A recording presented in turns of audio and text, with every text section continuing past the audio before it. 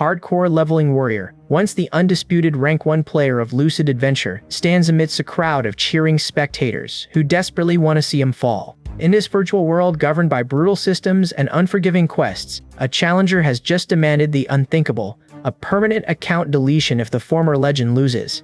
The stakes are absolute, pitting the red-haired fighter's pride against a wager that would strip him of every stat he has ever earned. But HCLW isn't just a player, he is a man who treats the game's hierarchy like a playground, using his notoriety to provoke the very people aiming for his throne. He doesn't just want to win, he wants to humiliate those who dare to cross him, even as his own power remains a target for the Giga Empire's greed. As the duel intensifies, the true nature of his comeback begins to unfold, a path paved with debt, betrayal, and the relentless pursuit of his stolen glory. His journey to reclaim his lost status starts with a single arrogant gamble.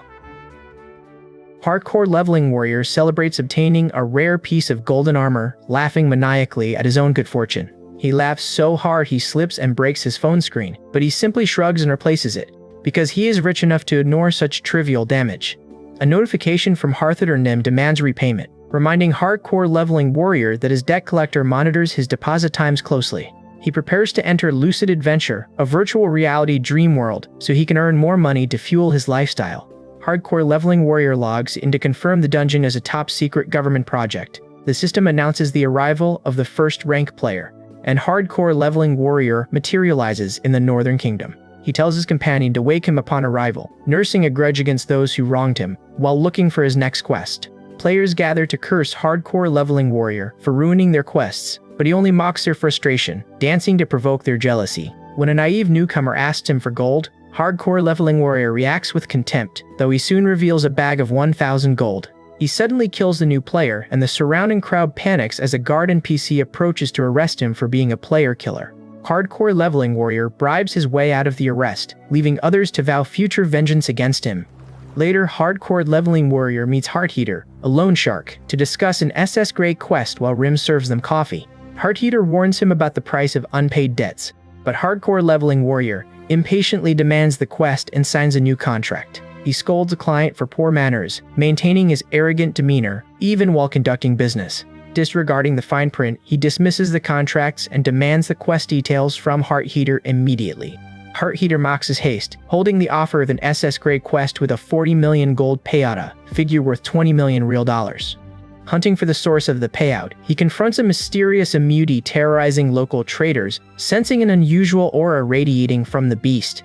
The beast lunges to swallow him whole, its fangs clamping shut. While the monster gloats that its deadly poison is inescapable, he merely scoffs at the creature's unintelligible, guttural speech. Red energy slashes suddenly erupt from within the beast's gullet, forcing it to recoil in shock and agony.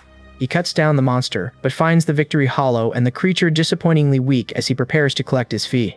Frustration boils over when the quest status remains incomplete, compounded by the rage of seeing his 100 million gold armor stained by the beast's blood. Scrubbing the grime from his gear, he is suddenly ambushed by a group of villains who gloat that they were waiting for him to exhaust his strength. He emerges from the smoke and unleashes hellfire, obliterating the front line. The guild leader watches in despair as his elaborate trap collapses, realizing in horror that his target is wielding forbidden wizard skills. Wounded and desperate, the leader orders a full-scale charge, commanding his men to ignore all tactical restraint, to overwhelm the warrior.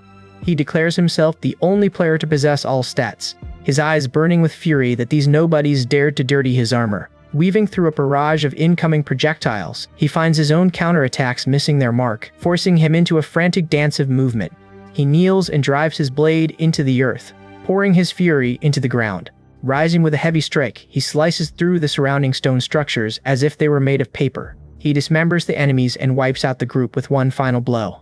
Catching his breath amidst the scattered remains, he stands alone as the sole survivor of the slaughter. The realization hits that the Imugi was a rare type that transforms into a zombie dragon upon death, finally explaining the SS Grey classification. As he looms over the carnage, a small, overlooked figure crawls forward from the shadows to activate a level-3 chocolate potato soup skill. The red-haired woman watches the small figure approach, warning the awake warrior that his attacks are futile against her, while she dismisses the low-level character, charging forward. She scoffs at the boy's reckless attempt, effortlessly catching his sword strike with a bare hand to display the insurmountable gap in their power. Hardcore Leveling Warrior freezes in shock, as this mysterious figure appears, taunting him for his arrogance and his foolish belief that he would remain the strongest forever. Unable to evade her movements, he falls victim to his own overconfidence, hearing her note that his legendary luck is nothing more than a game of chance. She ignores the demon to strike the warrior, punishing him for his rude behavior toward a lady. She demands he unequip his powerful gear, knowing his aura of invulnerability relies entirely on those legendary artifacts. As he screams in helpless rage, she stomps on his head, completely unmoved by his threats to rip her apart once he manages to restart. She declares that he will eventually hunt her to the ends of the world, gloating as a nightmare begins to stir within him, racking his body with sudden agony. She strips him of his items and mockingly wishes him luck, aware that his death will reset his stats to 1, just before a creature attacks him. Sometime later at Yabiland, a queue stretches for the legendary grilled skewers, where the protagonist waits patiently after a grueling year of training. He anticipates the 5-flavored eggplant and dragon meat with excitement, finally reaching the front of the line as the very last customer. The warrior pays for his meal, then turns to the bearded man and asks if he has a death wish. The green-armored warrior follows his threat with a crushing blow, drawing blood to ensure the bearded man collapses instantly. With the conflict resolved, Sora exhales and hungrily devours a skewer of meat, savoring the flavor she has waited over a year to taste. She reaches for another, but the atmosphere shifts as a crowd gathers near the ruins, where she watches a giant lift a red-haired man by the throat. The fighter lashes out, but every punch misses the small creature, and his hand twists into a painful, bone-like shape upon contact. Collapsing onto the grass in exhaustion, he realizes his stats have plummeted to level 1, rendering him a helpless beginner. An elderly healer approaches to offer aid, but the fighter rejects it, only for the man to force his face upward and reveal a smug, recognizable grin. Bound and pelted with insults, he attempts to negotiate his freedom by offering a stolen scroll, but his captor counters with a forced, unwanted healing spell. A strike lands across his face as the tormentor warns that death triggers a forced logout, keeping him alive to constant healing so the monsters can continue the beating. The leader commands his group to keep attacking, warning the victim to never return. The broken man swears a silent vow to kill them all once his power returns. As the torture continues, a bystander watches the cycle of abuse, left to wonder who could have possibly reduced such a player to this pathetic state. Ignoring the warrior's desperate excuses, the scar-faced man calls out to Rim, then chokes the red-haired fighter to punish his failure to grasp the game's harsh reality. He reminds his captive that in-game debt carries consequences in the real world, but the warrior readies his weapon and lunges just as a woman intervenes with a strike. The figures clash with raw energy, turning the dream into a tangible battlefield. A sudden flashback pulls the scene toward the ruined landscape that birthed the ancient wars, where a younger version of the warrior once stood amidst the carnage. Returning to the present, Sora remains chained while a warrior scoffs at her weakness, ordering her to find strength if she hopes to survive the slaughter. He tosses aside the bodies with a dismissive apology, leaving Sora to harden her resolve while the protagonist readies himself for the coming fight. The warrior strikes with her blade, shocking the enemy who underestimated his allies. General Zhou Chong demands she surrender her weapon, though her companion warns that the Imperial King will surely reprimand her for causing such a scene. Nearby, a bearded warrior gloats over the toothless tiger, vowing that the time has come to finally settle an ancient debt. A laser beam forces the group into cover, leaving them reeling as their opponent readies another strike. The scarred man admits his threat to Rim was merely a tactic to instill fear, causing the defeated warrior to bow his head in apology to his master. General Zhou Chang gathers his strength to unleash his full power, yet the scarred man only smiles, mocking the general's inability to land a single blow. The entity mocks HCLW for knowing its true name, leaving him to weigh his dwindling options before he decides that flight is his only path. A blue creature bites the ground, but HCLW ignores the jaws closing around him to greet the others, insisting he only needs one cut to win. Confident in their remaining mana, the light-haired warrior pushes the fight forward as a small blue dragon takes flight, drawing the attention of the armored man. He tells his companion that he intends to extract something from the Imperial King, but their conversation is cut short when an army launches an assault against their flying transport. The red-haired fighter cries out in pain, and to keep pace with the creature's blistering speed, the entire group is forced to cling to its back. After soaring past a cliffside hut, the dragon deposits them onto the ground and leads the way toward a strange house at Dragon's Mountain. Hardheater enters the room carrying an unconscious figure to propose a deal, while HCLW's allies stand ready to protect him, though he panics at the thought of Sora discovering his amnesia. Terrified of her reaction, he watches as small creatures pant at his feet, eventually arriving at a location where a scarred man reports to his boss that Rim has been cut in half again. A stranger approaches to ask if he is the legendary guildmaster, but HCLW reacts with skepticism when questioned about his status as the first player to reach max level. A young boy with white hair demands to be leveled up, vowing that he will kill the hero regardless of the price. HCLW demands a reward for his assistance, but the figure on the throne counters by demanding payment, prompting HCLW to ask for the price. When the pale-haired character sets the fee at 1 billion, the girl is stunned by the low valuation, and HCLW feels insulted, rejecting such a cheap amount. He offers to lose his fingers to prove his loyalty to Heart Eater, though the blonde man only taunts him about his past death and the identity of his mysterious sponsor. Dismissing the rumors, HCLW prepares to log out, but his rival dares him to proceed with his plans. Surprised by the warning to be careful, he joins the group at the logout circle. The chapter title flashes before the character wakes up in the real world, only to be instantly seized and hoisted into the air by two men in suits. Dragged away by the pair in suits, the captive demands to know the reason for his abduction. He questions if Chairman Kim orchestrated this, only for the men to scoff at his reliance on his benefactor's waning financial influence. They refuse to let him leave until he grinds for levels, though he questions if a measly billion won is truly the price of his freedom. A sudden realization stops him in his tracks as the past floods his mind. 3 years prior, a man watched as his associate seized a young boy by the throat, sneering that he was nothing but trash. The man pins the boy against a wall, his grip tightening as he demands the youth keep his promises to remain useful. Hyung Tae and his brother dangle the boy over the edge of a 4-story building, laughing at the desperation in his eyes. As the boy begs for mercy, the man threatens to ruin his mind permanently just to maximize their profit. Just as the boy pleads for a moment of reprieve, a mysterious figure steps forward and commands Hyung Tae to let him go. Gong Won-ho is forced to sign a debt contract, while the man mocks the absurdity of a child trying to sell gum for millions.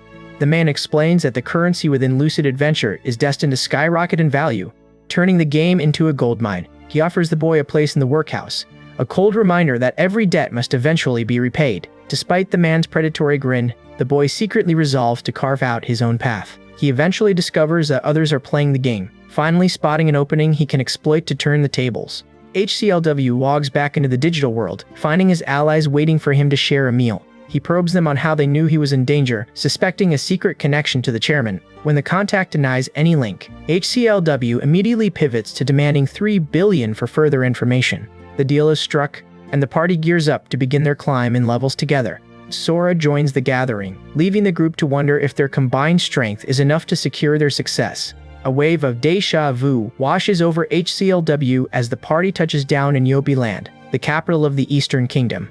He directs Sora to the potion shop for supplies, and signals the rest of the group to finalize their preparations for the upcoming dungeon raid. Suddenly, a white-haired stranger blocks his path, openly questioning his legendary reputation and demanding proof of his current strength, to which HCLW lazily asks how he should go about proving himself. While a woman attempts to vouch for him, an observer lurking nearby decides to force the issue, ordering a confrontation against a green-haired man at a nearby food stall. Accepting the challenge with a smirk, HCLW tells his companions to watch closely as he prepares to showcase his signature combat style. As he closes the distance, a system warning signals that there is no turning back. He lunges, swatting the man with a sandwich that clatters uselessly to the ground. Incensed by the disrespect, the green-haired man clamps a hand around HCLW's throat, threatening to kill him despite the village's safety rules, as nearby guards begin to swarm the area. Sora looks on in horror as the situation spirals, prompting the man to propose an official PK match to settle their grudge with lethal stakes. Shu authorizes the duel, and Daekun, the NPC overseer, arrives on the scene to officially sanction the killing match within the village walls.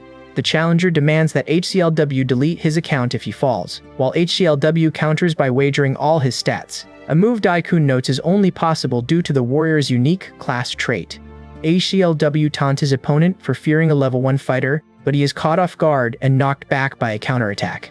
HCLW wonders if he is being treated like a mere sandbag again, silently counting the impacts as his opponent vows to land 100 strikes to vent his fury. Spectators mock the warrior's slim chances, placing heavy bets on Green Onion Head, completely unaware that HCLW has been reset to level 1. He glances toward his companions to ask about the wagering system, discovering that bystanders can earn gold and experience by betting on the outcome of these duels. Onlookers jeer at the gold gap, but HCLW mocks his opponent's confidence as the strike count hits 98. Dodging a blow, HCLW takes a punch to the gut and struggles with the pain of a world that feels both fake and real. His attacker mocks his luck and winds up for a final blow, but HCLW refuses to fall. The crowd mocks it better for his judgment, while HCLW shocks them by wagering 100 million gold on himself. Grinning Head declares that he will permanently delete the hero from the game, but he suddenly freezes in paralysis, watching as HCLW smirks and lands the 100th strike. HCLW surges with power and defeats his opponent, left pondering the weight of his difficult life. He kicks the defeated man, confused by his final words, as the system declares his victory and restricts his reward due to his low level. As he is officially crowned the winner of the high-stakes match, the system triggers the immediate distribution of his earned rewards. A mandatory message forces him to select only one of 3 mystery chests, as his current level is too low to claim the full prize. Shortly after, a man in a suit invites him to sit, though the warrior feels overwhelmed and deeply uncertain about his next move. Elsewhere in Yopi Land, a man confronts 2 armored figures, exposing their hypocrisy for planting assassins in the capital, while publicly preaching for peace. Amidst the tension, Tech narrowly avoids a sudden strike from a robotic creature, dismissing the machine as nothing more than a minor annoyance. HCLW cleaves through a nearby monster, while shouting for Yappy, though he immediately laments the wasted potential of an enemy that could have served him better. A stern official interrupts their bickering to demand accountability, yet the argument dissolves as the advisor Pru Upu presents Yopi, the long-awaited king of Yopi Land. Irritated by the wait, HCLW lashes out, though the conversation quickly pivots to the Empire, and whether these assassins signal Gika's intent to shatter the existing truce. He demands a truth about the attempt to stomp the Sprout, while Dark grins at the chaos to come. As they traverse the landscape, the group bickers over the spoils of their previous victory, with the pale-haired youth flatly refusing to part with any coin. HCLW explains that his success hinged on a rare blade, guaranteed to land a critical hit on the 100th swing, leaving the others to wonder how he possesses such vast wealth. Dark reveals his grandfather is the chairman of Giga, who left his final will hidden within the game before slipping into a coma, his consciousness seemingly trapped in the digital void. The party reaches the Dungeon of Black Magic, where the NPC Doyum mandates a formal pact to enter, warning that the trial ahead is likely a death sentence. From the shadows, a masked observer monitors the tower, confirming their arrival and initiating a clandestine mission of their own. They plunge into the fray, and HCLW begins the rhythmic count of his strikes, finally clearing the path with the decisive 100th blow. The goblin pleads for its life, and HCLW spares it once the creature begins to speak. Sora awkwardly retracts her previous statement, leaving the rest of the party stunned by her sudden change in tone. Nearby, a cyborg checks a notification and confirms that their designated targets are still alive. The blonde character questions why the dungeon's protection remains active, but the cloaked figure insists they haven't failed. An assassin trembles at the sight of the undead, forcing his companion to step in and dispose of the zombies. A nervous subordinate pledges to follow the mysterious leader's strict orders to ensure no mistakes are made. HCLW and his allies climb the dungeon stairs, bickering over the grueling difficulty of their current advancement quest. He explains that most players are mere farmers, then turns to ask Sora about the trials she faced for her own advancement. Sora recalls the task of killing 1,000 werewolves, prompting HCLW to boast that his own quest was far more unique. He swings open the red door to the second floor, where a woman stands waiting with her giant companion Borgova. Borgova expresses deep disappointment at the weakness of previous intruders as the system updates the Black Magic Dungeon quest requirements. The woman commands her giant to attack, declaring that it is finally time for the real game to begin. Borgova unleashes a torrent of fire, forcing the party to scramble and defend themselves against the onslaught. Sora attacks while carrying her companion, the trio dashing across the floor to evade the searing flames. HCLW shouts for the kid to get ready, revealing that he has already swung his sword 99 times. The boy questions the logic of his combat plan, but HCLW scolds him for losing focus in the heat of battle. Sora blocks a blow, but the masked woman reveals that Borgova's punches carry the curse of Medusa. HCLW laments the sudden loss of his ally's strength and contemplates finally drawing his primary blade. They dodge as the monster lunges, though HCLW struggles to control his abilities under the lingering influence of Green Onion Head. He prays for a strong weapon, but summons only a cracked, long sword that proves useless. His companion yells at him for his incompetence, while the masked woman casts a spell to ramp up the danger. The two adventurers flee in panic, blaming each other for the failed plan as the monster pursues them through the ruins. HCLW rushes to save his companion from the monster's foot, shouting, "You idiot!" The companion watches in horror as the beast kills the red-haired fighter. HCLW crawls across the floor, frantically insisting his employer must survive because he still needs the money. The witch grows bored of the struggle and orders Borgova to finish them off once and for all. Suddenly, HCLW shifts his momentum, commanding his companion to strike, while the giant Borgova remains distracted by his desperate crawl. The monster recoils in confusion as its legs are severed, leaving the cloaked woman paralyzed by the sudden collapse of her petrification spell. HCLW leaps onto the Titan, striking its head while shouting, "Borgova!" As Borgova crashes to the ground, the masked woman screams in despair, only to be silenced by a swift strike to the head. An ally furiously defends HCLW by pinning the woman down, just as the system pings to confirm the second floor is finally cleared. HCLW gasps for help and demands potions, but Sora ignores his groaning, choosing instead to drench him in liquid to wash away the grime. He offers a mocking apology to his restrained captive, revealing he gathered intel on her petrification curse from the first floor boss to exploit her weakness. Fuming that her secrets were traded for mere holy water, the woman is subjected to HCLW's relentless tickling. Elsewhere, the scarred man bows to his lord, who questions his subordinate's playful cruelty and demands a formal apology for their current stalemate. Heartheater urges his associate to stop terrorizing business partners, prompting the associate to offer a mocking apology to his guests for the combat exercise he arranged. Heartheater produces a cursed blade, one of the master blacksmith's 38th creations.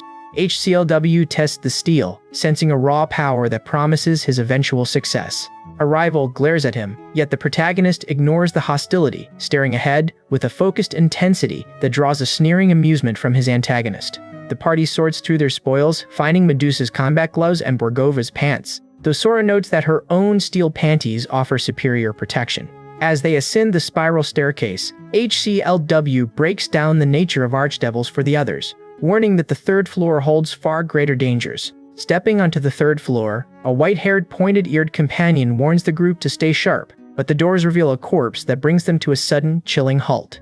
The sight confirms a summoner's trap, and a muscular archdevil emerges, casually boasting that he slaughtered the previous occupant out of sheer boredom. Recognizing the demon's overwhelming power, HCLW braces himself as the creature grins and lunges with a punch that threatens to shatter his defenses. Sora moves to the front to tank the assault while the archdevil mocks their sluggish movements, declaring that their lives will serve as sacrifices for his ego quest.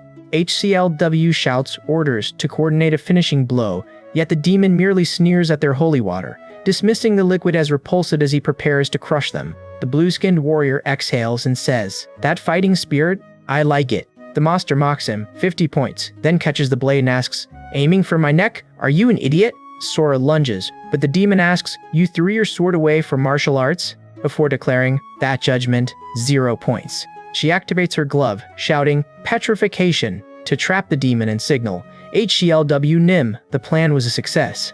HCLW strikes with a critical hit, yet they watch in horror as their curses fail to take hold, leaving them scrambling for a way to survive the relentless monster. Finally succumbing to their assault, the archdevil admits his defeat and invites them to deliver the killing blow to end his humiliation.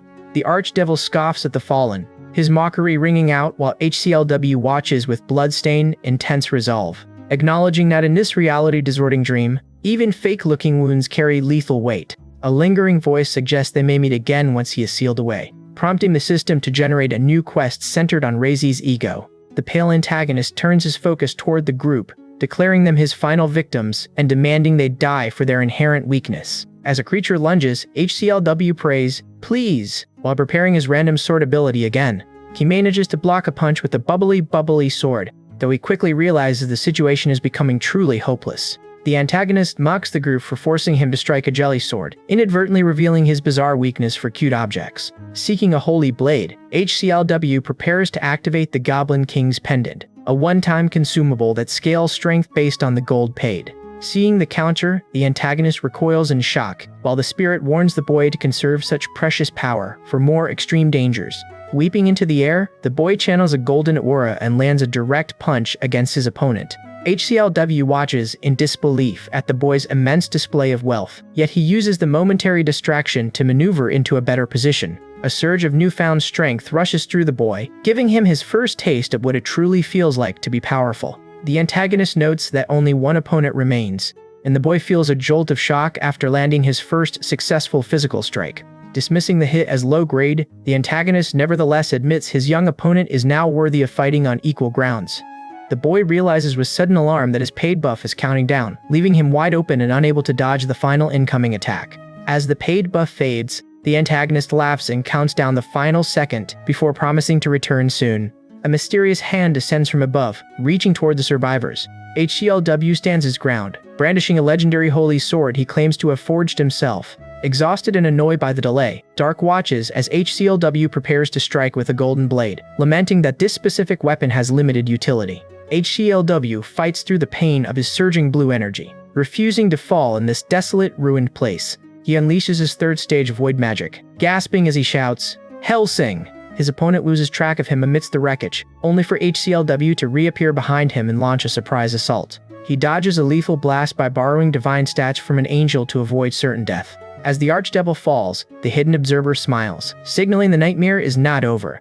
A mysterious woman emerges from the haze, her presence marking a shift in the world of lucid adventure. HCLW stands victorious over the ruins, though the effort causes his legendary sword to crack and the statue before him to crumble. They leave the holy sword behind, as it is forcefully sealed for 99 years after a single use, rendering it useless for further combat. After completing the quest, Dark levels up and successfully promotes his class to Black Magician. A mysterious ring appears on Dark's finger, trapping a powerful familiar inside, which surprises HCLW. The group discusses which new skills to prioritize to remain competitive in the current game meta. Elsewhere, a mechanical assailant locks onto a target, deciding that if it cannot enter the dungeon, it will simply destroy the entire structure. The armored attacker lands in the ruins and locates a buried individual, only to realize in frustration that they have attacked the wrong person. A swift green energy blade decapitates the cyborg-like foe, catching the target in a state of total shock. Lime, a level 100 supporter of King Yelpy, intervenes with the protective barrier to shield the guests, insisting she has her own motives for interfering. A green creature lunges at the dark figure, shattering their cannons and leaving them in shock as their weaponry fails against a perfectly executed blockade. The creature warns the figure to stand back, shielding the three guests within a protective slime barrier where they realize they can breathe despite the surroundings. The red-haired fighter calls his master a pervert, while the masked character lunges, asking why he should fear a slime. Boasting of countless ways to dispose of a mob, the armored figure strikes the slime, furious that this creature dared to obstruct their mission. The antagonist mocks the protagonist's weakness, but the slime exploits too many gaps in the armored figure's design to slip inside and neutralize them. Lime lands gracefully before the trio, offering a gentle smile that leaves the group in stunned silence. Back at the Giga Empire, Manager Kim kneels before the vice president, forced to admit that his assassination attempt failed due to unexpected interference. As Kim pleads for mercy, the secretary suggests firing him, but the superiors reprimand her, reminding her that rest is forbidden until the mission is complete. Vice President Light notes that this intervention only accelerates their timeline, so he orders a diplomacy team to prepare for an immediate departure. Upon arriving at Yoppyland, Park and Light navigate the Eastern Kingdom's capital, though Park struggles to comprehend the local customs. Park questions why the NPCs are treated as equals, prompting Light to issue a sharp warning to exercise caution in enemy territory. Though the travelers claim to come in peace, a young girl approaches to sell a flower, only to be met by Park's intense, menacing glare. Park blasts the girl away with a sudden surge of power, disgusted that a commoner would dare to make contact with him. Grand General Tech intervenes instantly, furious at the mistreatment of a citizen and threatening the visitors for their blatant arrogance. The attacker attempts to throw a punch, but soldiers bind him in red chains, leaving him to rage against Tech's interference. He demands to know if they are prepared for the consequences of attacking an ambassador, dismissing the injured girl as a worthless NPC. Tech ignores the protest, insisting that the attacker must be held accountable for the assault, regardless of the victim's social standing. King Yelpy observes the scene in silence, remarking that had the girl been truly harmed, he would not have let the matter go. Yelpy watches the confrontation with a cold, sharp gaze, though HCLW and his allies soon shift the mood toward a celebratory cake that the protagonist finds entirely grating. With their class advancements secured, the group heads toward the village to upgrade their gear, guided by a magic ring that pulses in response to Dark's new familiar. HCLW summons the creature, revealing Ray Razia, a blue-skinned devil who offers a curt introduction to the rest of the party. She explains that her form and abilities are now tethered to HCLW's mana, binding her as his subordinate following her recent defeat. Attention turns back to Yoppyland, where officials note that several key members were notably absent from the Grand Assembly. Tensions flare as HCLW demands restitution for a fallen scout, prompting the opposing delegation to offer mining rights near Tedo Castle as a settlement. He nearly erupts into violence when a diplomat insults his companion, forcing the group to abruptly stall the mining negotiations. A fragile truce holds between the kingdoms, centered entirely on suppressing the nightmare, which feeds on the arrival of new players to push the world toward a total game over. When a rival dares to mock Yopiland's perceived weakness, HCLW attacks in a blind fury, though he maintains that a full-scale war is still avoidable. He issues a stern warning to the executives, insisting they cease all interference in the case, which he classifies as strictly private family business. Privately, HCLW confesses that his entire fortune was drained by the purchase of the Goblin Pendant, leaving him penniless and unable to compensate his allies. The atmosphere shifts when a man calls out to Han Gunwoo, who freezes in shock at being addressed by his real name, while his brother, Gunsu, watches from the periphery. Gunsu offers only a cold rejection, reminding him that their father strictly forbade them from playing, demanding they live as the children of a failure. Though Giga Empire executives dismiss the boy as an unworthy weakling, HCLW notices him suddenly projecting an aura rivaling that of a high ranker. He lunges to grab the confused child, offering reassurance that he stands on his side despite the executives' mocking comments regarding the boy's low level. The small horned familiar mocks the warrior, boasting that he will soon recognize their true greatness, while a shadowy observer smirks at their departure. Though the world within the game feels tangible, the illusion fades as Sora wakes in her own room, struggling to shake off the lingering haze of sleep. Back in his own sparse quarters on the 13th basement floor, the warrior rouses from his slumber, complaining that this cramped space is a total dump compared to the high-level districts he once commanded. Driven by sharp hunger, he kicks his meager supplies in frustration before settling for a single can of vegetable tuna, the only food he has left to his name. Meanwhile, Sora boards a crowded bus, reflecting on the difficulty of finally forming a party after her accidental oversleeping. Everywhere she looks, the public is obsessed with lucid adventure, a virtual reality dreamscape that grants such infinite freedom that people have dubbed it the second world. Upon arriving at the convenience store for her shift, she endures customers who treat game rankers like idols, shamelessly begging for carry services in exchange for cash. After a grueling shift dealing with these entitled patrons, she waits for the bus again, noting how exhausted and hollow everyone around her looks. In a private home nearby, a young girl explains she bought a meal in secrecy from her father, asking her companion if he has ever tasted such humble convenience store food. He confirms he means both, noting the chairman lies comatose in the hospital while his digital avatar remains missing, and asks the young master how he fares. The boy admits he still sees the shadowy figures, a curse-like condition that offers no respite. Just before a notification from Heartheater summons him back online, HCLW reunites with Dark and his subordinates at the stairs, heading inside to meet the merchant who requested their presence with urgent intensity. Heartheater presents the requested gear and reveals the true purpose of the meeting, an S-grade secret quest issued by a mysterious benefactor. Stunned by the high grade, HCLW feels the mood shift when they notice the quest contract bears the unmistakable traces of the chairman. After a moment of uncertainty, HCLW accepts tea from Rim and prepares to hunt for Det, though the group remains anxious about their missing boss. Despite their fears that this secret mission is a trap, they rely on HCLW to guide them as they ascend to the 12th floor. HCLW calls for Razzie, eager for the thrill of combat as a mysterious, sword-wielding figure emerges from the mist. The red player, a white-haired warrior, hungers to taste his opponent's defeat and refuses to kill him yet, instead unleashing a barrage of energy strikes. As the attacker's weapon extends, HCLW struggles to block the green energy beam, nearly overwhelmed by the raw output of power. Sora seizes the opening while the enemy's weapon is restrained and launches a counterattack, but the red player taunts them for underestimating his true abilities. The enemy shrinks his blade to evade Razia, leaving HCLW shocked by his tactical mastery. In a world that is merely a dream, this nightmare is closing in.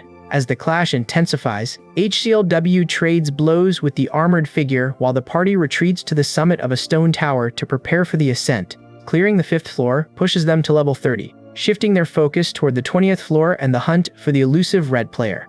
Checking his status, HCLW grins as the level 30 milestone finally unlocks the full potential of his lucky coin skill. He mocks his companion for failing to grasp how personal traits function, boasting that these random abilities allow for bizarre combinations, like a martial arts-wielding cleric. While keeping his own trait hidden, HCLW grows suspicious of the dungeon's unnatural ease and questions Yopi's true motives for their training. Sora admits she remains ignorant of her own personal trait, leading HCLW to prioritize their search for an item within the dungeon that can reveal it. High above, shadowy figures watch their every move, secretly plotting to intercept that very item and extinguish any potential threat. The dungeon's atmosphere shifts abruptly as the Deer Man, the guardian of the 6th floor, manifests to halt their progress.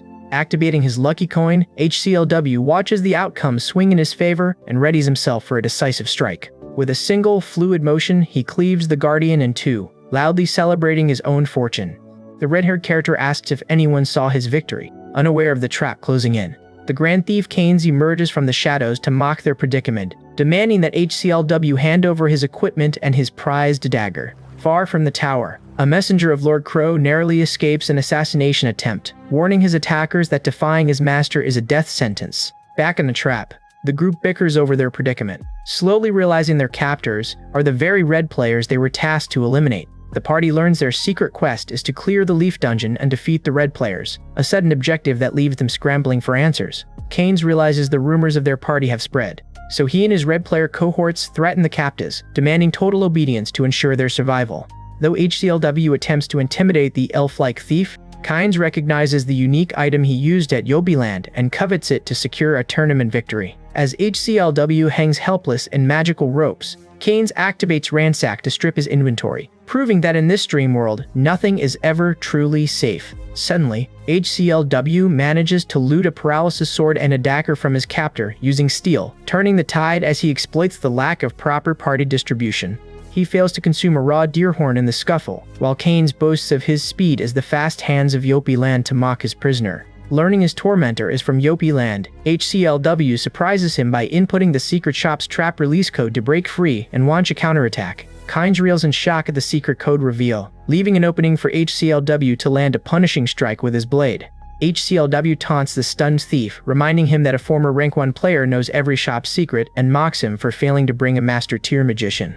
He proposes a 3v3 duel with the dagger as the prize, warning his companions that their enemies are merely low-level players relying on cheap trap tactics. Confident in Sora's strength, the group prepares for the clash, and HCLW summons the NPC of combat to formalize the duel. Canes plots to steal HCLW's remaining stats through this official match, viewing the upcoming fight as the perfect scheme. HCLW is stunned when a projectile suddenly launches. The enemy warns that their healer, Alpacaman, is too strong for brute force alone, though HCLW continues to aggressively use style to reclaim his gear. Amidst the chaotic clash of energy, Oz struggles to keep her companion Gumdong from shouting violent insults, pleading for kinder language while the fight rages. The character Castigay, while the nurse-themed creature apologizes as she punches her opponent. Urged by a voice in her head, Oz apologizes to her enemies before unleashing her flames.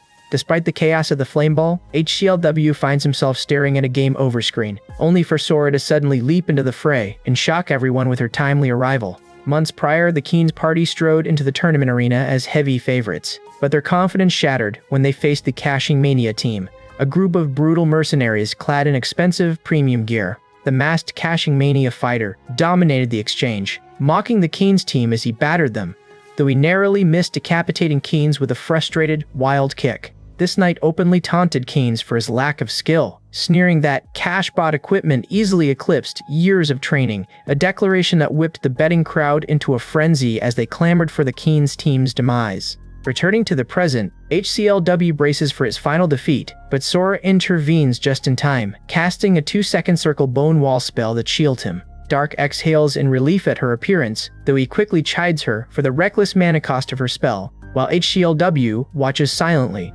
acknowledging the value of her desperate sacrifice. Realizing his unique item remains in enemy hands, HCLW knows he must goad his opponent into a high-stakes wager, as it is the only path to rapid leveling and fulfilling his pressing contract. The red player brandishing his stolen dagger sneers, but HCLW deliberately provokes him, labeling the thief an idiot with a single-digit IQ to lure him into a fatal mistake. He mocks the thief's claim to the weapon, pointing out that red players are barred from tournaments and accusing him of stealing out of a pathetic, failed ambition. The taunts strike home. As the thief lunges forward, HCLW recognizes his speed-based combat style and inwardly asserts that he could have ended the man's life at any moment. Ignoring the frantic pleas of the thief's allies to retreat, HCLW continues to brand him a slow, eternal loser, desperate to keep his target locked in the confrontation. The spiky-haired fighter lunges, screaming for his opponent to shut up, his grip tightening on his weapon as Alpacaman's presence fuels his growing frustration. Though the elf turns to leave, HCLW dismissively tells him to get lost, heightening the tension in a world where the dreamlike surroundings mask a harsh, visceral reality. Inspecting the stats of his salamander weapon and the angel's rolling paper, HCLW offers to wager these unique items in a high-stakes betting game, leaving the spectators stunned. Canes considers upgrading his team, yet he hesitates to use the unique items, wary of a potential trap. HCLW just smiles, sensing the elf's mounting fear. To prove he requires no such equipment, HCLW discards his gear entirely, an act that incites the elf's rage as he struggles against his companion's efforts to restrain him. They shake hands to formalize the wager, the elf warning that HCLW will soon regret this choice, even as he strips off his own high-grade armor to fight in standard gear. Combat is interrupted by the arrival of Shuvev, the god of combat, who explains his sister is occupied with the rising human conflict before demanding they initiate the pledge. With Keen's betting his equipment against HCLW's stats, the match officially begins, and both combatants prepare to stake everything on the outcome. HCLW observes the thief's disadvantage with a subpar sword, quietly noting that the man remains ignorant of the activation conditions for his own hidden skill. The thief strikes with his dagger, revealing the blade possesses defense penetration and a vital point enchantment that triggers precisely on the 100th attack. Laughing, the thief explains that he steals information alongside physical items, and he prepares his exclusive skill to finally unleash the weapon's true potential. HCLW struggles to track his elusive opponent, who lands a flurry of consecutive hits, leaving the outcome of the duel hanging precariously in the balance. HCLW reels from the strike, shocked to discover his opponent possesses a chain attack trait. The wolf-eared warrior mocks him, claiming his guaranteed hits are inevitable because HCLW currently lacks the necessary stats to defend. Desperate to overcome this gap, HCLW asks Sora to confirm their alliance so he can channel her strength through his skill. She blushes, but agrees to the contract, and he glows with newfound power as the debt-based connection activates.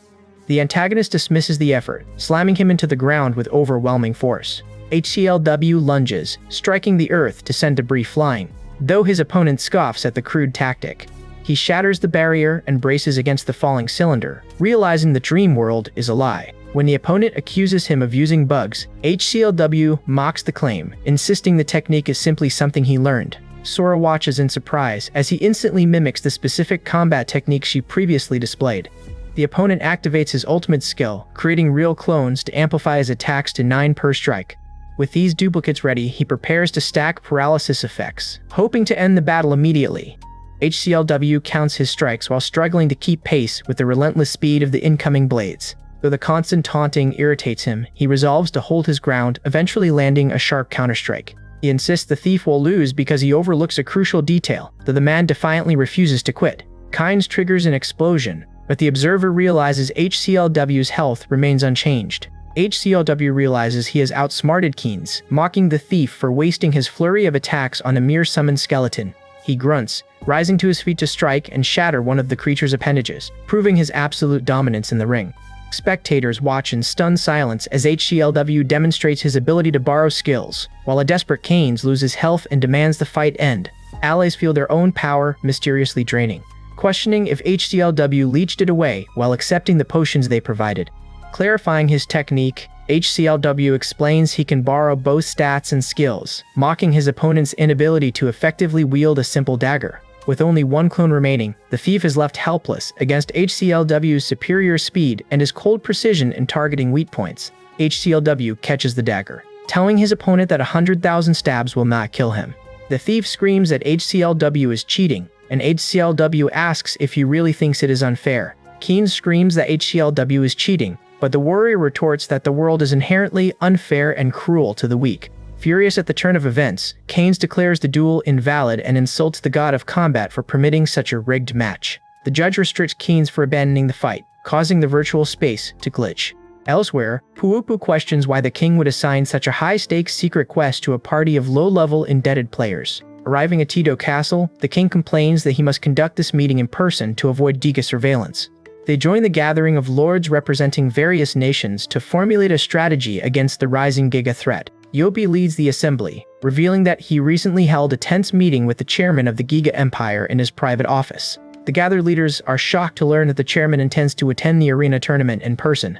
They begin plotting to capture the chairman during the chaos of the event to gain necessary leverage over the Giga Empire. Finally, HCLW selects his rewards, gaining the strength and accuracy needed to repay the power he borrowed with interest. With his stats restored and his debt settled, the warrior feels his precision return, granting him the confidence to move forward. He sighs as his strength wanes from the heavy repayment, offering a brief farewell to the girl and her bear as they vanish into the distance. Calling out to Sora and his party, he insists they press on with the mission, pushing past the lingering sting of his lost dagger. They tear through the 9th, 10th, and 11th floors, navigating the dungeon's corridors as if drifting through a fever dream. Upon reaching the 12th floor, he urges the team to pick up the pace, desperate to clear the challenge before his momentum fades. The white-haired warrior sits on a creature and spots the players, asking if they are players too. When a purple-haired player demands the intruder vacate their prime hunting ground, the stranger simply offers a chilling, toothy grin. The newcomer strikes, and the narrator screams in alarm as Sora takes the hit. The creature growls and collapses to the ground. Watching from the shadows, the narrator realizes this monster has been logged in for days, sustaining his existence by devouring the fallen. The killer suddenly pauses, sensing a presence, but the narrator manages to slip into the pile of corpses just as a swarm of bats obscures the view. He frantically records the encounter in his diary, identifying the man as the Player Eater, a nightmare who harvests the stats of his victims. With the pile of bodies growing thin, the narrator realizes he will soon be exposed to the predator's reach. A fresh party of players stumbles into the room, only for the Player Eater to cut them off, claiming the entire zone as his private feast. A mysterious player interrupts a group who are claiming a defeated monster's experience.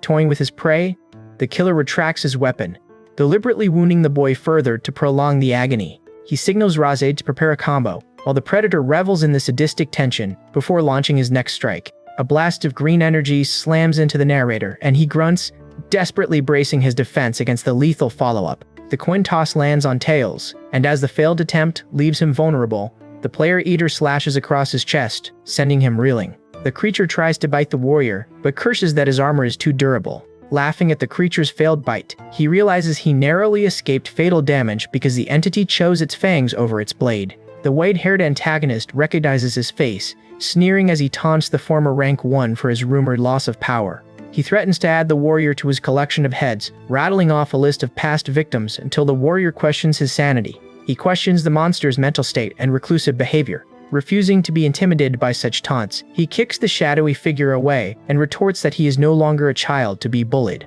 The monster insists that this virtual realm is superior to reality, fully embracing his identity as a red player while preparing to tear his opponent apart. Suddenly, a woman launches an energy blade, though she recoils in shock at the intense, visceral sensation of taste she experiences while bleeding in this dream. High-speed combat erupts in midair as the party coordinates pincer attacks against the armored enemy. The monster taunts the group, asking who it should eat first. Reaching out to grab a child, the creature smiles while contemplating the flavor of its victim's flesh. The monster triggers its decay skill, but it suddenly screams in agony as its own face begins to burn and disintegrate. Despite the intense suffering caused by setting its reality perception too high, the creature vows to make its enemies pay for their interference. Activating Rampage, the entity unleashes a volley of rapid-fire attacks, forcing the warrior to dodge falling debris. He realizes the enemy's shifting appearance mirrors the nightmare, and the party struggles to deflect the flurry of energy slashes. Recognizing that this threat far exceeds their current level, he watches the monster lunge and wonders if this is truly the end. Crackling with unstable energy, the creature vows revenge one last time before it is forcefully logged out. A girl named Biobio emerges from the pile of skeletons, explaining she survived the slaughter by playing dead. She warns the group that because the red player timed out, he will inevitably return to hunt them within 7 hours. Biu explains that this predator has been systematically slaughtering players to harvest the keys required for the 12th floor. Following her warning, HCLW asks about the deer antlers, drawing their attention to the door knocker as it begins to twitch. He watches in disbelief as the mechanism consumes an antler and grinds the stone gateway open. The horn girl urges them to press on immediately, reminding the group that they have only 7 hours before their pursuer returns. Upon reaching the 18th floor, HCLW pauses to demand the truth about her background.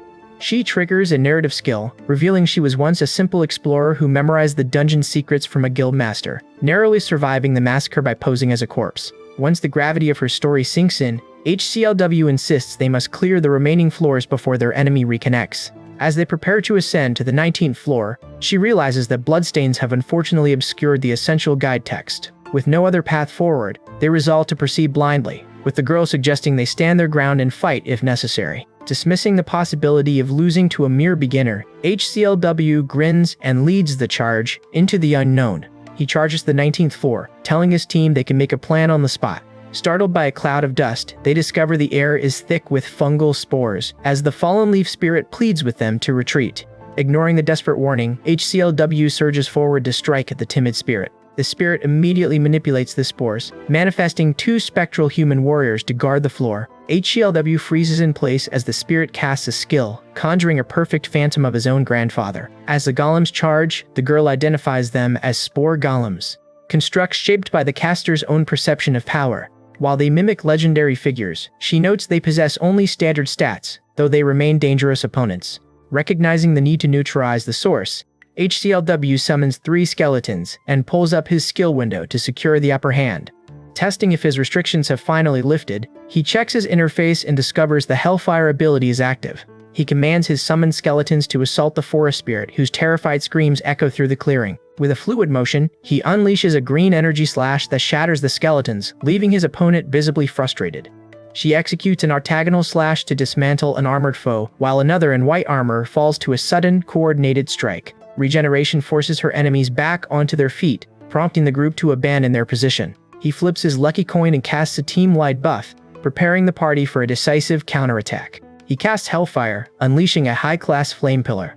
Sora balances effortlessly on her blade to recover the fallen golem cores, dismissing the task as a triviality. Terrified and exhausted, the forest creature surrenders, frantically warning that they stand no chance against the master of the 20th floor. An ally cries out that their murderer is returning, but he chooses to stand his ground, despite the 50-50 odds. He trades his remaining mana to restore the broken golems, using Mana Toss to reinforce his forces before the predator arrives. A rhythmic ticking echoes through the silence, signaling the return of the killer as he emerges from the shadows.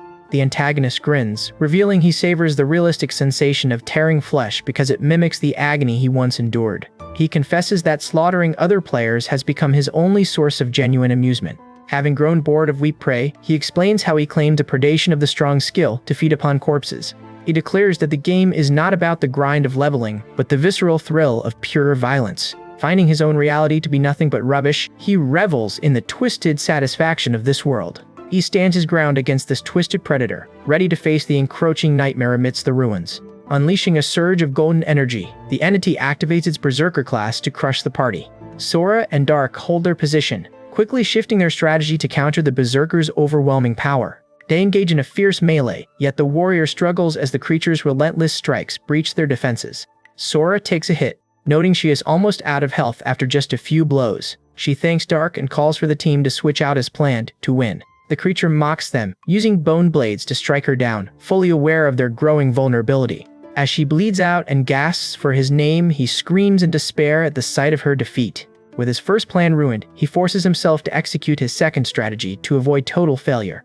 He summons the Guardian of the Shadow Forest to ambush the enemy, hoping superior numbers will overcome the creature. Caught in a hidden trap, the monster is suddenly immobilized, just as he had calculated for this exact moment. He attacks the restrained creature, telling it to take this. He unleashes a blow in Sora's name, incapacitating the monster as it collapses to the ground. Despite the creature's manic laughter, he prepares to drag the prisoner back to the village to clear the quest. Amidst the downpour, his captive mocks him, sneering at how soft he has become since losing his rank and beginning anew. He attempts to threaten the prisoner with permanent imprisonment, but a sudden, violent strike catches him completely off guard. The red-haired fighter struggles to restrain the armored giant with magical chains while the entity laughs at his efforts. Dismissing the restraints as pathetic, the giant forces him to lash out with his modified arm in a fit of desperate rage. Far away, Sora wakes in a cold sweat, paralyzed by the dread that her absence will lead to his death in the shifting dream world. After an agonizing hour, she reconnects and rushes back into the game, driven by the knowledge that their lives are real despite the illusion. Arriving to find Dark and the others, she scans the area, panicking at the thought that they might have retreated after a failed quest. She insists the mission was a success and notes her own level gain, but her relief vanishes as she frantically demands his location. One companion voices bitter resentment toward him, while the scarred man confirms that he has already set off alone. Trapped in a dark cell, he sits in the silence, realizing that once his utility is exhausted, he will be discarded to satisfy his mounting debts.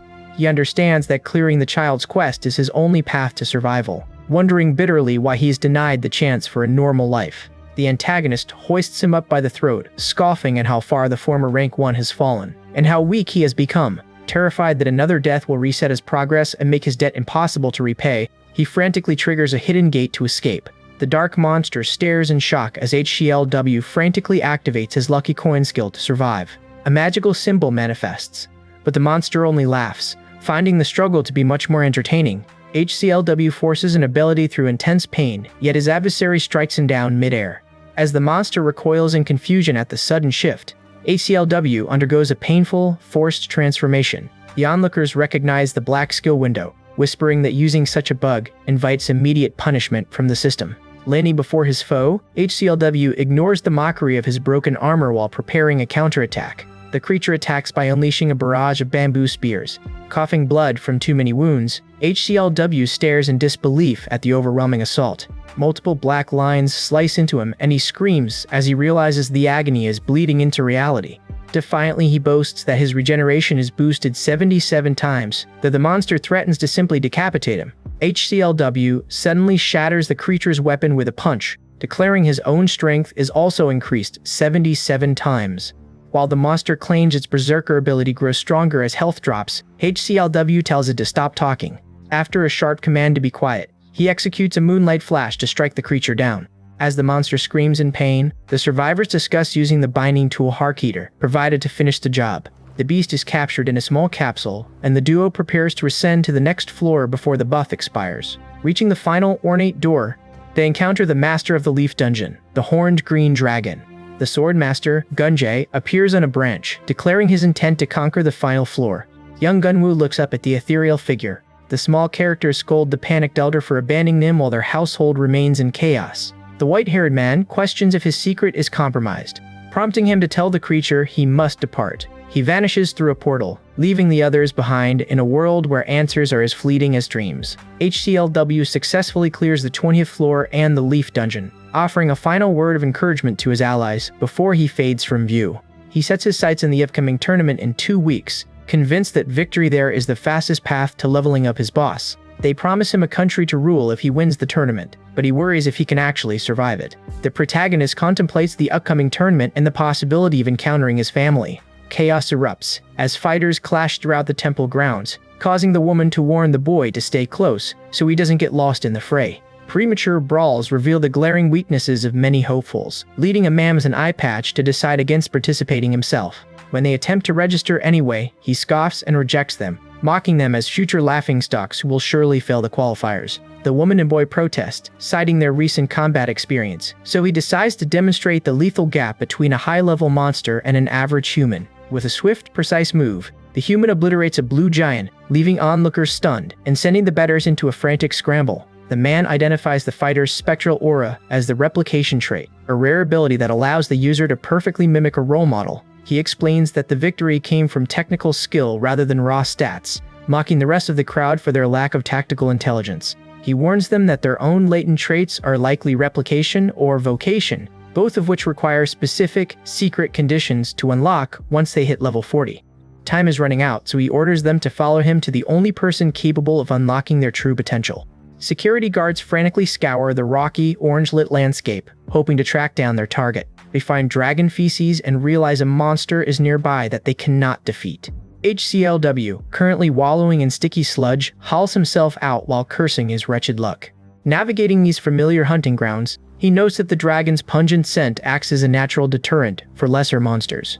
He eventually locates the Cave of Atonement, remembering the specific battle where he secured the key from Harkeater. Driven by the need to prepare for the upcoming tournament, he plunges into the dark entrance to begin 2 weeks of grueling training. Upon reaching the black market Kushim store, however, the cat-like merchant flatly refuses to conduct business with him. Harkeater steps in to negotiate, clarifying that they aren't there for a standard trade but to unlock the warrior's personal trait. Surprised by the sudden request, the merchant hesitates as HCLW stands by, his face twisted in visible frustration. Ola, Harkeater's sister, teases the loan shark and playfully asks to ride his dragon, igniting a sharp argument among the party. After sniffing out the identity of their new companion, she agrees to assist them, but only on the condition of a date with Harkeater.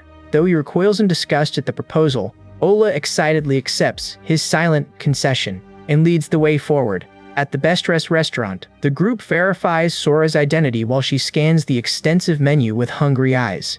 Recognizing her bottomless appetite, they let her order freely, leaving HCLW stunned as he realizes the entire bill is falling onto his debt tab. As she requests every single one of the 327 items, the group watches the total cost climb, knowing it will be added to HCLW's growing burden. The pig chef is alarmed as she demands more food, shouting that the kitchen has failed to satisfy her. Sora reveals that her true power lies in the art of eating, claiming she can smell the unique personal traits hidden within others. The chefs present a final mound of fried rice to test her limits, as she finishes her 326th dish. Ignoring the crowd's mockery, she eagerly shovels food into her mouth while the tavern applauds. Once the last scrap is gone, the satisfied girl receives an ovation from the kitchen staff, though they quickly remind her that the feast must still be paid for. Suddenly she stops, reacting to a strange internal shift as a dormant power awakens deep within her.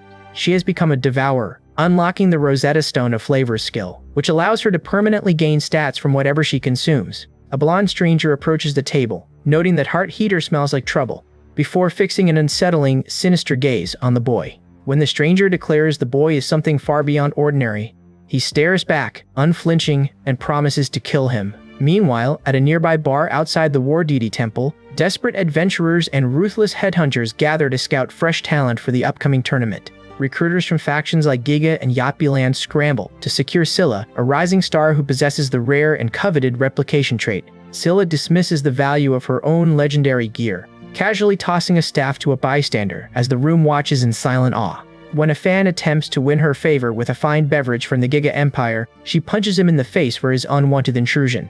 Guild recruiters begin pressing her to sign, but the mounting tension boils over into a violent brawl over the quality of their respective companions. As the tavern erupts into total chaos, the tournament deadline looms, forcing every fighter to pick a side before the qualifiers begin. HCLW, having ventured deep into a desolate, rocky path, stops when he encounters a strange mirror standing alone in the wilderness. A spirit trapped by the evil dragon emerges from the glass, demanding that he finally face the weight of his past sins.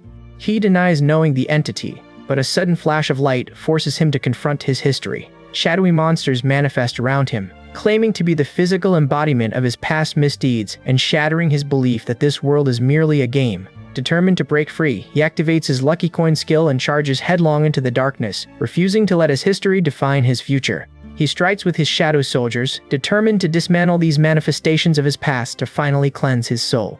Shortly after, the group takes flight toward Yobi Land on Dragonback, though he grumbles incessantly about the wind ruining his hair. Sora ignores his vanity, her expert navigation of the dreamscape serving as the only reason they reach the crater safely. At the castle, his companions tell him he must fight a stronger opponent to unlock his rare trait. Heart Heater steps forward to accept that role, his demeanor shifting to reveal the true power he has kept hidden.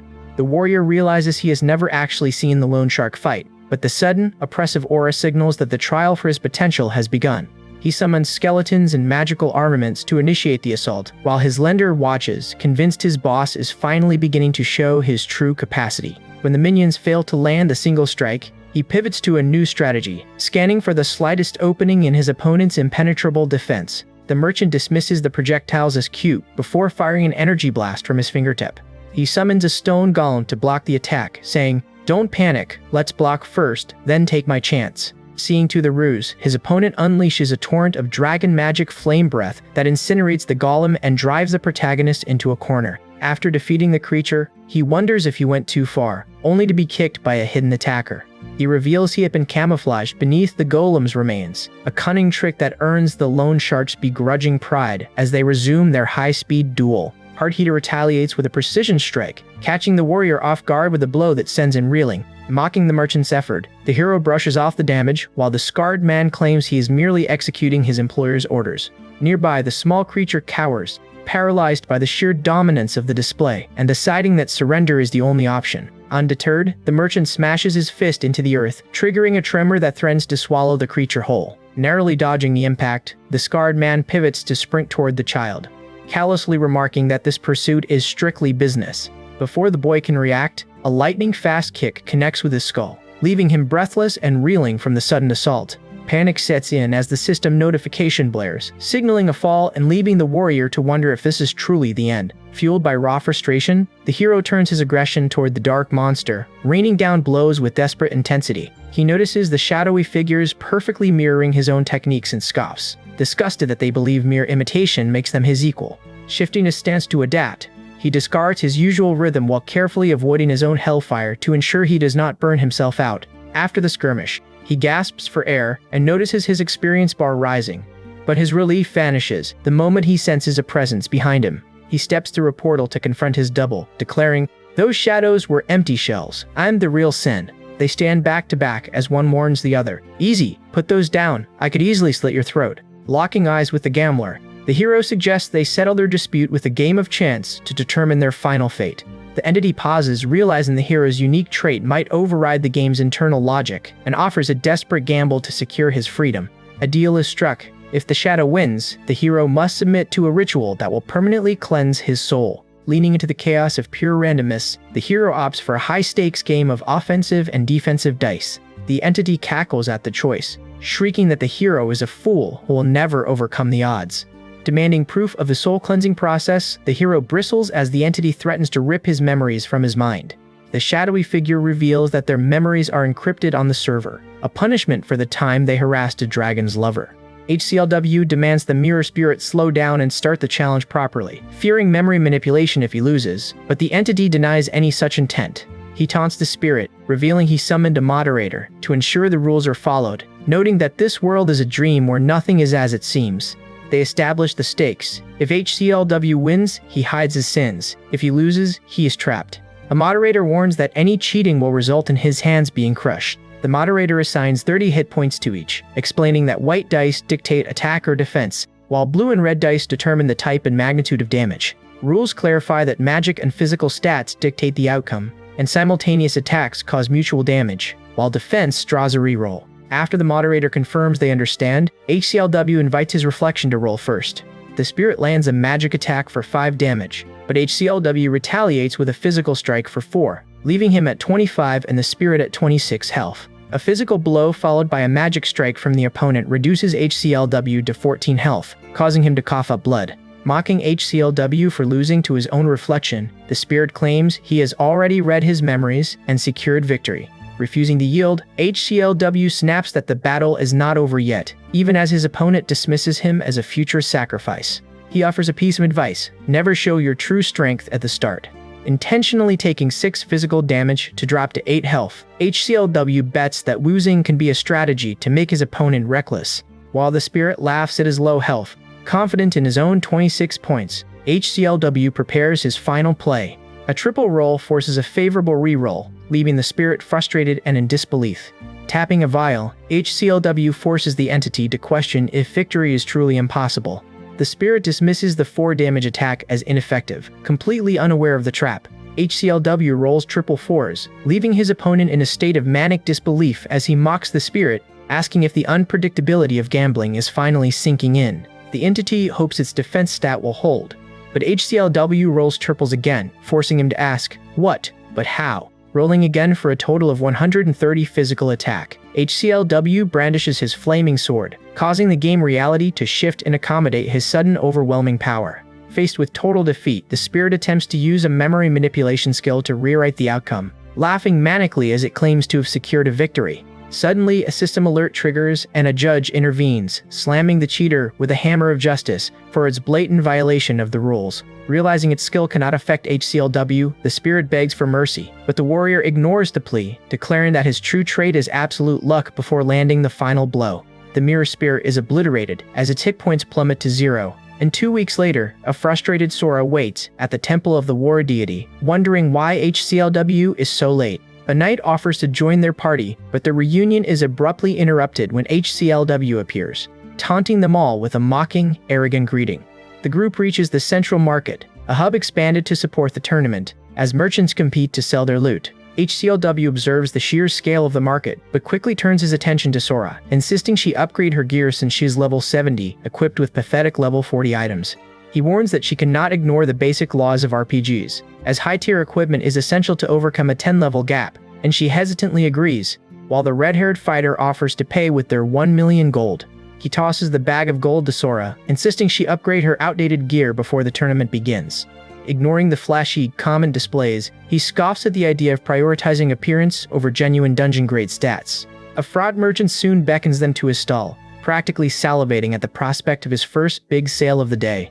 Sora immediately strikes the creature for his lecherous comments when he tries to coerce her into wearing revealing combat armor, sparking a chaotic argument. After she settles on a set of elven plate, he kicks the merchant for his extortionate pricing, successfully bullying him into a lower rate.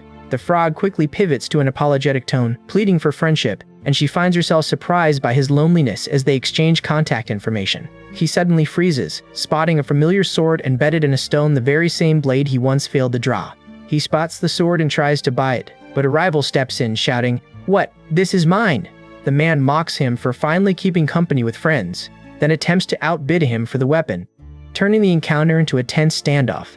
Matters escalate when Han Suoa of the Giga Empire intervenes, identifying the item as an ego sword that chooses its own master. She secures the purchase, but her subordinate Kim fails to budge the blade, as if the weapon itself is rejecting his touch.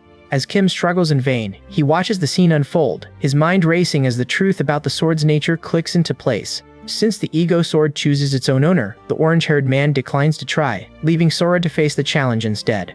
Kokomori bows for permission to wield the blade, while a pink-haired woman prepares for the looming confrontation. With the resolve to finish this, a hand reaches for the sword, as the red-haired swordsman contemplates the bond between weapon and wielder.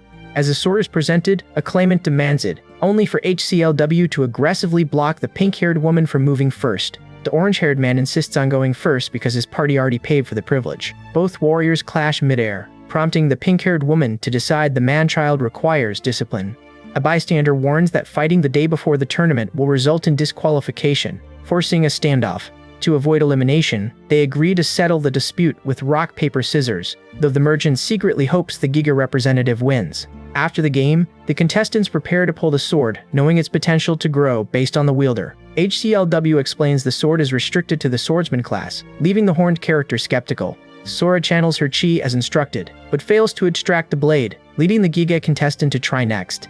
HCLW unleashes his chi, demanding, "Can you resist my chi?" while the others recoil in fear. When the sword fails to respond to the Giga contestant, he steps up, declaring he will win regardless of the money involved. The blade suddenly cracks and shatters, shocking everyone as the artifact breaks into pieces. He suspects the Giga woman destroyed the weapon to spite others, as the merchant demands his money back. The shopkeepers refuse to buy the broken remains, sparking a chaotic argument between the frustrated customers.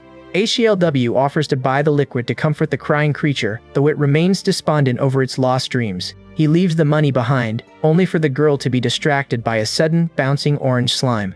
This mysterious creature greets the girl as its mother, demanding food and causing confusion for the trio, before it begins devouring a rack of swords, leaving the shopkeepers in a panic. Watching in disbelief as the entity consumes rare weapons, HCLW worries about the local business, realizing they cannot win the upcoming tournament without allies since Giga has already bribed most participants. He joins Sora to discuss their finished equipment, both aware that Giga is likely rigging the tournament to dominate the competition with their immense wealth. Giga recruiters aggressively sign up players, promising payouts for targeting any non-Giga teams, forcing HCLW to realize they are outnumbered and must urgently find neutral parties to survive the preliminaries. Though he hates working with others, he knows they need allies to counter Giga, so he gathers his party, frustrated by the necessity of teamwork in a game that feels like a distorted reality. He stresses the need for an ally, though he grows annoyed by Sora's distraction as she scolds the creature for eating a fork. The tournament arrives with double the crowd of last year, all drawn by the mysterious prize. From the shadows, the Bamboo Man, a criminal with a grudge, threatens his subordinates to destroy his rival or face death, vowing to consume him alive. The PK Fairy demands registration, and HCLW finally meets up with his team, though he is still missing the allies he hoped to recruit. Sora questions him about the status of their missing allies, prompting an argument about his recent, abrupt disappearance from the game. Sora demands to know their true objective, refusing to wander blindly while searching for allies. He limits their party to 4 to minimize the risk of betrayal, ordering her to consult Hardheater for necessary items despite her annoyance at handling the errand. A sudden notification pings on his long-dormant messenger, pulling him toward the Dwarf Inn in the dead of night. Entering the dim tavern, he wonders who would summon him, instantly regretting that he lacks a cold beer to accompany the meeting. Before he can speak, a vibrating blade pierces the man's chest, and electricity crackles as a violent struggle erupts, leaving the victim screaming in agony. Arriving at the scene, he finds a warrior in red armor pinned down, while a hooded figure immediately exposes the man as an imposter. He climbs the stairs, his sudden presence drawing the cold, predatory gaze of the shadowy intruder. Dismissing the victim's questions about Giga, the hooded figure threatens to kill the imposter before shifting his lethal focus toward the real warrior. He braces for the incoming strike as the warrior shouts, "Get that bastard sword, do it." A water dragon erupts from the bed, and he stares at the blast, asking, "What was that?" As the attacker vanishes into the night, he rushes to the wounded man, who gasps that he was incapacitated by a paralysis knife. A system warning flashes that a third blow will trigger a forced logout, and the victim confirms the attacker's disguise was a Giga plot to frame him. He studies the lingering red sparks of the paralysis effect, feeling the intense, sickeningly realistic pain that permeates this virtual world. The paralysis effect forces HCLW to regroup as Shuv and Dakin arrive at the temple to initiate the tournament. Wild cheers erupt from the gathered crowd, marking the official commencement of the annual competition. Fans quickly flock to the streamer Umai, who readies his broadcast to unveil a list of top-tier contenders. Highlighting the Giga team, Umai boasts that their leader, Gunsu, wields an SS battle grade powerful enough to end the game prematurely. Perched on a nearby roof, Fondu and Chakov wait for their guildmate, confident in their own A+ battle grade. Elite Yopi LAN parties and Healer Racer join the fray, with observers noting, Healer Racer can revive dead players. Umai openly mocks HCLW as a pathetic failure with a C+ rating, sparking a furious outburst from the Warrior. Officials announce new rules for the high turnout. Teams must reach the goal and secure 100 points. To advance, participants must kill rivals to steal their points, as only the first 32 teams to hit the target will qualify. HCLW directs his team to study the rulebooks before the starting signal sounds and the race begins. Deep within the battle forest, a warrior detects Yopi land operatives, sensing the distinct magic of their refraction fog. Shattering a protective barrier, a blonde fighter confronts the Yopi land Black Ops team despite their Elite S battle grade. Using attack cancellation to negate an incoming magma flare, the blonde fighter wipes out his 3 opponents with a burst of holy light. Elsewhere, HCLW flees the chaos, suspecting a mysterious woman orchestrated the hooded assassin who impersonated him. Panic surges through the forest as the group witnesses Giga soldiers slaughtering players, forcing them to brace for a violent confrontation. Vigilance remains high among the survivors, while a golden armored man anticipates a promotion for successfully hunting down tournament participants. The golden armored man vows to eliminate his target for retribution, channeling high-class flame magic to secure a hefty bounty. Upon reaching a new zone, the mage erupts in rage as his magical output is mysteriously suppressed by his opponents. HCLW quickly weaves spells to manifest a golem barrier, only for the 2 men to mock his lowly status. Assistant Kim and Staff Hong eagerly join the fray, aiming to claim their bonus through a series of coordinated strikes. HCLW traps his mark, declaring, Han Gunwoo is ours. Perfect. The figure scolds his subordinates, warning, make a mistake like that again and your head goes into my. Scylla finds himself backed into a corner, his attacks failing to leave a scratch on his mysterious opponent despite the system registering multiple fatal stabs. The hooded figure confronts Scylla, who shivers as he dissolves into red particles following a system command that erases him permanently. Enraged by this apparent cheating, the antagonist prepares a final, decisive strike against HCLW. The man strikes with a moonlight slash, leaving his opponent to gasp, "Make it stop." The system confirms Scylla's permanent deletion, leaving all onlookers stunned by a phenomenon they have never witnessed before. Terrified by the prospect of vanishing forever, the group panics and realizes they must escape at once. An antagonist expresses twisted joy at reuniting with his rival, HCLW, and rallies his allies to finish the battle. HCLW turns toward the figure, who glares and says, "Say goodbye to your head, HCLW." Heart Eater suggests using an unorthodox item fusion pot to solve their costume dilemma, successfully merging the characters' aesthetics. A horned adventurer stands triumphantly over the remains of a defeated slime creature. In the real world, students discuss the tournament, shocked to hear that Scylla's account has been deleted by a hacker. Online forums erupt as players demand answers, asking why Giga HQ isn't stopping the hackers. News of the deletion spreads like wildfire, and gamers soon swarm the Giga headquarters in a frantic, desperate protest. Security guards tremble as the mob threatens to break through the gates, refusing to back down until their voices are heard. Dunai, a famous actress, cuts through the chaos to confront the server manager, determined to expose the truth behind the mysterious hacker. Panic ripples through the staff, but the board finally authorizes them to open the doors, hoping to quell the riot from within. Wansik faces the furious crowd, listening as they scream that their lost accounts were their livelihoods and demand immediate justice. Attempting to mediate, Duna urges the victims to remain civil so they can force the manager to provide an honest explanation. Ruiz sighs, explaining that the deleted characters are gone for good and the hacker remains a phantom they cannot track.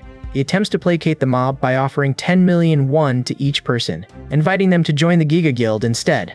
Dune scoffs at the bribe, threatening to broadcast Giga's incompetence to the entire world unless they reveal the culprit. Pleading for patience, Won-sik insists that his top team is working around the clock to resolve the security breach. Kim and Hong track Gunwoo, reminding each other, "We get a bonus for this, let's do it." The trap snaps shut, but the red-haired fighter only smirks, relishing the thrill of the incoming fight. He summons Razia and draws his ego sword, taunting his pursuers to see if they can survive what comes next. Disgusted by his arrogance, his opponent summons a flame spirit salamander, vowing to burn out this cancer of the game. The fighter activates Salamander's blessing, prompting an onlooker to cry, "He's going to burn this entire forest." Ignoring the danger, he laughs, boldly declaring himself the absolute definition of power. Meanwhile, Sora struggles as her bizarre, sentient sword consumes her inventory, forcing her to defend herself with nothing but a wooden stick. Despite the disadvantage, she braces for the final clash as her opponent lunges forward, screaming his intent to finish her with a sonic piercer. The slime screams that its assailant is a bad person, prompting HCLW to dive headlong into the creature's maw to shield his companion. Inside, the ego sword crunches down on the enemy weapon, leveling up to 2 and startling the girl with a sudden, meaty burp. With staff undefeated, the blade surges with new power, drawing an impressed nod from the masked observer watching from the shadows. The masked fighter lunges with accelerating speed, unleashing a barrage of rocket-propelled punches that his opponent barely manages to parry. As the battle intensifies, a giant golem slams into the earth, yet the small fighter effortlessly hoists it into the air as if it weighed nothing more than a feather. While his companion cheers for the bonus points, the girl readies an unfinished technique to press their advantage after the golem shatters. He activates his possession skill, lunging forward in a dark, swirling aura to unleash his Archfiend X Black Magician mode for the finishing blow. Elsewhere, small creatures scout the tournament grounds, watching as parties like Keeler Racers and the Yopiland Elites rack up points, while the Giga Vice Chairman's group pushes ahead. A scout suddenly identifies a hooded player as the infamous hacker, catching HCLW completely off guard. An armored warrior intercepts him, clashing blades and demanding to know how he managed to block such a lethal strike. HCLW uses an extended blade to slice through the debris, leaving his stunned opponent to accuse him of cheating while he senses something is fundamentally wrong. Recognizing the threat as a Class B obstacle, he initiates a termination command and strikes the incoming golden beam with his mechanical fist. The golden armored warrior orders his mechanical creature to claim a bonus, but the yellow-headed speedster moves in a blur, knocking the beast unconscious with a single blow. HCLW listens with annoyance, saying blah blah blah, before kicking the golden entity. An energy cannon fires from HCLW's hand, stunning the creature, which frantically urges its master to decapitate the warrior while it struggles to maintain its shifting form. HCLW shouts, "Transform," as his sudden power surge catches his opponent off guard. Activating its second mode, the mechanical enemy boasts that its bottomless wealth grants it a tier of speed and power beyond any mortal reach. HCLW is momentarily overwhelmed by this sudden acceleration, barely reacting as the golden figure launches a relentless flurry of rapid strikes intended to finish the fight. A flash of deja vu strikes HCLW, allowing him to activate a skill that perfectly predicts the machine's trajectory, prompting the robot to arrogantly declare, "Checkmate." HCLW kicks the machine, stating, "I am still stronger and faster," while Sora finishes it off. After his skill deactivates, HCLW dodges and tells his opponent, "Shut your mouth, peasant." He cuts off his foe's taunts and triggers Flame of Doom, a high-level magic ability to intimidate the 3 enemies standing in his path. HCLW unleashes a fiery explosion, but the enemy commander realizes his magic is useless because HCLW is immune to the flames. HCLW smashes the soldier against the tree and mocks him, saying, "You're gonna be fine. I've only mashed your skull." The defeated man gasps out a report about HCLW's magic immunity, leaving the watching commanders paralyzed with shock at his sudden appearance.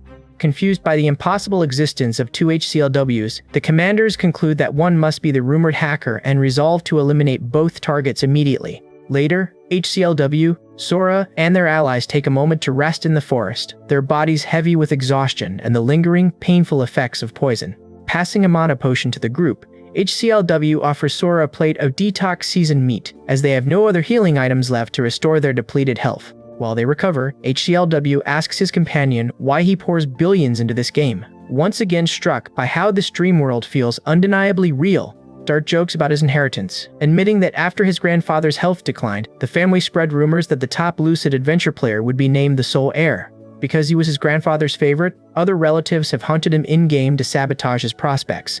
but he only seeks to reach his grandfather and escape his neglectful parents. He remembers his grandfather as his only comfort, then tells Sora that he genuinely enjoys their company, promising that their secrets remain safe with him. Sora finds the admission endearing, causing the elf to blush and demand they keep their voices down. But an arrow suddenly strikes the earth between them. They scramble for cover as a barrage of arrows rains down, with HCLW shouting for his companions to dive beneath the tree line to survive the ambush. He quickly realizes they have been lured into a trap by a captain who mobilized 10 parties of archers, berserkers, and healers, all desperate to claim a 1,000-point bounty by killing him.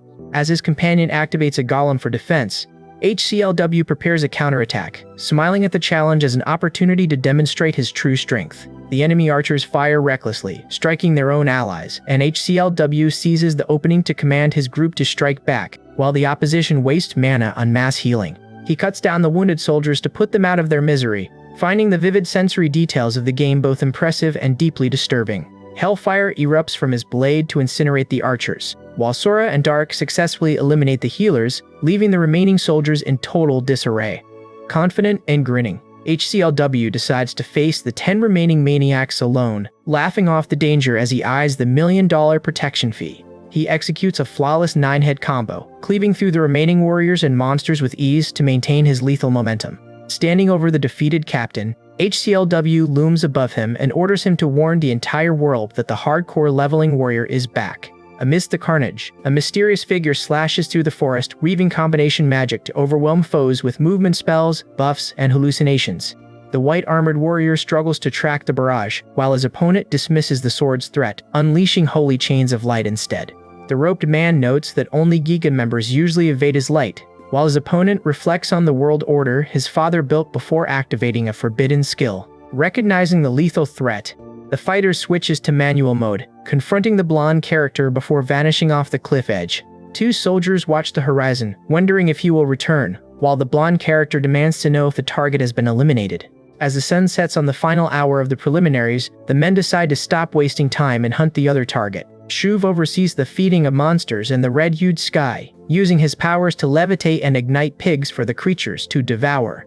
A small creature scolds him for not feeding the monsters, warning that his unpredictability is a risk. The girl warns her sister that they must act now, because failing to control the situation could trigger a disaster like the one last year. An old man with a halo drinks heavily, showcasing his prowess to the children, while a shadow lurks nearby, silently vowing revenge. After a ring is placed on his head, they find a rowdy party at the goal and ask, "What's this goddamn mess?" A part-time employee welcomes the arrivals to a free hotel, sparking wild excitement as the guests indulge in the provided alcohol. While a young boy is denied alcohol and offered juice, a creature sits alone in the sunset, longing for the quiet of a room away from the noise. Noticing her discomfort, the pale-haired boy leads the green-haired woman toward a quiet sanctuary, where she praises their team's performance and urges them to finally relax within the safe zone. She sips her cocktail and marvels at the sensation, saying, "It's pretty. Well, okay then. Thanks." Nearby, the atmosphere turns rowdy as a man suffers the humiliation of a purple liquid dousing, while revelers celebrate their 10th empty barrel and roar for another round. When a robot joins the drinking contest, the host shouts, "Outdrink others and get the 10K lunar prize." A creature watches the crowd, noting, "It's fascinating. I can get drunk and feel pain."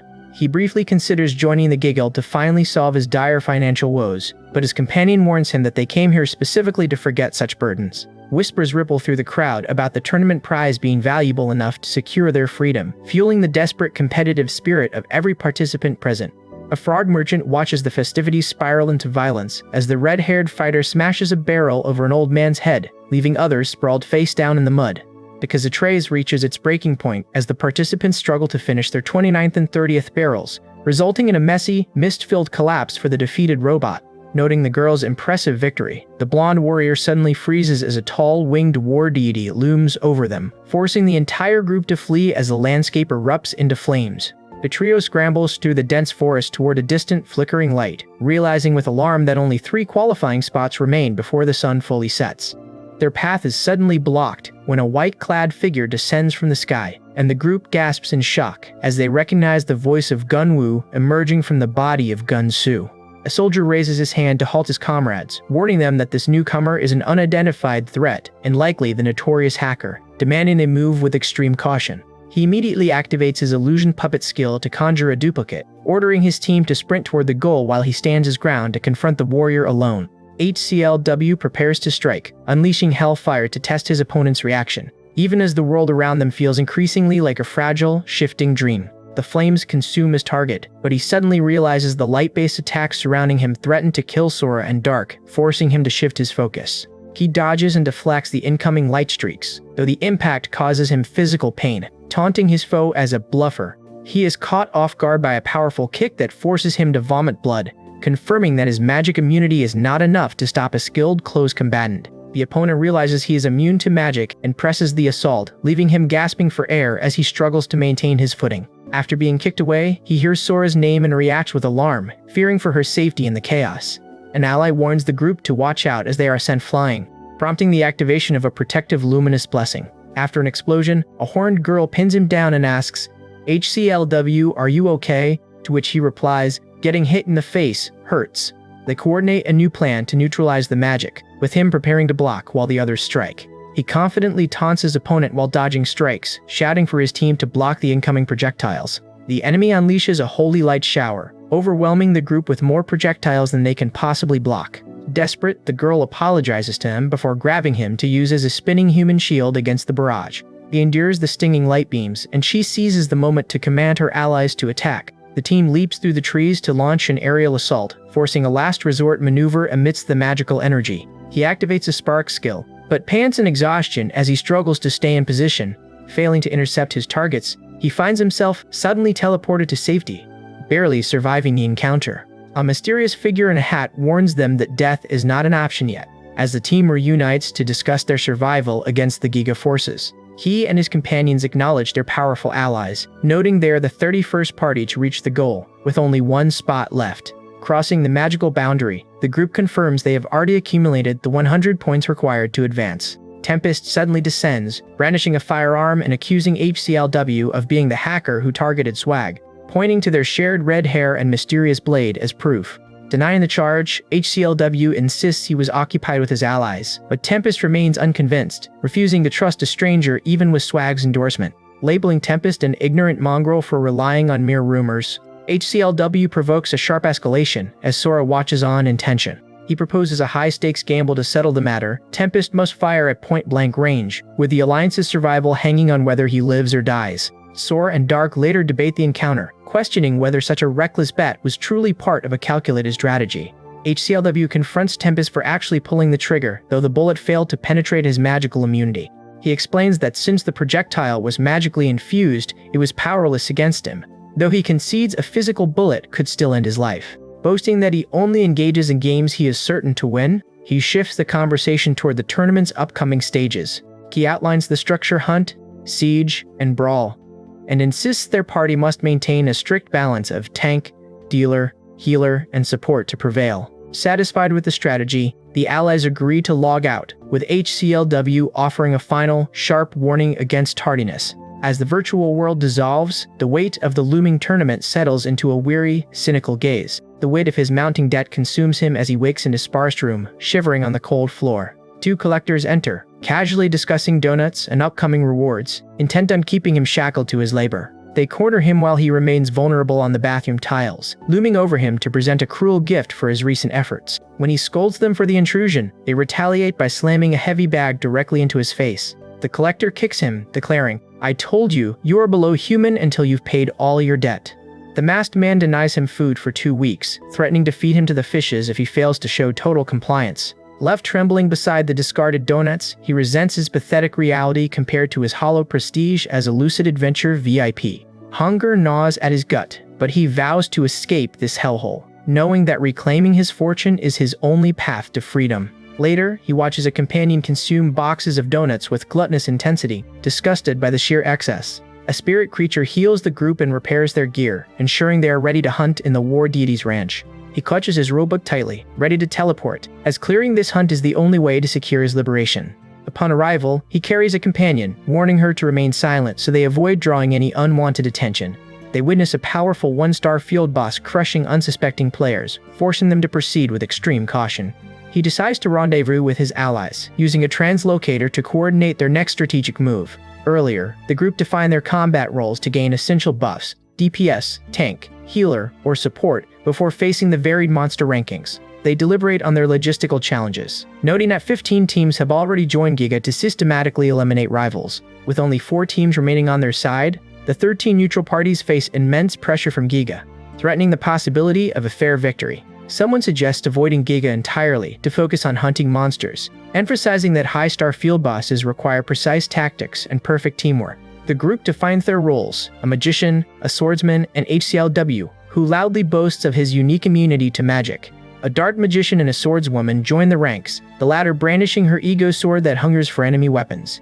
HCLW insists on a moment to prepare, handing his companion a strange creature to ensure they reunite safely after teleportation. Manual teleportation initiates, and the party arrives to find their allies waiting, though HCLW is greeted with impatient frustration. Alarmed, he watches as their comrades are trapped inside a giant green slime monster, while others question the integrity of their alliance. The team members argue heatedly about suspicious claims regarding their true allegiances. The group clashes over the necessity of cooperation, realizing they cannot defeat Gunsu alone.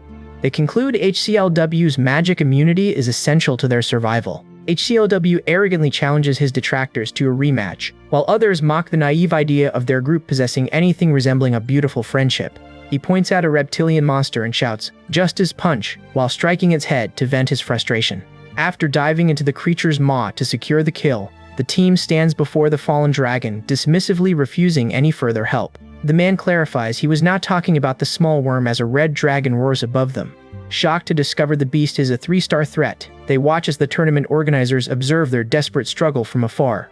The organizers discuss the increased difficulty, revealing they have unleashed a 5-star entity to test the participants' true caliber. The mastermind vows to ramp up the game further, eager to see how the players handle the rapidly escalating danger. The leader warns the party the monster has spotted them, and orders the supporters to get ready.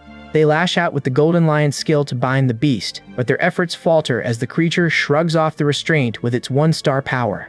A hooded mercenary brandishes high-grade Giga weaponry to contain the onslaught, shouting a warning that this monstrosity is far deadlier than it appears. The warriors capitalize on the distraction with a synchronized assault, carving through the monster's tail until the Genin Drag round finally collapses, granting them a hard-won star. Bolstered by the new buffs, the team scrambles to maximize their point efficiency, though 5 stubborn rival squads continue to reject their invitation to cooperate. The rabbit-eared captain growls in frustration, vowing to break their defiance and deal with HCLW personally to secure the prize. Their resolve is tested when the multi-eyed Octonash materializes, sneering at the group while promising that its master is hungry for their flesh. The strategist burns his mana to teleport the group just as a blast hits their former spot. Octonash screams in confusion at the empty crater, instantly spawning a swarm of shrieking octopus minions to track the survivors across the forest. The strategist quickly pivots, ordering Sora and Dark to lay down cover fire, while the rest of the team begins the ritual to summon a finisher. Chaos erupts as the party maneuvers for the high ground, with HCLW and his allies aggressively taunting the beast to keep its focus locked on them. HCLW taunts the monster to draw its fire while his partner shoots at its hide. Though the beast initially laughs off the damage as mere sand, the precision of the timed explosives shatters its composure, creating an opening for the front line. HCLW realizes that without his old power, he must rely on pure intellect, and he signals his team to synchronize their ultimate strike against the reeling dragon. The wounded monster threatens a painful death, but it suddenly shrinks as it undergoes a rapid transformation into a human form. Octonash emerges in this new shape, musing that everyone dies in her presence before tauntingly selecting her next victim with a children's rhyme. She teleports to ambush a soldier, stabbing him instantly as the group screams out in horror. The creature prepares to claim another life, mocking a wounded man who clings to existence despite having his heart pierced. Panic surges through the soldier as Octonash kicks him, leaving him to bleed out helplessly on the cold ground. She scoffs at their pathetic attempts to fight, claiming her energy field is a gift from the evil lord, before effortlessly returning a bullet to its owner. Tension mounts as the group stays on high alert, even while she continues to maliciously mock their defensive posture. Sprinting across the ice, the party coordinates a desperate distraction to buy their wounded allies time to recover. Octonash watches their maneuvers with amusement, confident that her shield remains impenetrable to their weak assaults. HCLW clashes with the demon, demanding to know if a stronger evil lord is nearby after hearing her boast. When she strikes it as hard, he counters with a powerful explosive punch. He launches himself like a catapult toward her, though his companion scolds him to stay focused during the chaos. A mysterious entity emerges from the mountain peak, while a dark figure laughs from the shadows. The fallen soldier lies dying, lamenting that his magic was interrupted as the party realizes with despair that his heart is gone. He apologizes to Swag for failing, finally accepting that they lack a healer to save him from death. Stunned by the sudden arrival of Lime, the group watches as a mysterious figure identifies her as their only hope. She activates her incubator skill, encasing the soldier in a protective green bubble to regenerate his blood and dark magic. His organs knit back together, and once revitalized, he declines further help to rest quietly in the healing puddle. Regaining his strength, he warns the others to brace for an explosion as he charges his power to 100%. He activates his Holy Armory skill, revealing a sword and box to the group. The protagonist readies himself for the fight and summons his blade. Summoning an armed angel squad, he vows to make his enemies pay for their interference, clinging to the belief that in this dreamlike world, only the strong prevail. He uses Moonlight Slash, but the demon blocks it, mocks him, and fires back. The impact shatters his defensive barrier, leaving him reeling in shock as his protective sphere collapses under the brute force. His summoned angels surge forward, catching the horned woman off guard as she struggles to deflect the incoming projectiles, while realizing the true nature of her adversaries. A green cross explodes, leaving the demon shocked by the sudden appearance of angels. Lacking his shield, the protagonist tries to retreat before the monster intercepts him. He counters with God Slash, landing a direct hit that leaves the demon in agony as her regenerative abilities fail to mend the searing wound. The allies check if the enemy is dead, only to see a clawed hand grip the cliff. Trembling in rage, the horned woman threatens her attackers, while casting fearful glances at the lingering lethal threat of the holy weapons. The Lord tells Akanash he is disappointed, but the monster begs for one more chance. Lunging forward with renewed aggression, she demands they stand still while the protagonist and his allies continue their desperate, high-stakes assault. Suddenly, he announces he has run out of mana, leaving his companions to panic as their primary defensive options vanish into thin air. They narrowly dodge a lethal energy blast, screaming at one another in the confusion as they struggle to stay alive within this reality-distorting dream. The enemy taunts him for losing his energy shield, and the battle between the man and the monster intensifies amidst the desolate landscape. Watching from a nearby cliff, three figures note that HCLW is holding his own despite the unforeseen power of Chekhov's team.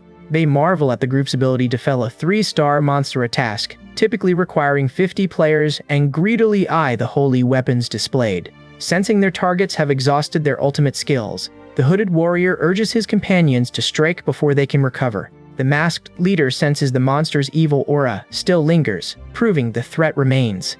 A system notification confirms Octonash's death, rewarding HCLW with a hero-class Octoprincess pendant that significantly boosts their hunting points. While his companions scramble to claim fallen loot, HCLW assesses their depleted party status, noting that everyone is nearing their limit. Suddenly, the monster's body erupts in movement, launching a violent assault that leaves the group reeling in shock. Staring in disbelief, HCLW watches the system display her health at 0, yet the creature clearly refuses to perish. The masked observer shouts for the group to flee, warning that an approaching force will erase them. Desperate to survive the encroaching surge of energy, they scatter into a retreat. The monster contorts and bursts from the earth, mortally wounding an ally who tries to raise the alarm. Realizing he has barely enough mana left to save one person, HCLW lunges forward to intercept the lethal blow. With an intense expression, he tells his companion to buy him a drink later, then throws himself into the fray. A system notification confirms the deaths of Fondu and Chakov as the survivors stare at the emerging dark orb. HCLW snaps at his companion, but a tentacled mass erupts from the earth, silencing them. They stare up at the entity while a horned figure surveys the scene from the peak. Calling out to Razier, HCLW feels his ring pulse with an ominous glow, signaling a radical shift in the surrounding environment. Razier shudders, identifying the figure as the evil Lord Rigos, a demon of unparalleled power in the universe.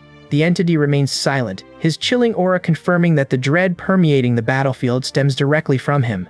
A monster lands, lamenting Octonash's transformation while acidic liquid bubbles on the stone. Mocking the red-haired woman for her pathetic human guise, the creature signals that the battle is spiraling into a far deadlier phase. Rigos waves a hand at the group as if they were mere ants, ordering Todish to tear them apart in vengeance for his fallen sister. Todish unleashes an energy blast, forcing the survivors to brace for the shockwave. HCLW shouts for Lime to pull on a hazmat helmet to shield herself from the rapidly spreading toxic gas. Laughing at their desperate gear, the monster watches them charge forward, forcing the group to fight amidst the swirling debris. Overcome with guilt, because Sora has been snatched away, HCLW prepares a desperate, high-risk maneuver to break the stalemate.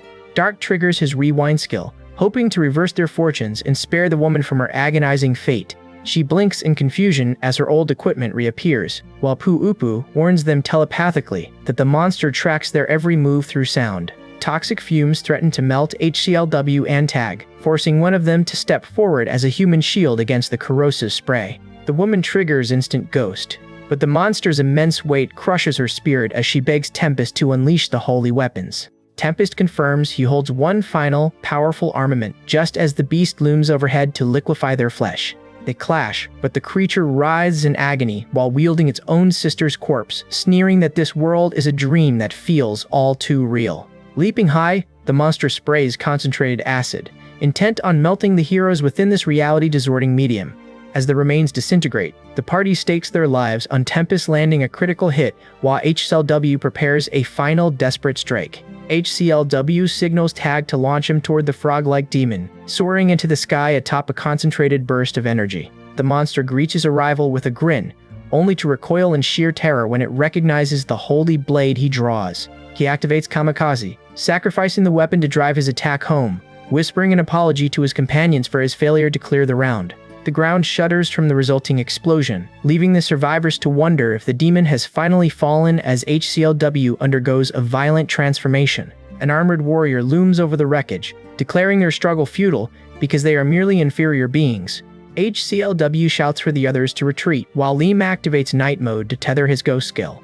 The creature, a grotesque fusion of three nightmares, towers over him, proving that this world is a dream from which they cannot easily wake. It demolishes the terrain with a single sweep, leaving the woman to struggle against a power that feels overwhelmingly absolute. The villain declares their end, but when she commands her allies to flee, she finds her orders overridden by the system. The armored warrior swears to protect Pu-Upu at all costs, realizing that simple kindness is insufficient to overcome such an enemy.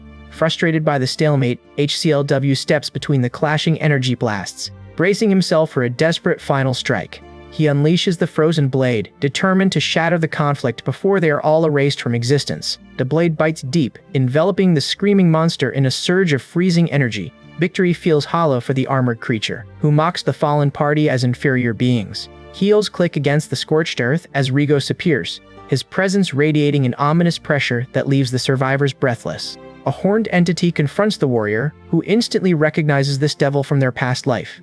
Flashbacks reveal the chaos from a year ago, when news of Rigos challenging the god of combat first shattered the peace. Doubt ripples through the group regarding his success, until they learn he has forged a pact with the nightmare itself. Gloating over the wreckage, he declares that not even a god can halt his inevitable ascent. A woman challenges his arrogance, but he merely responds by activating the contract nightmare skill. Laughter echoes from the monster, yet a young girl claiming divine status refuses to yield, even as the ground beneath them craters. Surveying the nightmare landscape, an observer tells Zero his efforts remain insufficient, a revelation that leaves the creature visibly shaken. A pale-skinned figure glares at the traitor, mocking him for betraying his nature to serve a human while swapping out his gear. HCLW confesses that his stats feel like a time travel reset, leaving his companion stunned by the weight of his words. Bored by the trivial conflict, the entity lunges forward to dismiss these inferior beings once and for all. Survival instincts kick in as he activates Deja Vu, finally perceiving the trajectory of the incoming strikes.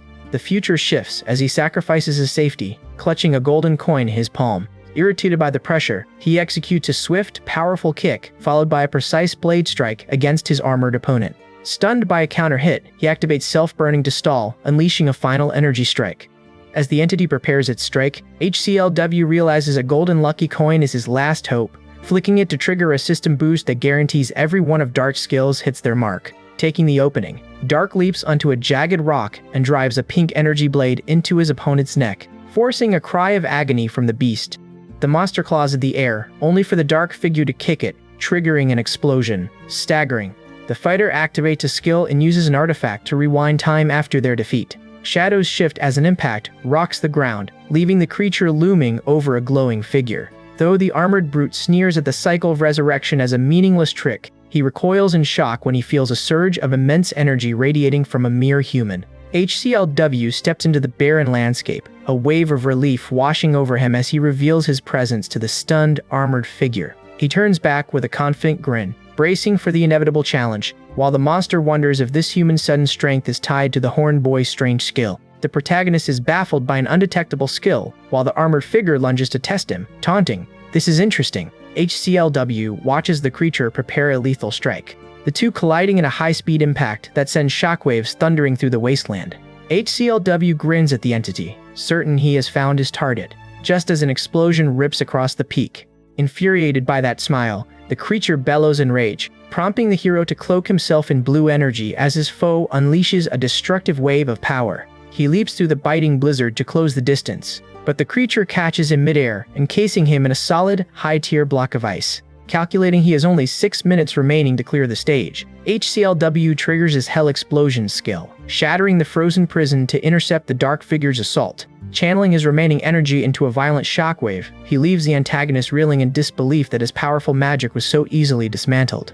Reaching for his blade, HCLW greets the weapon he hasn't wielded since his legendary duel with the combat god, lamenting the short time they have left together. The creature eyes the new sword with caution, but HCLW summons the icy blade to trap his enemy in frost, vowing to end the creature's life to secure his own. HCLW lunges forward, but the creature commands him to freeze with a blue energy ring, catching him off guard. Trapped in the ice, he complains about the cold before realizing this environment is just an illusion, as the damage to his armor proves it isn't real. The creature lunges, binding him with blue energy beams to suppress his movements. Shocked by his resilience against attacks meant to destroy cities, the entity demands to know how he survives. HCLW picks his nose to increase his freshness, smiling because he enjoys the overwhelming pressure he has not felt in a long time. Disdainful, the armored entity decides to stop playing around and prepares to unleash his ultimate technique. Recognizing the skill as a high-tier binding technique he cannot dodge, HCLW finds himself immobilized. The entity attacks at high speed, but he shatters the creature's form, refusing to let this be the end. Yelling that this battle is for the mob, HCLW delivers a forceful headbutt that shatters the creature's armor. Stunned by the human's strength, the creature recoils while he recalls that he could destroy 10 mountains in his prime. Insulted, the monster prepares to show its true power, but he interrupts with a moonlight slash. It screams in pain and activates nightmarization, a transformation that shocks him. The demon strikes HCLW against the rocks, furious that it had to waste this much power on a mere human. Annoyed by the demon's taunts, he uses his golden lucky coin skill to prepare a counterattack. The battlefield shifts to a memory of Castle Ideazu a year ago, where attackers slaughtered villagers in the name of Nightmare's will. Monsters raid the village as a horse gallops through the chaos, terrorizing the inhabitants caught in the path of the nightmare. An armored soldier guides the survivors to cover, desperate for reinforcements, only to be told that only one person has arrived to help. This flashback reveals the origins of the Nightmare Guild, which rose to power through destruction, forcing the hero to face a cruel quest requirement: kill an innocent and a child to rank up. He reflects on the grim task of killing an innocent, while the villain gloats, queered, killing an innocent one. Monsters swarm a man as the guild seeks to burn everything, convinced that total destruction is the only way to beat the game. Attackers bicker over their victims, while a terrified boy cowers, trapped by the relentless cruelty of the Nightmare's followers. The protagonist stands over a supply cart as an explosion rocks the area, leaving his party members stunned when their leader suddenly disconnects. Shocked by the sudden silence, the lone warrior braces himself to face the vast, dangerous terrain ahead. He reassures the frightened boy that the castle remains secure, promising to hunt down and eliminate the remaining threats hiding inside. The village survivors cheer for their savior, but he walks away from the flames alone to confront an army of undead cavalry. Flipping a throwing star, he notes that he rarely dies, clenching his fist as he prepares for the inevitable clash. The allied nation stands against the threats as he squares off against a ghostly beast. He acquires a golden lucky coin, and his fist glows as his hidden power activates. He celebrates his lucky 3-card draw, reviews his menu, and selects his skill, saying, "I'll go with this." The demon roars in contempt as the red-haired warrior leaps from the rocky landscape directly into the deep fissure. A freezing beam tears through the air, and though he narrowly dodges the blast, he curses the Nightmare's power for nullifying his defenses. His boots shatter under the intense cold, slowing his movement, but he remains standing on the ice, refusing to yield to the demon. Dismissing the struggle as futile, the demon watches as HCLW complains about his ruined boot, retaliating with a sharp kick to settle the slight. He descends to unleash a moonlight slash, yet frustration mounts as his sluggish movement speed prevents him from landing a decisive hit. The creature exhales blue flames, forcing HCLW to charge and swing his blade. Rage flares in the monster as it blocks a powerful kick, leaving the warrior stunned that an attack backed by 900 strength is stopped so effortlessly. Calling the power dreadful, the demon intercepts a follow-up punch and flings HCLW across the frozen landscape, his movement speed plummeting further. Taunting the falling fighter, the creature claims the icy terrain as its new castle while it readies a lethal ultimate attack. Shocked that ice rubble became spears, HCLW watches as the demon commands, "Rain on him!" Commanding his opponent to die, the demon unleashes a final blast, briefly reflecting on the strange resilience of the human fighter. Suddenly, an unknown force manifests, and the enraged demon frantically searches the wreckage for his missing target. HCLW reveals he survived by using a Kako BB teleport card and a lime healing bubble to recover from frostbite, restoring his movement speed to full. He prepares a counterattack, firing a beam from a card that pierces the creature's torso with chain holy light. As the monster lunges, HCLW is stunned to see it freeze its own pierced heart to keep fighting. The creature manifests a blood spear to strike, but HCLW's Lucky Man passive activates as he slips, giving him the opening to land a counterkick. The horned creature recoils in shock, thanking the silhouetted figure as their ice magic preserves its life. HCLW activates Lucky Man and lands a punch, shouting, "System! Hardcore leveling warrior can now use Lucky Man."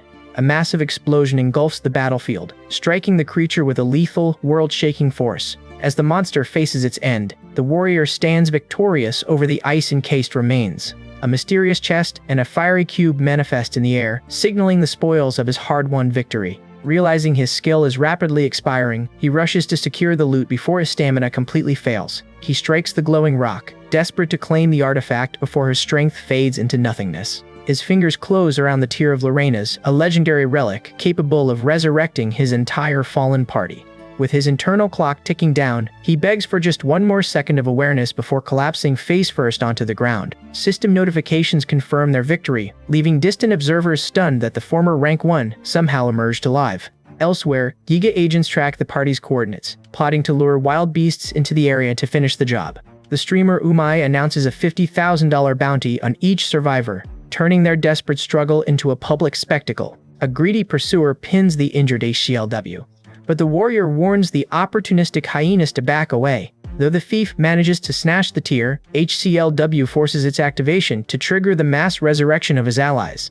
Brilliant blue light envelops the team as a system prompts the fallen to re-log in and rejoin the fray. Sora reveals herself as the final reinforcement, arriving exactly when the group needs her most to ensure their survival. HCLW explains the narrow victory, while a horned observer notes that the rewind curse actually served to buff his abilities.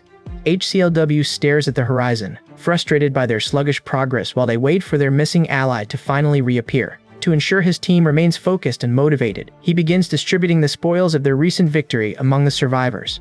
He hands out devil organs, skill shards, and anti-aging creams, carefully setting aside rare horns and ore for Sora and the others. As the boy marvels at the immense power radiating from the devil's horns, he watches in disbelief as a creature suddenly devours the materials meant for their new armor. HCLW tucks a torn photograph into his pocket, realizing this god-grade memory piece will trigger a vital new quest once the right conditions are met. His concentration breaks as the group spots a strange, one-eyed flying creature circling their position high above the rocky terrain. Recognizing this bat as an anomaly, they quickly capture it, tapping into its linked mana to realize it is broadcasting their exact coordinates to the entire world.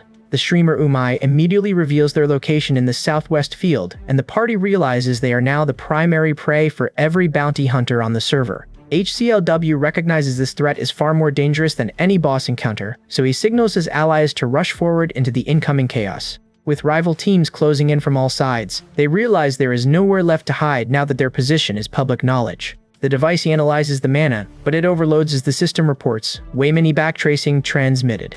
With a $50,000 bounty placed on each of their heads, they have become the most profitable target for players who prefer hunting people over monsters. A companion jokes about simply turning himself in, but the dark reality of the tournament prize keeps them focused on the grim task of survival. HCLW scoffs at the absurdity of the game's $1 million incentives, urging the group to brace for an inevitable and overwhelming assault. As enemies arrive within minutes, he wonders if they can use teleportation to hold their ground despite their severe mana limitations. Scouring his inventory for a way to survive the coming day, he decides to deploy a powerful item as they sprint across the rugged landscape. The hunters tighten the net, cornering the group in the mountains just as the first wave of attackers reveals their presence.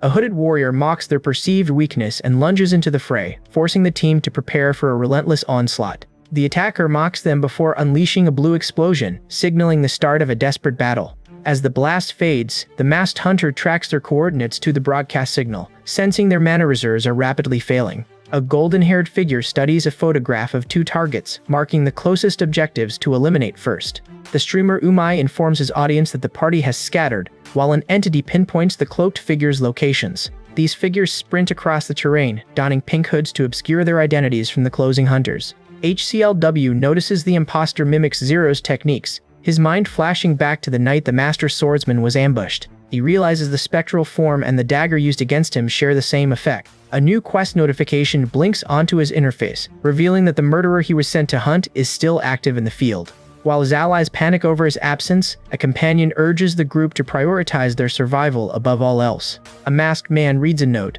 then ignites the air with Taoist flame magic, manifesting a fire dragon to incinerate his foes. As the flames scorch the earth, the group divides into smaller units for speed, with Sora, Lime, and Tempest forming the first team.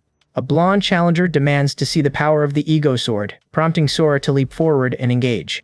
The party debates the risk of splitting into 3 groups, knowing they are vastly outnumbered by the 15 Giga Squads hunting them. HCLW insists they must stall to exhaust their enemies, but declares that silencing Umai's broadcasts is their immediate priority. Warriors ambush the pursuers, and HCLW laughs as his opponents stumble blindly into his trap.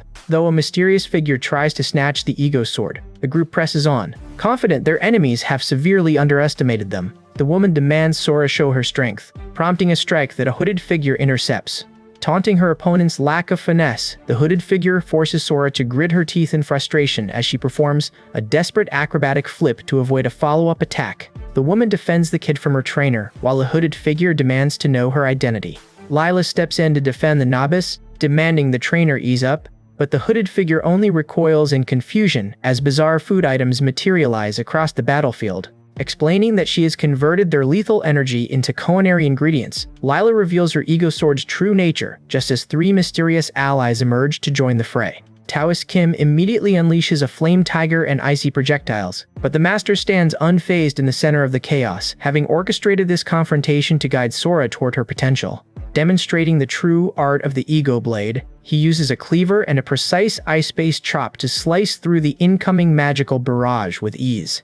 Taoist Kim watches in absolute disbelief as his ferocious tiger is reduced to a bubbling stew and his deadly ice picks are transformed into refreshing watermelon punch. Lila clarifies that her chef knife converts hostile energy into restorative meals, and as Sora consumes the buff-granting dish, she feels her stats surge to new heights. Invigorated by the meal, Sora thanks her ally and turns to face her opponent once more, re-engaging in the high-stakes sword duel. A ninja leaps into the fray, unleashing a flurry of Taiji daggers, while a gunman provides long-range support, visibly shaken by the group's unexpected resilience. Identifying the woman with the staff as the team's tank, the gunman locks eyes with his opponent and signals he will provide suppressive cover. Taoist Kim, desperate to regain control, pulls strands of his own hair to cast a hasty clone technique, summoning an army of himself to overwhelm the defenders. Steel clashes against steel in a rapid-fire exchange, as Sora activates a temporary buff, finally matching the strength of her hooded adversary. The hooded figure lands a precise, powerful stab, forcing her opponent to realize that while their raw power is comparable, her mastery of skill damage is superior. He struggles to guard against the relentless flurry, resolving that uncovering the unique secret property of his own Ego Sword is the only path to victory. Meanwhile, Dark's party materializes in a frozen wasteland, and, despite the initial panic of landing amidst an enemy army, Dark calms them by confirming they have reached their intended destination. Dark urges his teammates to remain calm despite the overwhelming number of Giga Soldiers closing in on their position. He taps into his rising undead skill, pulling shadow monsters from the soil to form a defensive perimeter against the encroaching army. Panic ripples through the enemy ranks as the undead swarm their lines, forcing the soldiers to scream for their priests. Capitalizing on the battlefield littered with the remains of fallen tournament participants, he asserts his dominance by commanding the rising horde. Nearby, drip soup is brought back by Angel's call, only to sheepishly complain about an upset stomach from overeating. He discovers a note from his allies, directing him to a specific coordinate to help fragment the Giga forces.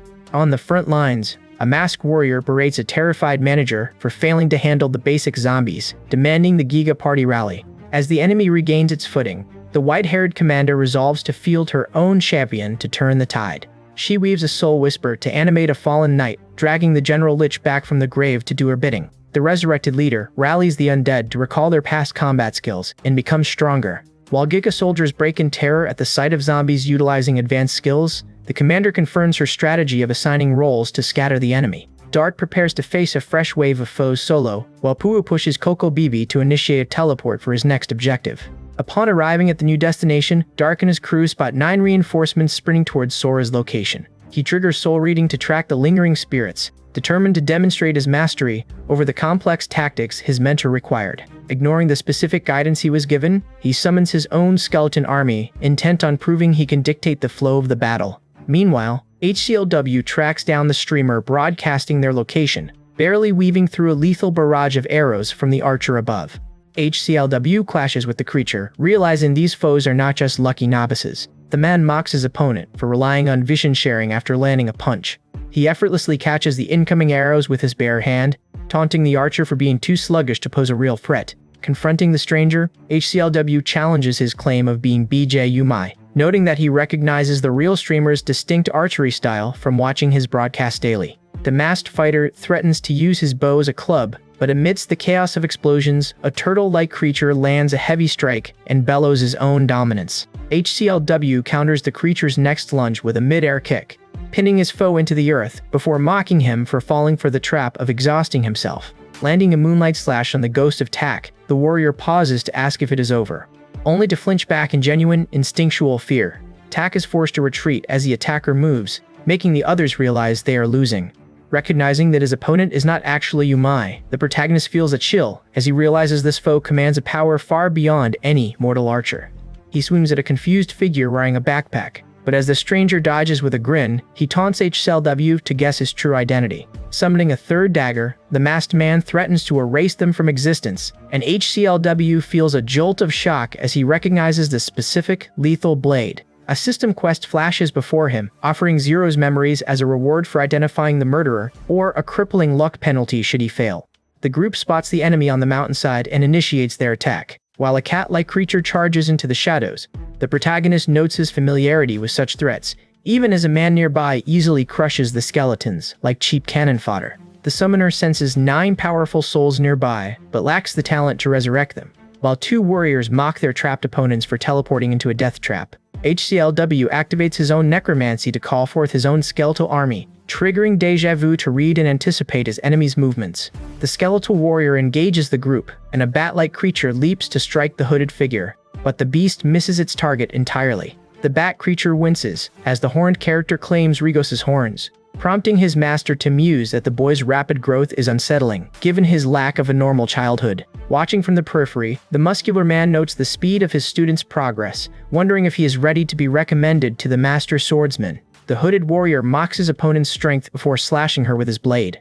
He taunts her for failing to parry, leaving her injured and struggling to move. Sora refuses to back down, declaring she will finish this fight alone, only for the warrior to mock her for still having the breath to boast. Determined not to fall behind Dark or HCLW, she activates her Taster Special, converting her satiety into raw combat power.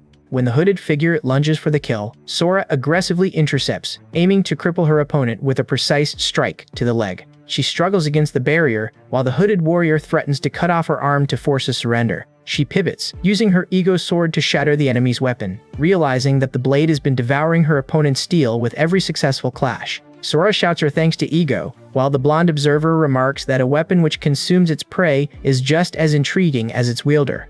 With their objectives met, she and her ally regroup, leaving the blonde character to step forward and confront the final Taoist. Surprised by the turn of events, the Taoist orders the Korean ninja to deploy a smoke bomb and explosive potion to cover their retreat. The party nimbly dodges the blast, landing a solid kick on the ninja before the Taoist and his team vanish into the haze to minimize further losses. Disappointed that the enemy slipped away, Sora's group turns their focus back toward reuniting with their friends.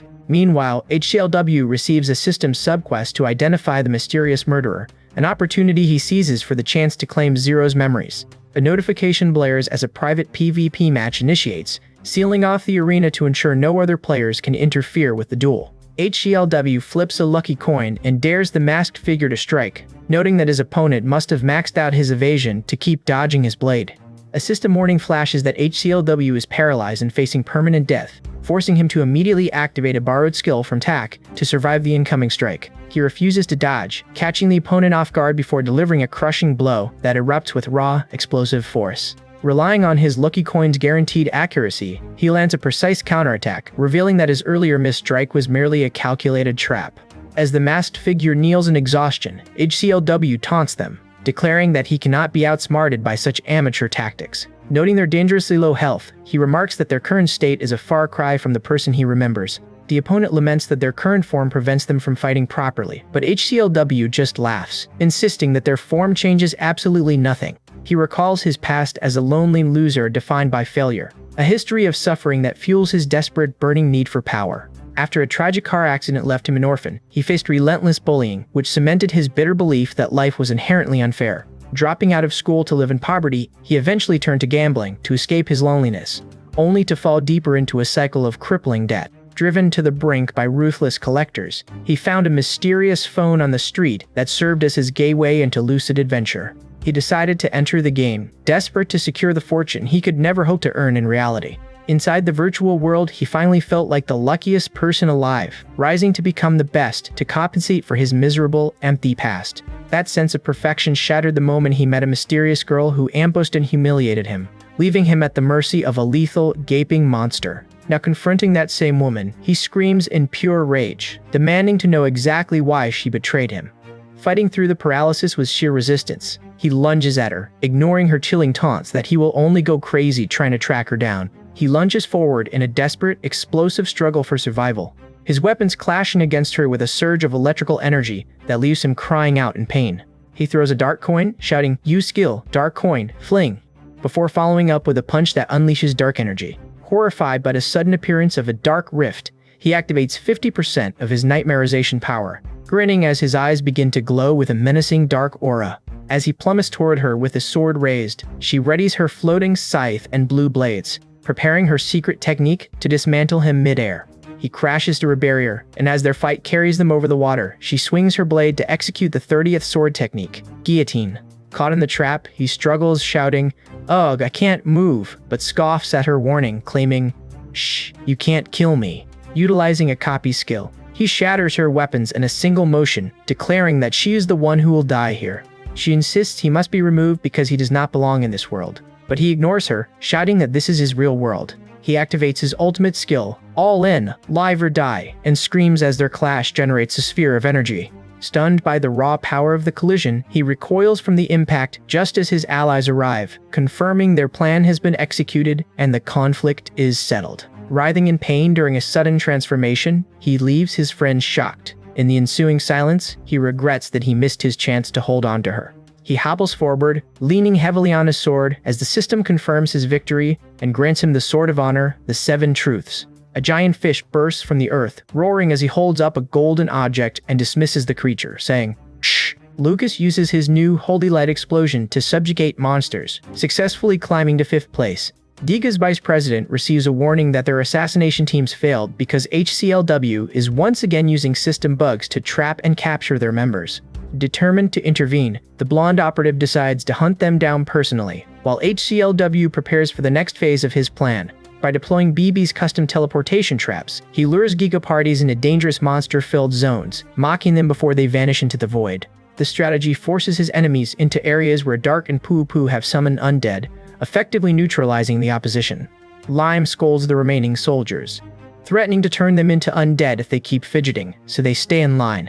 HCLW struggles but eventually succeeds in lifting the Sword of Honor, celebrating his feat with his companions. The celebration ends when an explosion rocks the landscape, leaving him stumbling and confused. He realizes he lacks full control over the blade, but notes he can still wield it if he pushes his strength stat to 800. After storing the weapon, he checks the scores to confirm they remain in the lead despite Giga's relentless efforts. He admits he exhausted his mana to set 7 space traps, ensuring his pursuers cannot catch up in time. A light shatters the terrain as the operative confronts him, confirming the scores have not changed. The operative declares he will eliminate the bug user first, noting the visible traces of the nightmare curse upon him. Wielding the ruler's lock, a god-grade gauntlet, the operative places him under arrest for violating the prohibition against nightmare. HCLW mocks the Giga members, asserting that the game operators themselves are not in control of reality, and offering a deal for his freedom. The operative smirks and dismisses the lives of his allies, activating the golden chains to capture his target. Facing capture, he decides to risk self-inflicted damage by invoking the nightmare skill once more. As the second round ends at noon, he is trapped in a sphere while new figures arrive to ask, "Who's this kid?" The mysterious attacker is shocked to see the ruler's lock deflected, while taunts fly about the god's influence. HCLW reflects on his father's warning, questioning if this interference is what he was truly meant to avoid. A Giga subordinate warns the vice president against provoking gods, but the antagonist vows revenge against HCLW before retreating to clean up the mess. Once the Giga party teleports away, HCLW sighs in relief, while a god orders Sue to announce the start of the next round in 1 week. The announcer declares HCLW's party the winners, noting that rewards are ready in their inventories. As they claim their gold and experience, the pale-haired girl smiles and bids them farewell, remarking on how fun they were. She admits surprise that they survived Dragos, then challenges them to step up their game since Giga has been winning too easily. The antagonist warns HCLW to stop using his power, erasing the trace of their interaction, because there will be no next time. Before departing, the woman confirms she placed a return scroll in their inventory, reminding him that training is just good business. With the enemies gone, the group teleports back to Heartheater's quest house. They find Heartheater waiting for them, though the house itself has been shaken by a magical blast. Inside, the team discusses their victory and the high cost of Lila's performance, while HCLW reveals he has found a mentor. Sora worries about her ego sword's hunger, but the group shifts focus to their winning prize, a mysterious production facility model kit. Heartheater explains that the next round is a siege, where strategy not personal stats will decide the winner, giving low-level players a chance. In this round, everyone resets to level 1 to build castles, fight, and evolve Hohoians, as the world is a dream that feels real, yet demands tactical survival. Heartheater urges the group to keep leveling, but the conversation shifts when he asks about the Black Aura skills. He warns HCLW that using those forbidden powers makes him a target for Giga, who destroys anything in their path, so he must stop using them to stay hidden. HCLW smirks in frustration, questioning whether their victory could have ever been achieved without resorting to his forbidden power. He slams a fist onto the table, rejecting the very notion of friendship, and insisting that he alone determines his combat path.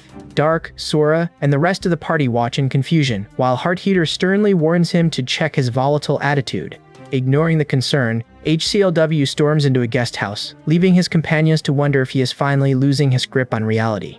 He decides to focus on practical matters, though he grows disappointed to find that his magic-neutralizing armor remains beyond repair. When a man in red armor invites him for a beer, HCLW ignores the gesture, feeling only relief at the prospect of being alone. He bluntly informs his teammates that their alliance is finished now that they have succeeded, wanting no further entanglement with them. The mood shifts when Constant mentions a specific name, causing HCLW to fly into a rage and grab the man by his collar. A light-haired swordsman steps forward to challenge him, and HCLW immediately demands that they wager something significant on the outcome.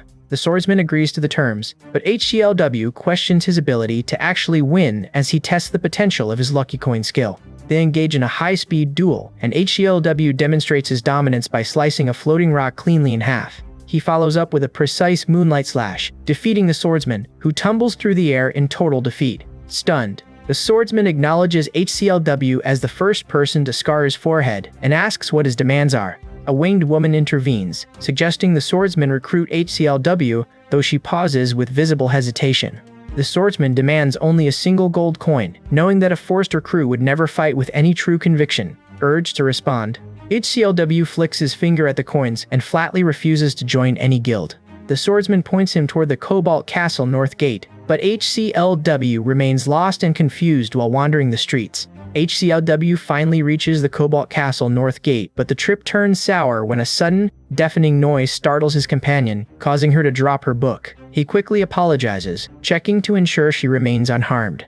Constant, a fan who witnessed the commotion, approaches with excitement to ask if he is signing up for the GG Guild, though the warrior just stares back, bewildered by the man's identity. Across the plaza, Army signals the start of a duel. The tension thick in a world that feels like a dream, yet cuts with the sharpness of reality. HCLW faces the Master Swordsman once more, desperate to finally break his humiliating 112-match losing streak, while the veteran just smiles, already counting the gold he expects to win.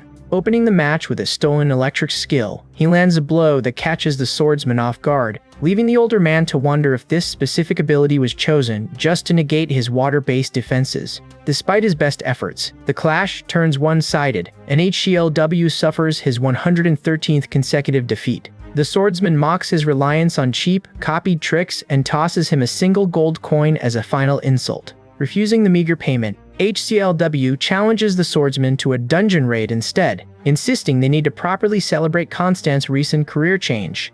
He agrees to the dangerous expedition, but only with the intent to clear it at record speed, needing the quick experience to satisfy the looming deadline set by his ruthless creditors. Inside the dark cavern, the party discovers a clutch of giant eggs, and HCLW impulsively cracks one open to eat, only to be horrified when he realizes the contents are not inanimate food. A dinosaur bursts from the shell, worrying as HCLW shouts, "I'll stop her, take them and get away from here." The swordsman mocks his heroics, saying, "Hardcore leveling warrior, Lobble, tried to show off," while they work to tie the creature's legs. Later, as the group rests by a crackling campfire, the conversation drifts toward their real-world identities, and HCLW awkwardly admits that he is currently struggling with unemployment. Overwhelmed by a sense of isolation, he decides to slip away, choosing to grind levels alone because he cannot bear the thought of them witnessing his pathetic, debt-ridden existence. Arms catches up to him, gently asking if he holds some grudge against them. He is visibly flustered by the genuine warmth in her voice, but she insists his status in the real world changes nothing. Despite her kindness, he remains paralyzed by the gnawing fear that his companions would abandon him if they discovered he was being hunted by predatory moneylenders. He wanders aimlessly until he finds a small shop, where the vendor notices his hollow expression and kindly offers to share his own personal stash of food, finally forcing the warrior to acknowledge the harsh reality of his situation. HCLW drops a heavy bag of goods onto the counter, his eyes fixed on the merchant as he settles his monthly payment. Though warned that his next repayment is due shortly, he insists that he only wants to live like a human being once the debt is finally cleared.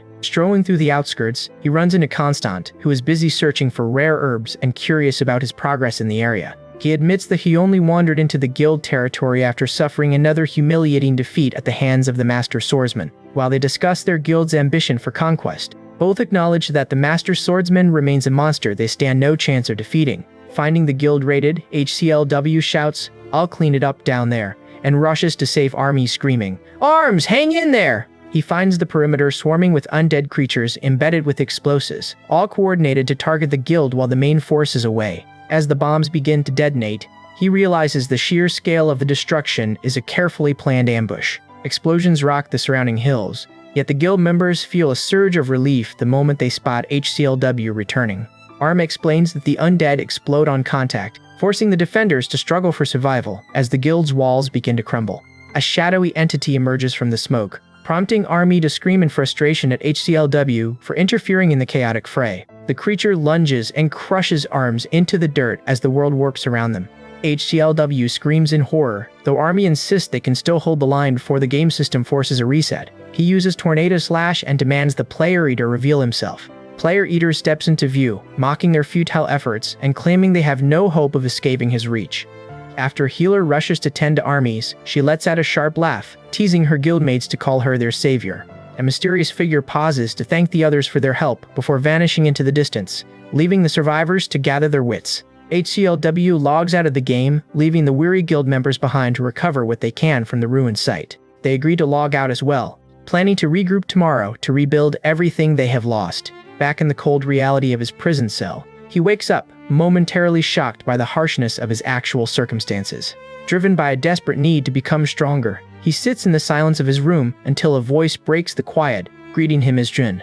In the dim reality beyond the screen, the debt collector looms over Constant, demanding he complete his assigned task or face the consequences. A cruel laugh echoes through the room before the torment begins, a stark reminder that while this world feels like a dream, the physical agony inflicted is undeniably real. Back in the game, the group exchanges urgent warnings as the T-Chilled Vice Master signals the start of their coordinated strike against the Master Swordsman. HCLW feels a jolt of surprise at the sudden demand to fight right after discovering his attribute, yet he keeps his composure, relying on his team to bridge the distance with a teleport skill. They celebrate the seamless maneuver following an easy victory, though the Zara Guild Vice Master quickly catches on and realizes HCLW is lurking nearby.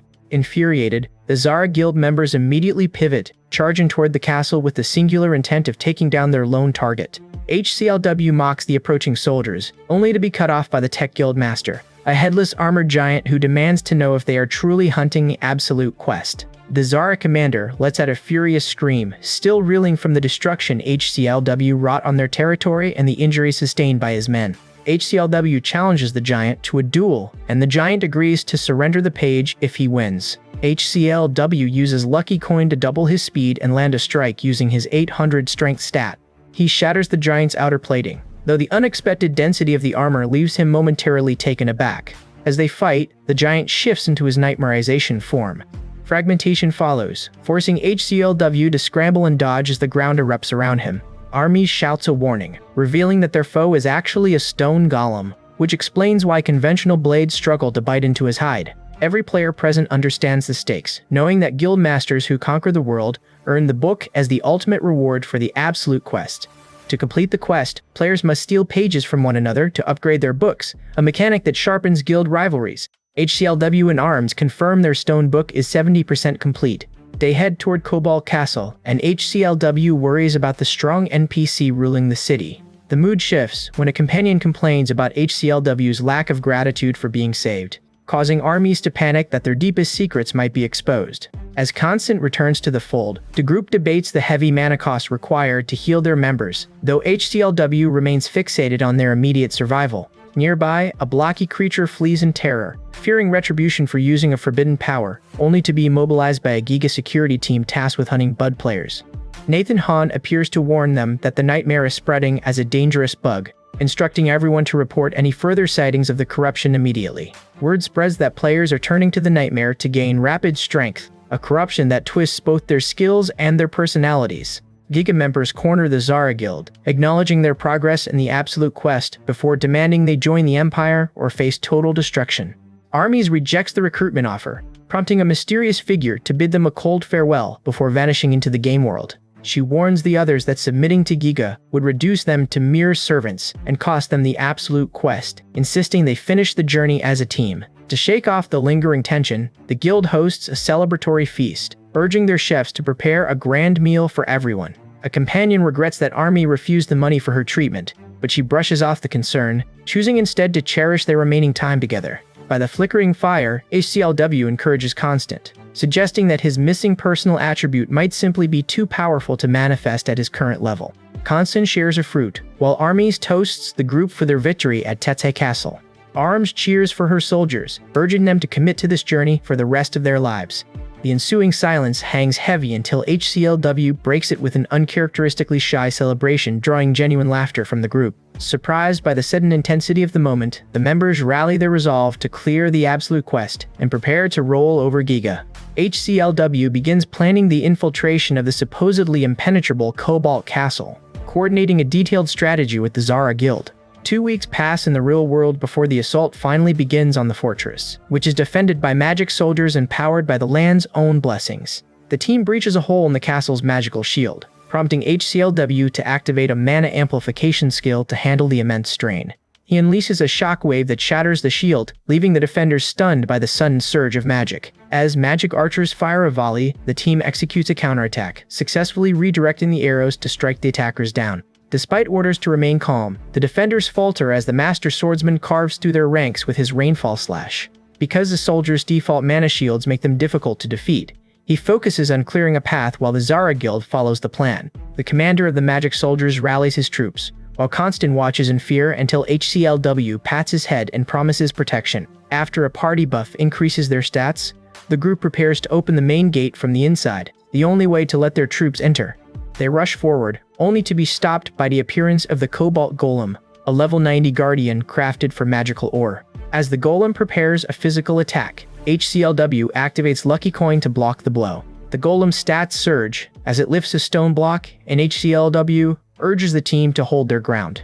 He lunges forward, shouting for Constant to open the gate, though the boy remains frozen by the sudden ferocity of the clash. Straining under the boulder, HCLW realizes the golem is stronger than he calculated. Landing directly on the giant's hand, he flips a lucky coin, desperate to find a weakness in the stone behemoth. Nearby, the blonde warrior clears a path, warning Constant to stay close as they identify the soldiers singling her out. After a quick teleport, she drags him across the rooftops and uses a pioneer slash to cut through their pursuers. Though Constant feels overwhelmed, she reassures him that these soldiers are merely distractions, noting the true danger lies ahead. HCLW shifts his focus to the cobalt gemstone powering the towers, calculating a precise strike to bypass the Guardian's defenses. He triggers his immortal barrier to survive the monster's mana emission shockwave. Frustrated by the creature's impenetrable hide, he leaps into the fray, determined to shatter the rare ore body. He unleashes a water needle skill stolen from a Yopulan mage, repeatedly piercing the stone to create a structural opening. Expanding the moisture inside, he freezes the water to burst the golem from within, mimicking a trick he once saw on television. While the group moves to regroup with armies, a shadowy figure lurks in the darkness, watching as every piece falls into place. Constant casts a final buff, and the blonde warrior strikes down the last of the knights, pushing the team toward their goal. Sora and her companions scramble toward the summit, though one warrior hesitates, weighing the risk of defying his boss to safeguard his friends. He vaults over a hooded interceptor to bypass the blockade, unaware of the observer watching from the shadows. Spotting the cobalt gemstone, they realize it acts as the fortress's power source and resolve to shatter it. The woman notes that enemy reinforcements have not arrived, allowing them to attack the barrier. The ground trembles as a pulsating eyeball ruptures the surface, signaling that the ambient mana is awakening something ancient. HCLW strikes with a pioneer smash, but the dissipating barrier reveals a horrifying orb that leaves the entire party reeling. A grinning antagonist taunts their helplessness as a grotesque, multi-eyed nightmare entity claws its way through the dimensional rift. Sora gasps, fearing the gemstone is fueling the nightmare's growth, while a dark entity looms over a helpless, bound captive. Shadowy tendrils lash out to ensnare the armored soldiers, and one knight shrieks as the corruption seeps into his eye. These dark tentacles quickly incapacitate the NPCs, though one soldier finds his combat stats surging under the twisted influence. As the warriors succumb to the curse, HCLW feels his own strength spiking, fueled by the encroaching tide of nightmarization. Sora cries out in denial, claiming she only picked up a stone as her eyes flare purple. High above the chaos, two observers watch as a hooded man vows to punish the guild for their reliance on illicit bubs. He scoffs at their lack of proper authority and brandishes a relic to call forth a specialized security management team.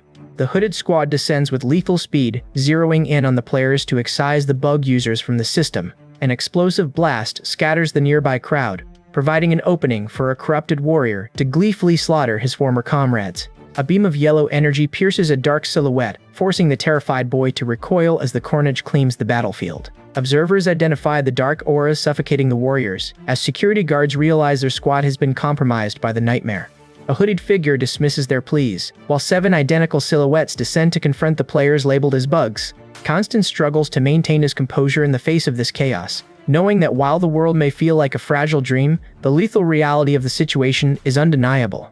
He recalls the grotesque entity from Tet Castle, explaining that a man with a sorrowful smile had ordered them to place the stone. The hooded man openly admits to exploiting a bug to further his agenda, gesturing for the blonde warrior to follow him for a private discussion. Displaying a golden artifact, the antagonist warns everyone to retreat or face total paralysis from its immobilizing effect. Arms silences his taunts, activating his personal attribute to prepare for an all-out confrontation with Giga. Summoning the Santa Maria, he crashes the spectral ship into the fray to deflect the incoming energy beams. The antagonist watches in disbelief as the ship forces a change in trajectory, prompting his subordinates to leap toward the vessel. A Zara member launches an aggressive assault, shouting that they refuse to fall to Giga forces. 2 men run toward HCLW, shouting for him to help as they realize they are in a loop. Recognizing the ship as the manifestation of a unique skill, the men dash into battle while leaving the boy behind. Fearing for his safety, they witness the hooded man lose an arm, triggering a panic scream for his companions to deploy immobilizing magic. Though the creature unleashes a barrage of energy beams, the target mocks the sluggish speed of the projectiles and stands his ground. HCLW uses Pioneer Slash to neutralize the attackers before launching himself toward the mountain. After wounding a foe, he confronts the remaining team, openly mocking their incompetence and their reliance on system-breaking bugs. A subordinate reports that the western sector is clear, but the leader demands a visual confirmation before initiating the account terminations. The antagonist taunts Armies with the capture of his guild members, while HCLW realizes his allies are closing in on his position. Armies finally admits defeat, offering his page in exchange for his members' freedom, as the hooded man expresses cold satisfaction with his progress. Armies exhales, but Constant screams in refusal, pleading with her to stay because HCLW and the others will surely survive. She tells the crying boy to stop, asserting that it is her job as guildmaster to protect her members. Suddenly, spikes impale her, and the hooded leader orders his men to tie her up, retrieve his severed arm, and retreat. HCLW prepares for the coming fight, as paper planes drift through the air, while nearby, a child screams for his leader. Two warriors ambush a kneeling figure, but later, a blue-haired man dismisses a masked woman after she completes her task. He hands over a page, mocking the attempt to use the absolute quest to recover health, as the world is a dream where they look fake, but they are real. The man demands the Zara guild leader quit the game forever and keep their secrets, then turns his attention to the fate of Constant. He reflects bitterly on those born with talent, while the group discovers the boy in shock and realizes Armies is missing. Distressed, he wonders how to avoid hatred, then releases a personal attribute and acquires the skill Hippocrates Lie. HCLW shakes the boy, demanding he speak, before activating his skill to face the dream world. A spectator notes that the attribute was released under nightmare status and decides to withdraw from the conflict. HCLW swears to hunt down the nightmare group, realizing his opponent is not skeptical of his resolve. Armies' disappearance leaves the guild in chaos, leading members to join Giga, as it is time for them to move on. A man mocks the youth for his past failures, but the young man tells him to shut up, leaving his tormentor stunned. As a car arrives to provide an escort, he vows to destroy those who wronged him, seeing the entire situation for the piece of garbage it is. Amidst the aftermath, a powerful slash strikes a warrior as three monsters leap forward to surround him in the heat of battle. Blood pools on the ground, while HCLW pauses amidst the debris to catch his breath. He abruptly ends the training session, turning his gaze toward his companion to accuse him of being a traitor. When a man warns him that the tower defies reality, HCLW grabs him by the collar, comparing him to the treacherous Constant. The revelation that Armies is missing causes the man to quit his mission, though he still struggles with his collar while adjusting to the confrontation. Explaining he is continuing Armez's unfinished absolute quest, the man triggers a violent, explosive outburst from HCLW. Guards quickly intervene to stop the erratic fighting, forcibly restraining the enraged warrior. Sora and the others watch the commotion, confused by the sudden conflict unfolding in the village. Restrained by a guard, HCLW screams threats, though his low level makes his attacks feel like nothing to his captors. He takes a hard punch to the face, before a green-haired man with an eye patch warns him to calm down or die. Raymond the guards take charge, ordering Grabber to transport the defeated fighter to the quest house. The crowd watches in frustration as the mysterious green-haired warrior escapes, leaving them to wonder who could defeat HCLW so easily. Observers soon realize the green-haired man is Heartheater, the powerful moneylender, and decide to mimic his rapid leveling methods. With only 10 HP left, a bloodied HCLW sits in the quest house, still trading insults with his captors. Dark apologizes for her earlier worries, but HCLW reacts defensively when called petty, eventually offering a begrudging apology for his own emotional outburst. He begrudgingly admits to a past mistake, yet his companion persists in calling him petty. Their tension eases when they learn of a lucrative, unofficial quest to recover a stolen item belonging to Poo, a subordinate of Yopi. The party weighs the potential gains of the mission, unaware that a rival group is already lurking, intent on sabotaging their efforts. Giga members plot to hijack the quest, hungry to claim the experience and rewards for themselves. Confused by the strange name, they nonetheless sense a grand adventure waiting for them. HCLW explains that the culprits are the Beard Gang, a group of bandits who use adaptable Hohayans to their advantage. After accepting the challenge, the group boards Grabber, the fastest dragon available, despite the intimidating size of his jaws.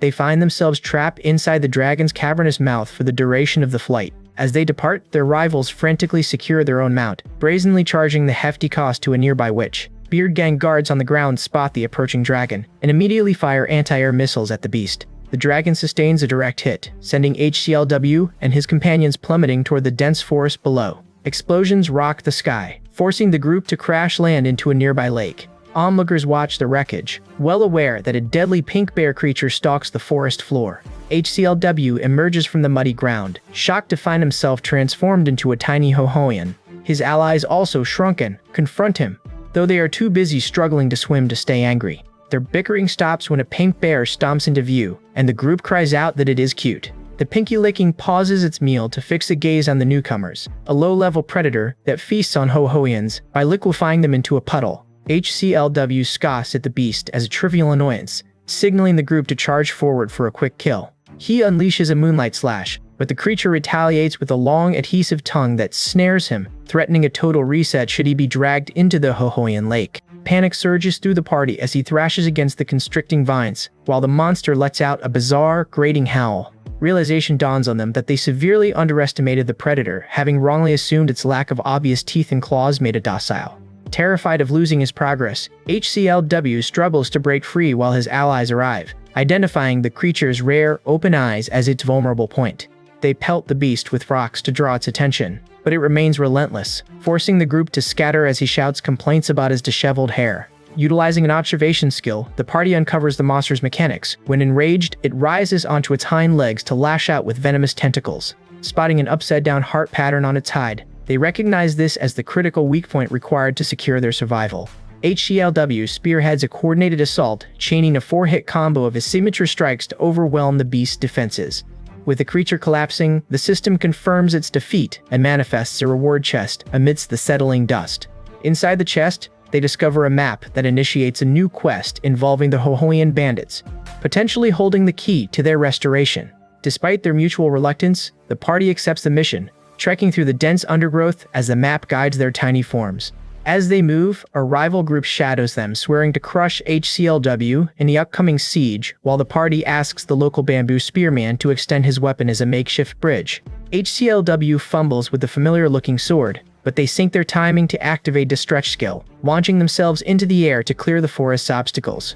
As they drift through the air, the tiny creature spots the sword, but a sudden gust catches them and sends them spiraling away in a chorus of screams. Inside Cobalt Castle, the Lord paces in annoyance at the Beard Gang's delay until Little Beard arrives ahead of schedule to confirm their success. Demanding the stolen prize, the Lord dismisses his masked associate's taunts about his insecurity toward Giga and presses him on the status of the ritual items. Their conversation turns to the Devil's Horn Dagger, a relic the Lord deems essential to survive his inevitable confrontation with Giga. Meanwhile, the Hohoians scramble to evade their pursuers, prompting a system quest that offers them a desperate deal to survive.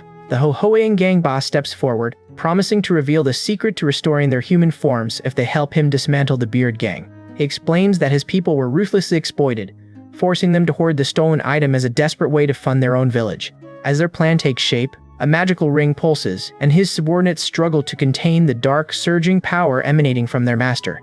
The injured leader turns to the horned character, who discovers his horn is fused to the blade just as the enemy prepares to open fire. Though the creatures fear their extinction, the horned entity begs for the go-ahead, his own horn vibrating with a thirst for blood. HCLW intervenes to demand their true motives, listening as the leader justifies his theft as the only way to save his starving people. A voice invokes Harheater's name for support, but the leader calls it a bluff, distracted by the sudden sight of smoke billowing from their hideout. Discovering the location, the enemies prepare to burn them out, plunging the gathered Hohoians into a state of panic. The giant creature looms over the hideout, forcing HCLW to challenge the Hohoians to make a choice, a move that finally secures their trust. He retrieves a staff, while the horned demon draws strength from the ritual dagger, gaining a sudden immunity to curses. HCLW returns to demand the curse-disabling skill, but the other character laughs in his face, igniting a flash of pure fury within him.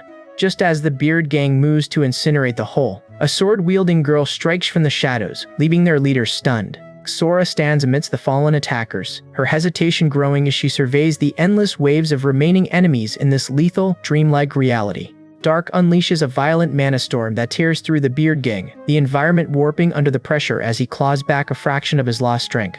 Limbs scatter as Sora admires Dark's horns, telling him they look nice lit up. An axe hurtles toward them, but HCLW reacts in an instant, summoning a giant skeletal hand to intercept the deadly projectile. Testing his new item, Dark marvels at the lack of spell delay, while the giant axe beard lunges at HCLW, his pride wounded by the child's interference. HCLW dodges the swings and activates Deja Vu to track the patterns for a counter.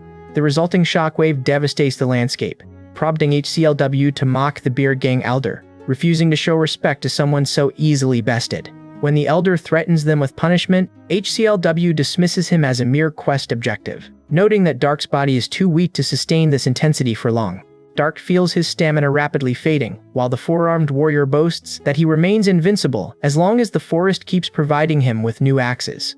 Sensing the danger of exhaustion, Sora initiates a desperate plan, prompting HCLW to ask if Razia can still execute a combat skill despite the physical constraints. As the warrior challenges them with a heavy strike, HCLW readies his demon fist, bracing for the impact. The warrior parries the sword strike, boasting that his axes absorb all damage, unaware that Sora is already moving to dismantle his advantage. Panic takes hold of the warrior as his axe suddenly loses its weight. Sora is consuming his weapons, neutralizing his raw strength piece by piece. While the enemy falters, Dark strikes with a powerful demon fist, the resulting energy shockwave shaking the forest floor. The warrior mocks his opponent's soft punch and slams his fist to trigger an explosion. HCLW readies a combo, manifesting a giant energy bear construct to crush the enemy, while Dark fully unleashes his demonic form. Grimacing in pain, the bearded warrior watches as Dark showcases his original two-hit bear hunt combo, lunging forward to deliver the final blow. Victory clears the forest in the wake of the explosion, and HCLW stands over the wreckage, confirming he has finally secured his target. With Razia's mana reserves drained, the creatures carry the team above the canopy to ensure a safe passage toward their goal. High above the trees, the group watches the boss closely, noting that he remains surprisingly resilient despite the relentless fighting. As the man notes the fight isn't over, a portal rips open, leaving the group in shock. A system alert identifies the threat as the Axe Magician, who sneers upon realizing HCLW has already disposed of his partner, Axebeard.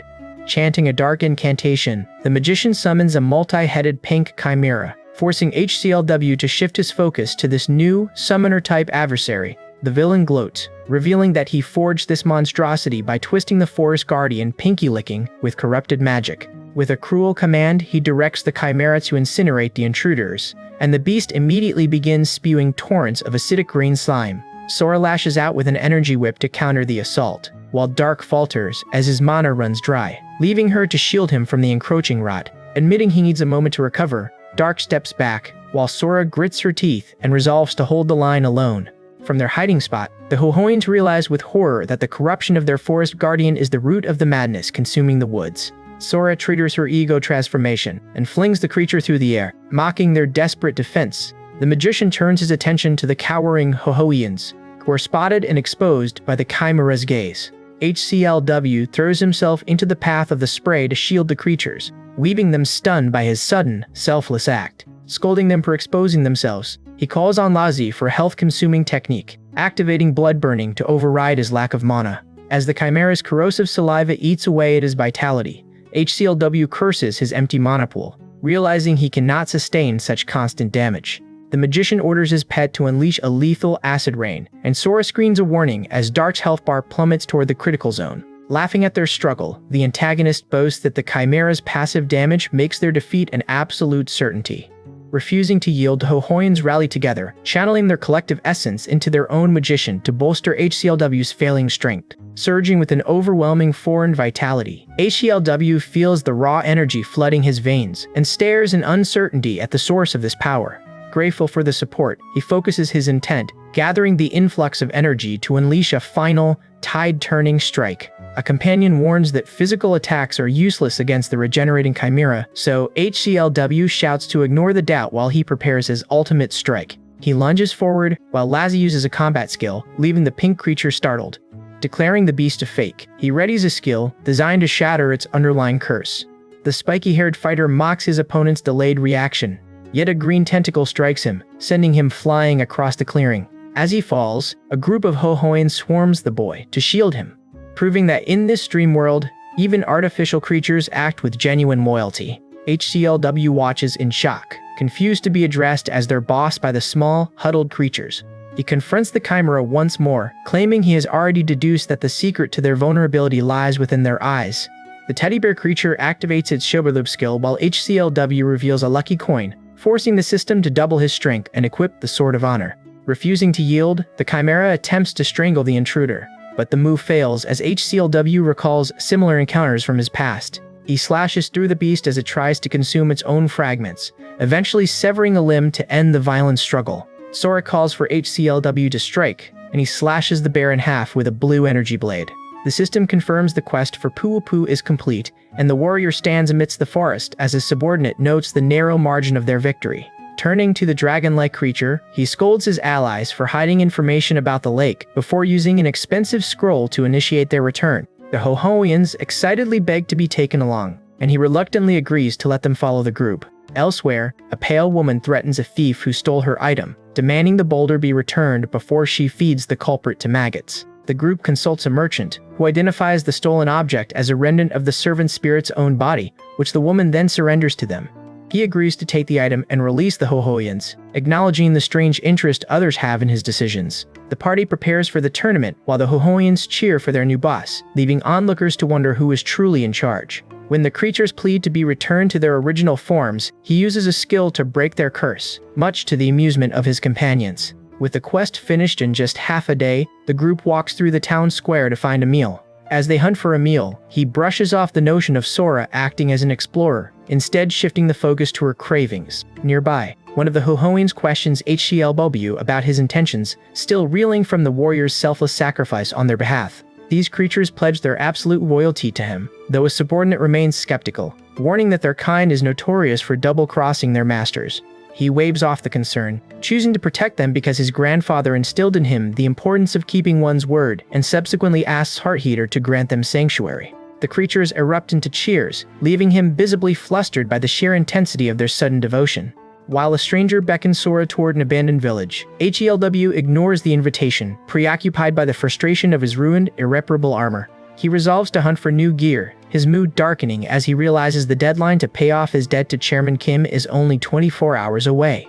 After splitting from the group, he explains that he must sharpen his strength to master his blade for the tournament without relying on the lucky coin. Transport proves difficult, as a bear NPC refuses to ferry him toward Cobalt Castle, citing the danger posed by roving dark magicians. Determined to make his deadline, he strong-arms a rabbit creature into assisting him, eventually flagging down a traveler mounted on the giant snail. He threatens the traveler to force a ride, though the cloaked novelist merely chuckles at his display of aggression. The writer eventually relents, and as HCLW climbs onto the snail cart, he mocks the man for his bizarre choice of profession.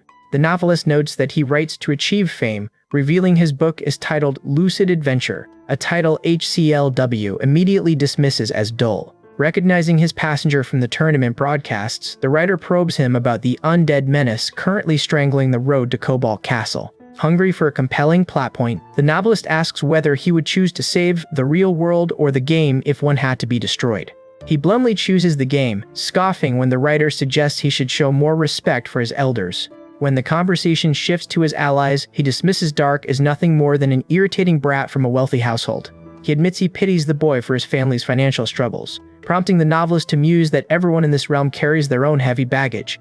He voices his lingering confusion over Sora, who seems to know his history even when he cannot recall her, while the novelist teases him about her hidden feelings. The novelist points to the twisted rocks, signaling that they have arrived at the destination. Sensing a monster nearby, the small creature trembles in fear, but HCLW decides to clear the path himself to avoid any further delays. He approaches the owl-like monster and its undead minions with his blade drawn, intent on proving his skill by carving a way through. Attempting to boost his strength with a lucky coin, he watches in horror as the skill fails, inadvertently buffing the monsters instead. Panicking at the sight of the creatures surging with power, he urges his companion to run, yet the novelist does not retreat. The hooded man remains calm, revealing he only learned swordsmanship as a hobby, and continues to guide the fighter toward the castle. Despite the mounting danger, he insists on continuing, understanding that HCLW must reach his destination before the deadline. Stunned by the ease with which the novelist wields his blade, HCLW watches in disbelief as the man promises to ensure they arrive safely. They engage the horde together, with the novelist spinning his weapon to strike down the wicked, non-corpse zombies, blocking their path. Stopping mid-swing, the novelist notes these zombies are not reanimated corpses, but something wicked. HCLW leaps onto the monster to sever its arm, while the novelist mocks his reckless behavior as mere trolling.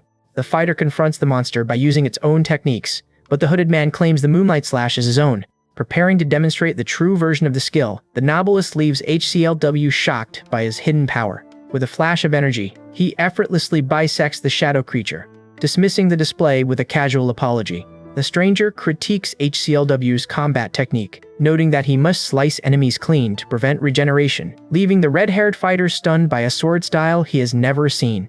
The man then demands a massage, which the boy reluctantly provides, inadvertently triggering a recovery effect that restores the stranger's health. HCLW questions the stranger's identity after witnessing him wield the Sword of Honor with such ease, only for the man to admit his swordsmanship outstrips his creative writing, lamenting how difficult it is to level creative skills. They pause as the defeated creature dissipates into nothingness, both travelers momentarily stunned by the unnatural sight.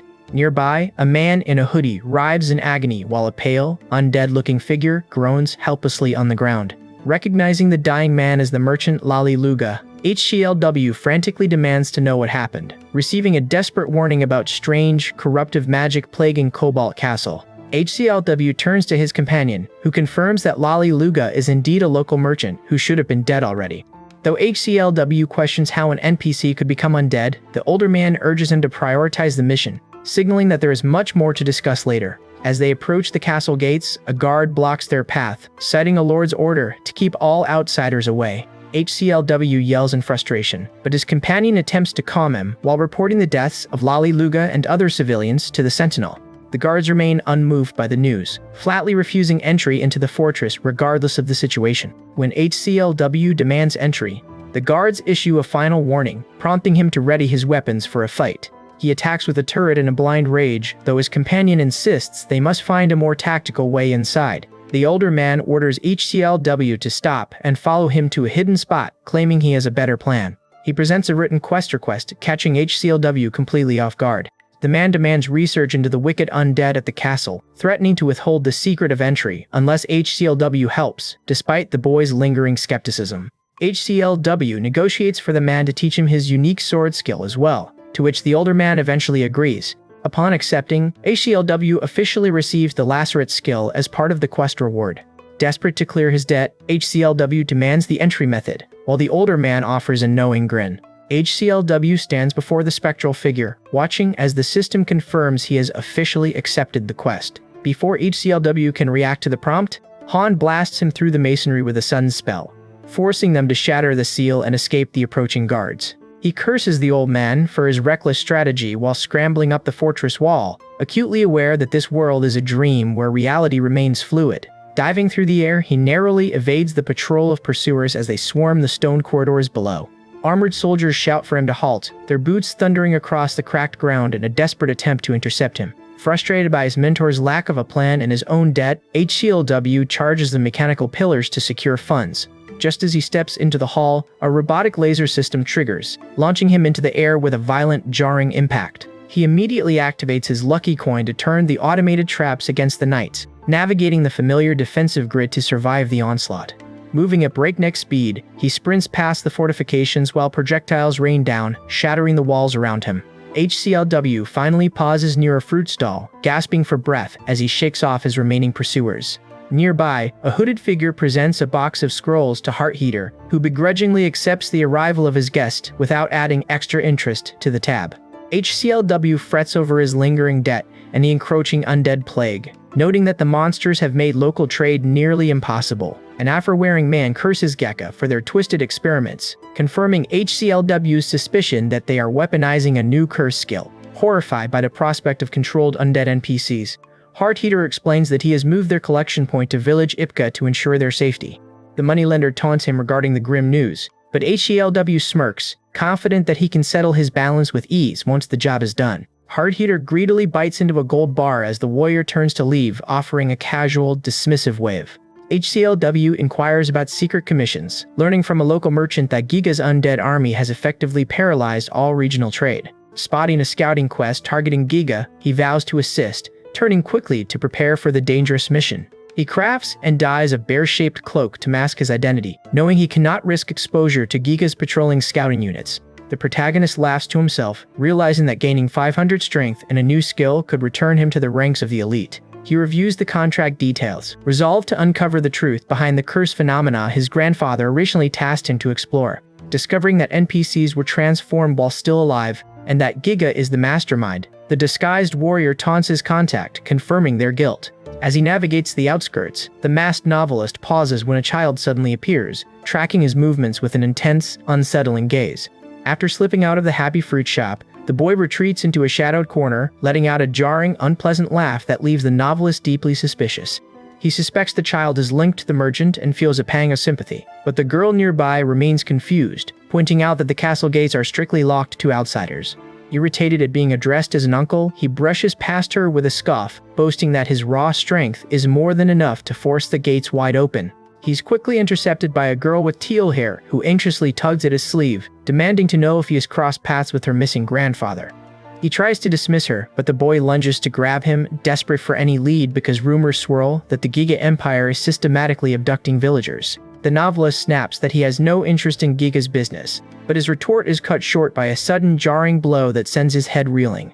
As the girl insists, "Our lord is a good person," an explosion rocks the street, forcing her to carry the traveler to safety. As they scramble past a storefront, Lali Luga watches them and informs them, "We're closed now." He aggressively demands answers about her grandfather, prompting her to snap at the boy, Lawrence, ordering him to hide inside for his own protection. The girl gasps in horror as the truth dawns on her. Her grandfather had ventured into the cobalt mine alone to deliver those cursed scrolls under the Lord's direct orders. Though he sensed something fundamentally wrong with the Giga-style magic within those scrolls, he had dutifully obeyed the Lord, only to vanish without a trace. With her parents also missing after their failed search, the traveler realizes the merchant he met earlier was deliberately trying to drive him away to keep him from the truth. The system suddenly merges their objectives, flashing an S-rank mission to infiltrate Cobalt Castle with the promise of 500 strength and the lacerate skill as a reward. He discovers a hidden culvert entrance and hands the boy a magically protected cloak, insisting he stay wrapped in it to remain invisible to the roaming monsters. Scrambling through the narrow opening, he crawls into a hidden dungeon, only to be immediately confronted by a hooded figure standing guard over rows of prisoners. Zombies lurch from their containment units to swarm him. He reaches for his blade to unleash a moonlight slash, but realizes he lacks the remaining power to execute the technique. HCLW avoids lethal strikes, needing to complete the quest without risking the lives of the villagers trapped among the undead. He struggles to neutralize the zombies, while the hooded antagonist reveals the attack was merely a distraction, preparing a lethal flare of curse. Magic energy surges from the villains, forcing him to swing his sword to clear the air as he gasps for breath. The fighter complains about his borrowed gear getting dirty, only to be bitten by a creature that begins licking his sweat. He yells at the toothless zombie, realizing he must keep the old man alive unless he is Lolly's father. Magician Oldface declares his rank, but HCLW silences him, shocking the old man with his sudden overwhelming presence. The magician realizes HCLW is no normal player, stumbling back in fear as the red-haired fighter asserts his true identity. HCLW traps the villagers in a web, mocking his captives who realize he lied about their lord's location before eyeing a cursed sword in a sphere. Determined to avoid the curse, he realizes the lord is at the top of the castle and prepares to claim his rewards. Elsewhere, the lord tastes dragon meat but spits it out in disgust, finding the flavor ruined despite the chef's insistence. A man in a suit confronts the lord, noting his frustration as he questions what the aristocrat has been doing recently. The lord mocks the man for acting like a disobedient dog, but the man only smiles, completely unfazed by the insult. His visitor explains the immense power of owning a castle in Lucid Adventure, where in-game currency now surpasses reality in value. Believing he can finally stomp on Giga, the man declares he is no dog and the lord is no master in this dreamlike world. The masked man scoffs at the attempt to compete with Giga, but his companion warns him to stop the mockery immediately. The Giga chefs confront HCLW, mocking his challenge, while a masked man claims he is the sole reason HCLW survives. HCLW watches, unsettled by his opponent's ability to strike without any visible preparation. A white-haired man drinks, dismissively claiming he can handle the situation alone, while Constant, a manager for Giga, observes the proceedings. As subordinates bow, a sudden whirring sound marks the start of a new, aggressive movement. Questioning what support backs President Kim, HCLW scales the castle walls in exhaustion to confront the lord directly, determined to reach the top where his target is dining. HCLW slams his hands onto the table, startling the group as he demands to know if he has finally found the lord. A pale man senses his arrival, while the white-haired host smiles broadly, calling him nephew. Realizing the man before him is the lord, HCLW crashes through the wall with his sword. The chefs are knocked back by a blast of blue energy, scattering the room into chaos. HCLW slams his sword onto the table and confronts the white-haired man, who greets him like an old friend. Constant watches, noting that the process of mana absorption is irreversible. Constant explains that this absorption cannot be undone while HCLW struggles against magical restraints. Nearby, an old man warns that the devil's sword is losing control and breaking the magic circle. The sentient blade pulses with energy as the white-haired man invites HCLW to sit. Refusing to join him, HCLW slashes at the man, spilling his wine. The white-haired man laps off his bleeding hand, mocking the spill, while HCLW demands to know why he is amused. The man merely expresses affection for his brother's volatile temper. Warning the intruder not to destroy his castle, the Lord is silenced as HCLW commands him to stay still, before smashing his chair and grabbing him by the neck. Wielding his sword, HCLW declares, "I'll kill you," over and over, as he slams his opponent down. HCLW mentions his recent meeting with the Rita and Lotus Girl, claiming they're united again, as in the old days. The white-haired man excitedly suggests they return to dungeon hunting and guild warfare. Calling the man insane, HCLW unleashes a hellfire attack to drive him away. The man insists he has let go of the past, even as HCLW demands he get lost. The white-haired man moves with impossible speed, pinning HCLW down and pressuring him to rejoin Gaiga. He reveals his bound captive is none other than President Kim, the moneylender, leaving HCLW stunned as he wonders how his adversary knows the Lord of Cobalt Castle. The attacker recalls his own time in Kim's labor camps, warning HCLW that he will eventually face the same starvation and abuse. HCLW remains silent, confident that Kim is no longer a threat now that he has realized he can punish the man anytime he chooses. He prefers to wait until Kim reaches his peak before destroying him, a twisted plan that clearly delights his opponent. The man offers to bring HCLW into Giga with promises of vast wealth, but he only laughs in response. After slapping the man away, HCLW mocks the offer, declaring that Giga's salary means absolutely nothing to him. When the man tries to force his brother's compliance, a collar interference prevents the skill from activating, leaving HCLW safe. Reinforcements soon arrive to drag the man away, reprimanding him for causing such a mess instead of focusing on his scouting mission. HCLW yells for him to stay, but the man simply departs, promising they will cross paths again.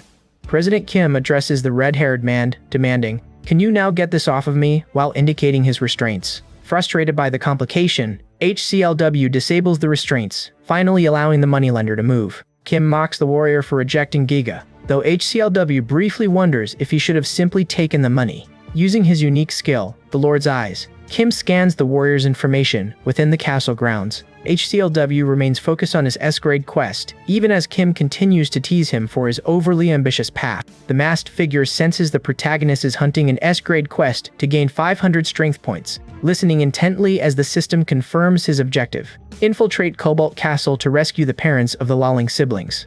HCLW suspects the stranger is interfering and demands to know if he killed the parents, but the man only teases that the quest completion depends entirely on his cooperation. Although he longs to strike him, HCLW listens as the man offers to finish both tasks under one condition: he must agree to a favor enforced by the attribute, an unfair bargain. Mocking the protagonist's hesitation, the man offers a contract clause promising never to harm him, prompting HCLW to agree to the terms to finally regain his lost strength.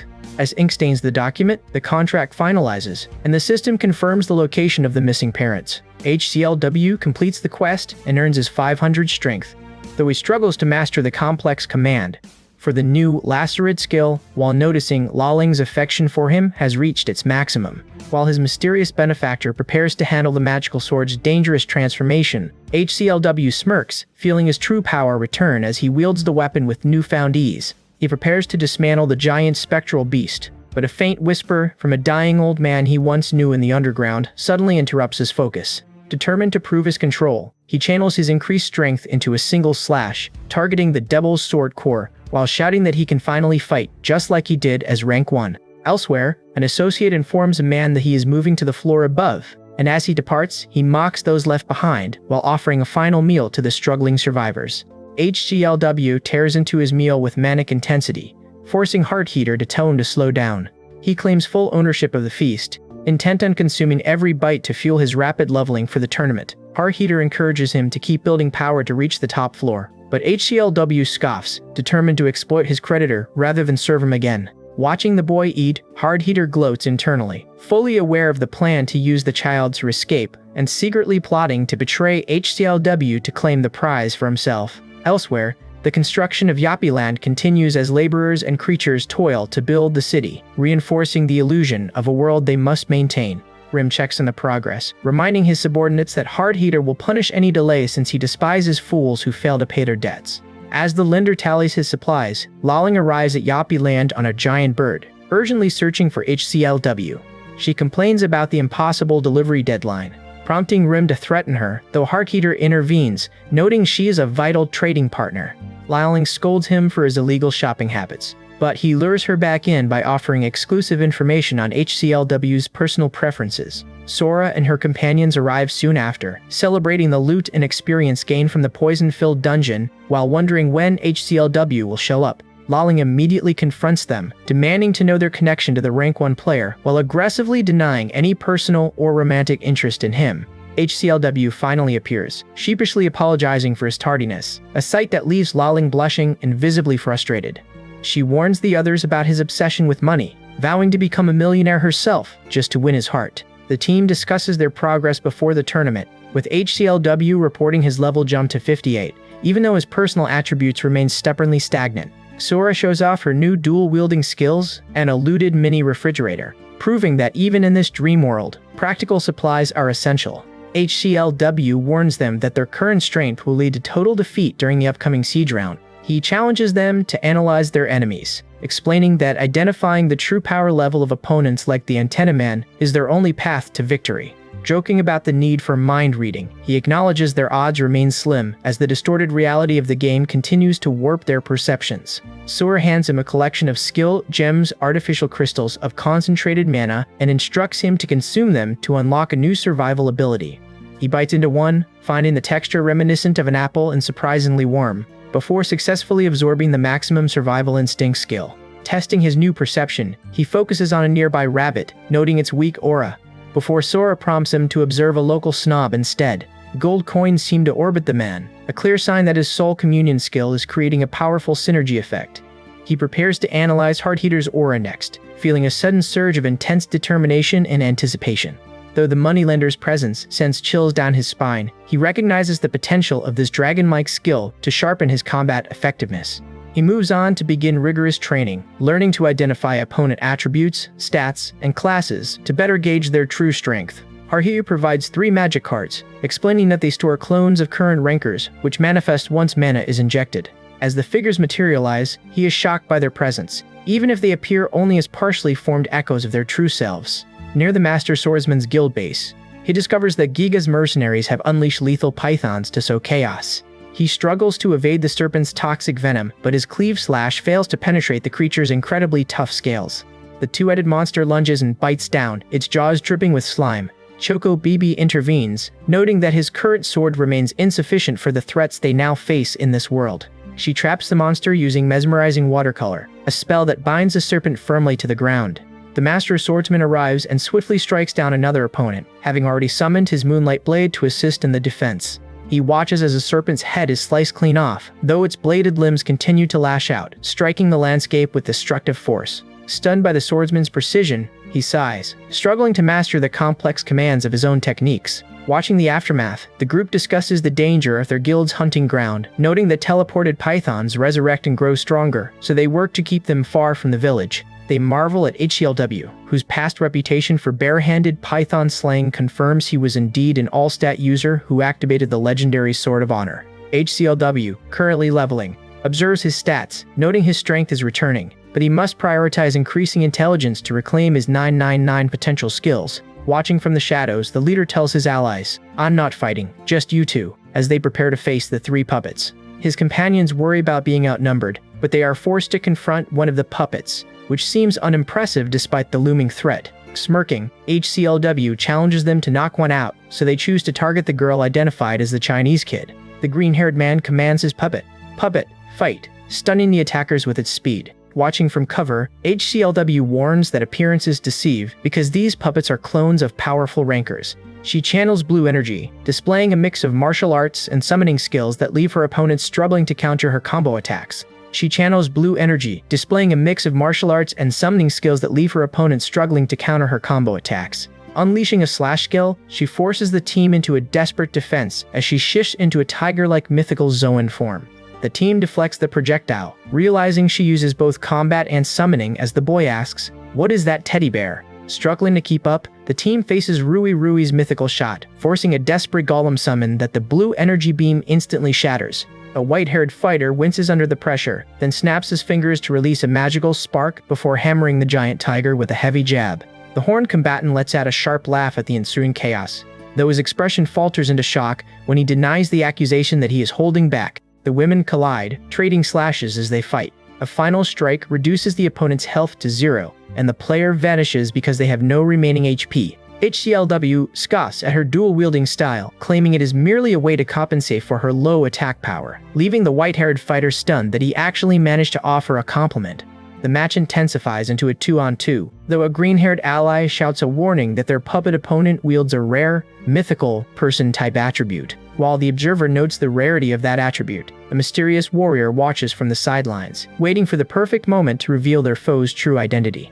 A heavy impact shakes the ground as the antagonist dares the warriors to push forward and discover the consequences of their actions for themselves. The protagonist scoffs at such a small-statured opponent, completely unaware that the puppet is capable of perfectly mimicking the personality and skills of its creator. Sora cries out for them to stop, but the girl standing beside Heart Heater vanishes in an instant, leaving behind a warning that her speed is far too high to track. Sora swings her blade, mocking, "When did she?" as her enemies struggle to track her speed. Realizing Sora possesses a speed-based stat attribute, the horned fighter senses that both she and the magician radiate overwhelming, distinct levels of energy. Sora charges headlong into the fray, shouting for her teammates to join the assault despite the frantic, shocked warnings from them. The group enters the dungeon and finds a living sandwich, prompting the protagonist to gasp, "Sandwich!" She scolds the boy for his lack of caution, clearly amused by the bizarre creature that looked deceptively delicious. Defending her impulsive eating as a necessary method to gain strength for her role as a tanker, she ignores his argument that their survival depends on better coordination. The boy insults her combat skills by comparing her unfavorably to HCLW, a jab that snaps her patience and brings the entire team to the brink of collapse. Sora mocks the boy, who yells, "Okay, play single." The system confirms her departure, so she challenges him to a race to the top floor to settle their dispute. He accepts the bet, stipulating that the loser must grant the winner's wish, and both rush forward to begin. They blaze through the lower levels until they arrive at the top, approaching the final boss door in tandem. Both claim the right to face the boss, their intense rivalry flaring as they prepare to breach the threshold. A frog-like creature appears, claiming the boss is absent and inviting them to dine while they wait. Green liquid drips onto the boy's face, triggering a system alert for poison that instantly paralyzes his limbs. The creature gloats about its toxic meal, but Sora ignores the warning and devours the food with alarming speed. She downs a purple bottle of poison essence, finding the sour taste to her liking while the creature watches in horror. Shocked that the poison failed, the monster reveals its dual ability to wield fire and swords, usually reserved for cooking.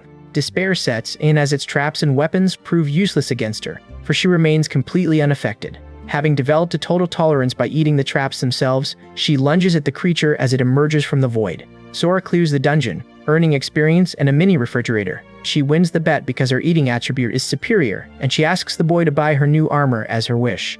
Determined to prove her worth to HCLW, she strives for recognition by defeating every strong opponent in her path.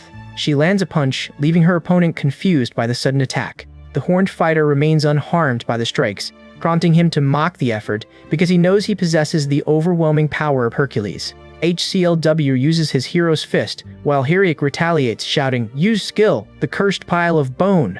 Dark identifies the foe as the number 40 ranked player, a warrior whose god's body makes him immune to physical weapons. Though only a portion of the original, the puppet strikes, leaving the boy to ask, "This is a normal blow."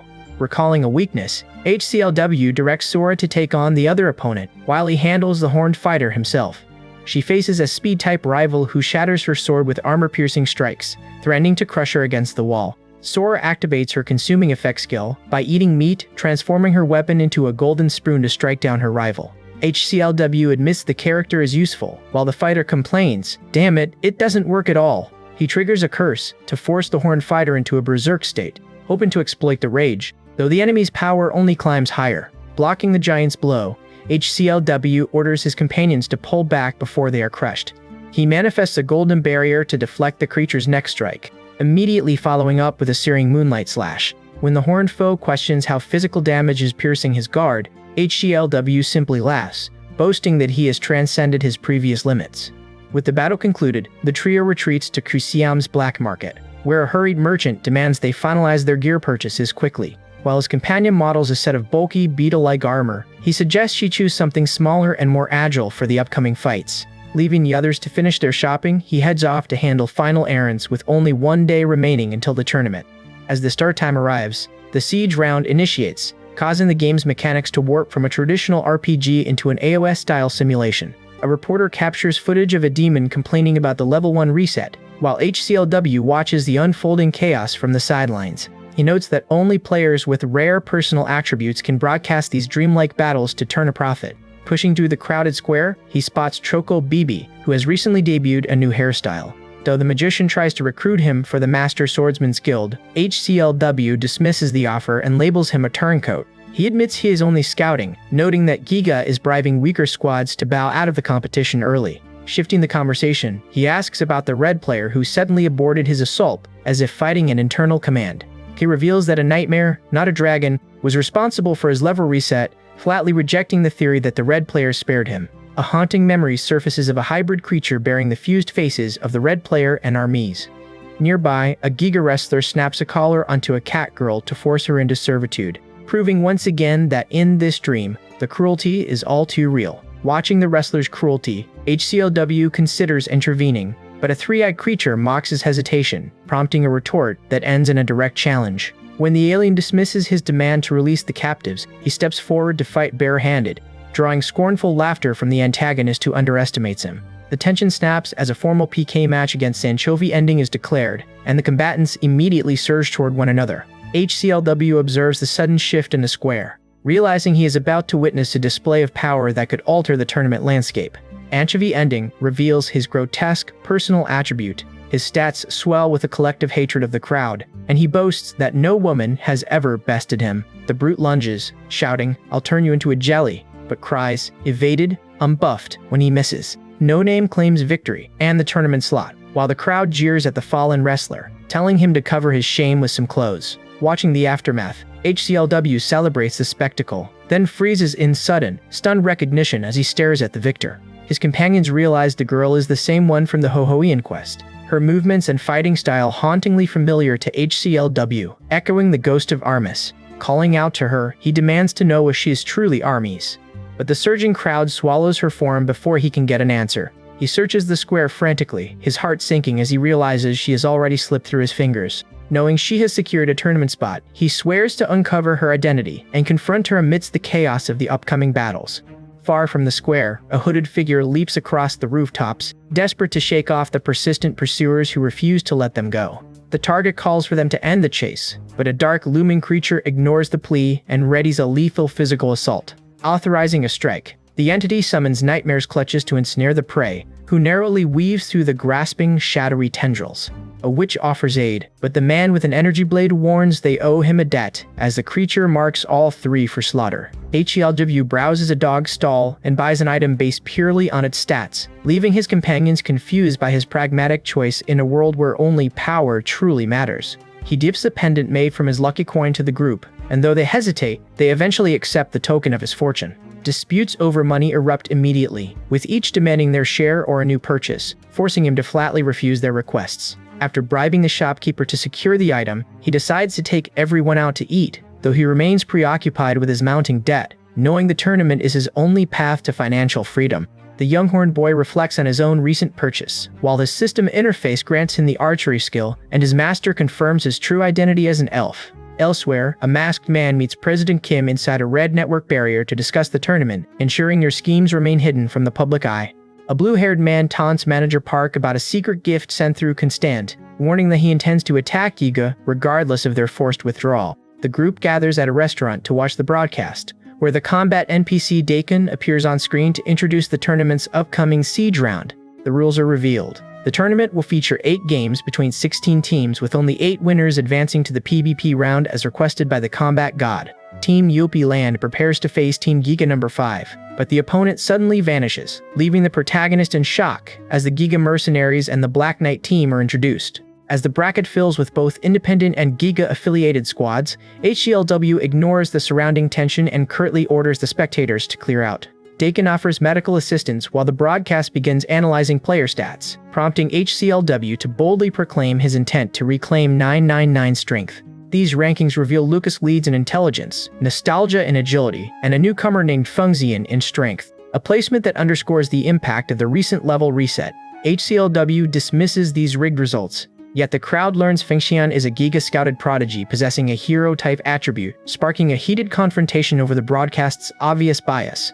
A projectile suddenly interrupts the chaos, and Fengxian steps forward to confront his detractors, completely unimpressed by his rival's former glory. Insults quickly escalate into a physical brawl until HCLW silences the taunts with a single punch, leaving the room in complete shambles. Fengxian retaliates by switching into combat mode to prove his worth, while HCLW readies himself for a genuine fight, knowing that in this dreamlike world, these figures are real enough to kill. Although a warning about becoming a red player hangs in the air, the clash triggers a sleep bubble skill that forces both combatants into a daze, threatening their standing in the tournament.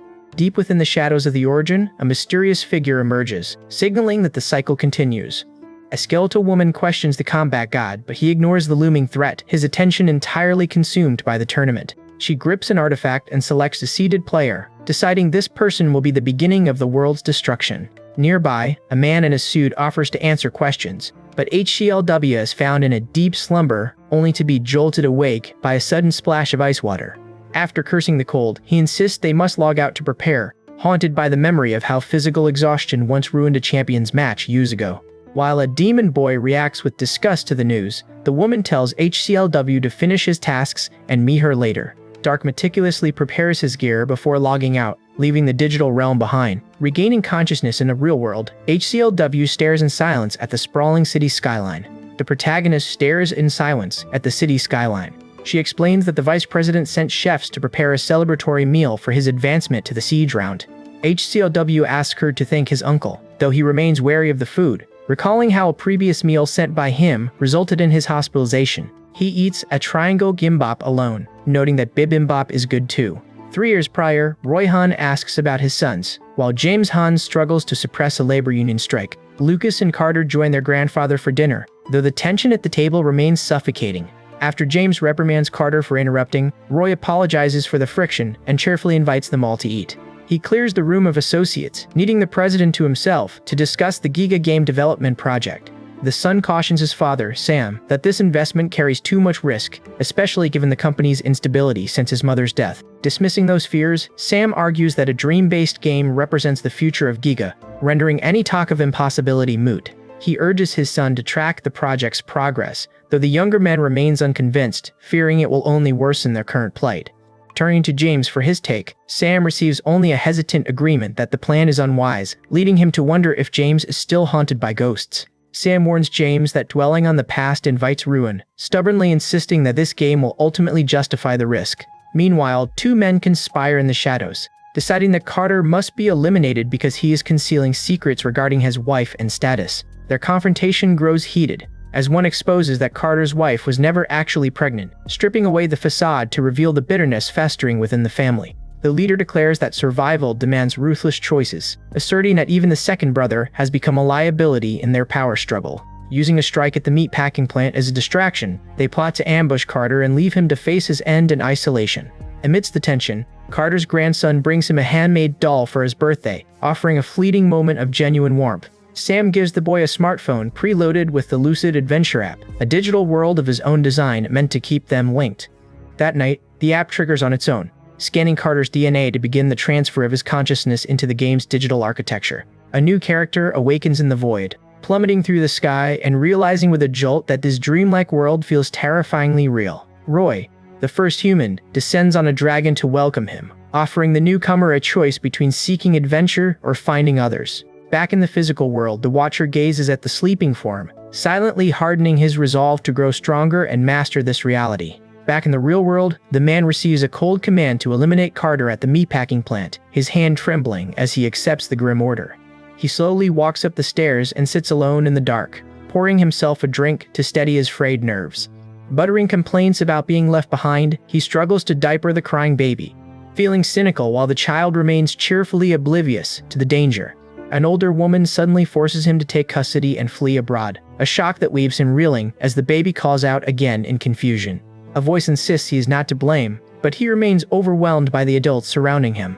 He snaps a gemstone to enter the story dungeon, the most friendly devil, where he and his companions must assume new roles. He selects the devil character, feeling his appearance and abilities shift to match the role as the world around him feels increasingly tactile and real. Fearing the tragic fate written for the Dark Magician, he chooses that class instead, determined to defy the script and rewrite their path to survival. The dungeon immediately issues an ultimatum: defeat 4 bosses or face total annihilation, beginning with the fiery red bird. As the creature exhales a torrent of flames, he activates the purifying flame skill to shield himself.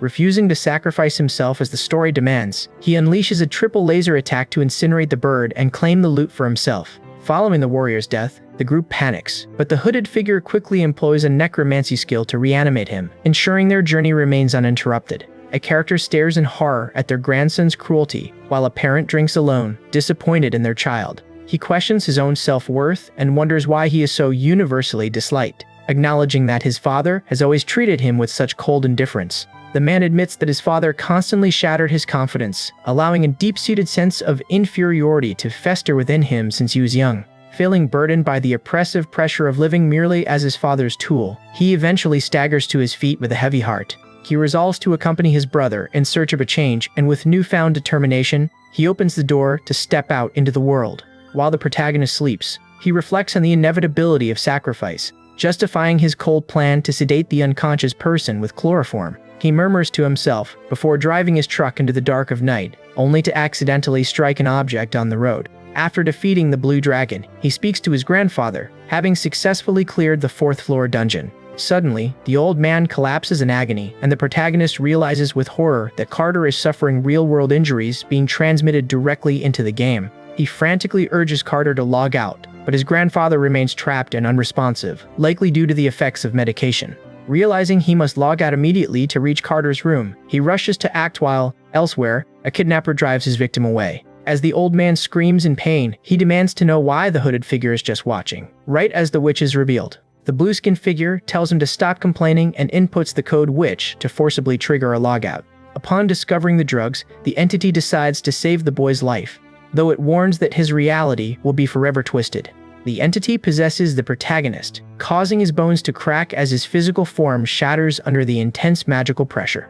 Onlookers scream at the monster as he unleashes a burst of power, resulting in a world-shaking collision. As the chaos settles, he arrives at a funeral altar for a man allegedly dead by his own hand. Despite lingering suspicions surrounding the event, June of the Giga Group recoils in shock, as an associate explains the deceased had been battling profound depression. The man reports that he successfully staged the tragedy as an accident to protect his interests, leaving his superior visibly shaken. June reflects on the staged suicide, questioning how the target could have possibly survived such a fall. He stares in disbelief, finding him alive and hanging from a cliffside branch long after the wreckage should have claimed him. Searching for an explanation, he wonders if the witch-rumored entity over a millennium old intervened to save him. Legend claims she won a wager against a god to secure immortality, manifesting as a young girl to those she chooses to encounter. The elder recalls his first meeting with her during the early days of game development, back when he still hoped to turn his digital dreams into reality. A mechanical bird confronted him then, acting as a gateway to offer him the means to build a world that felt truly alive for his own greedy ends. He finds the blonde girl casually eating a burger and playing with a toy, immediately recognizing her from those memories of his past. She holds up a free toy from her meal, causing him to question if he has finally lost his grip on sanity. With a smirk, she remarks that even the gods grow bored and amuse themselves by treating mortals like simple playthings. Gesturing to the toy, she identifies it as a tool for world creation, suggesting he use it to build the foundation of his game. He reels from the revelation, haunted by the rumors that this witch sells otherworldly power for a price no man can easily afford. The president stares in shock at the woman, realizing the rumors of a witch offering impossible items are true. She smiles, inviting him to take the first turn and pay later, certain he cannot resist the offer. As she films him, a blue spirit is extracted from his body and begins to feed on the surrounding reality. They tumble into a stitched sphere, which she explains is a god's toy acting as an executable core. Forcing her way into the creature's mind, she extracts information and uses that stolen data to craft a world. They stand before a floating orb, a core pulsing with the potential of a new existence.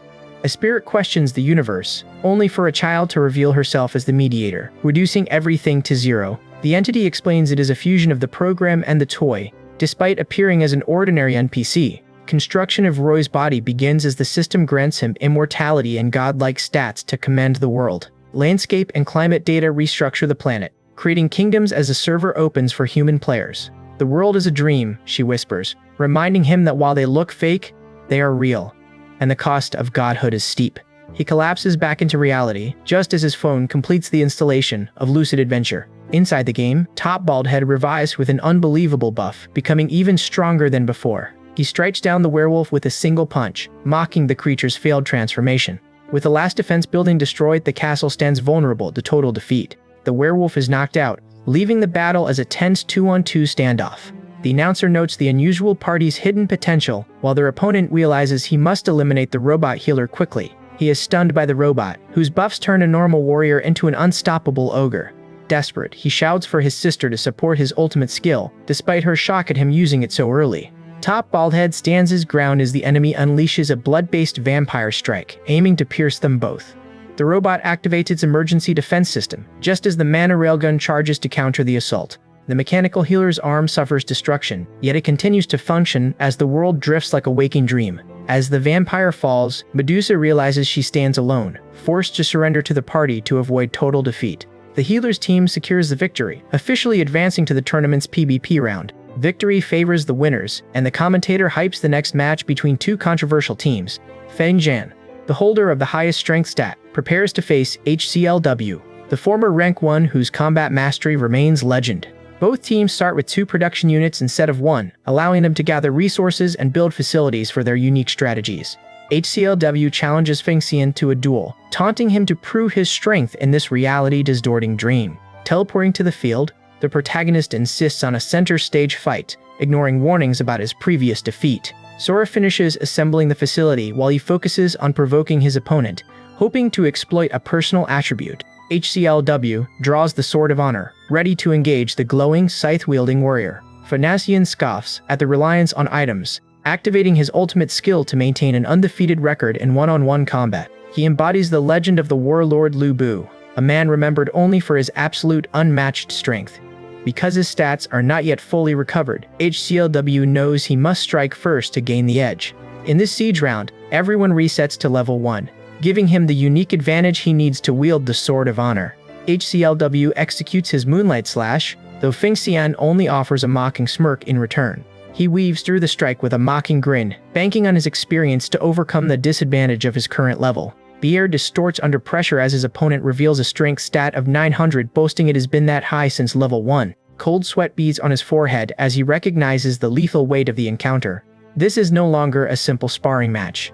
Instinct takes over and he triggers his lucky coin, narrowly sidestepping the blow while reeling from the sheer magnitude of the power staring him down.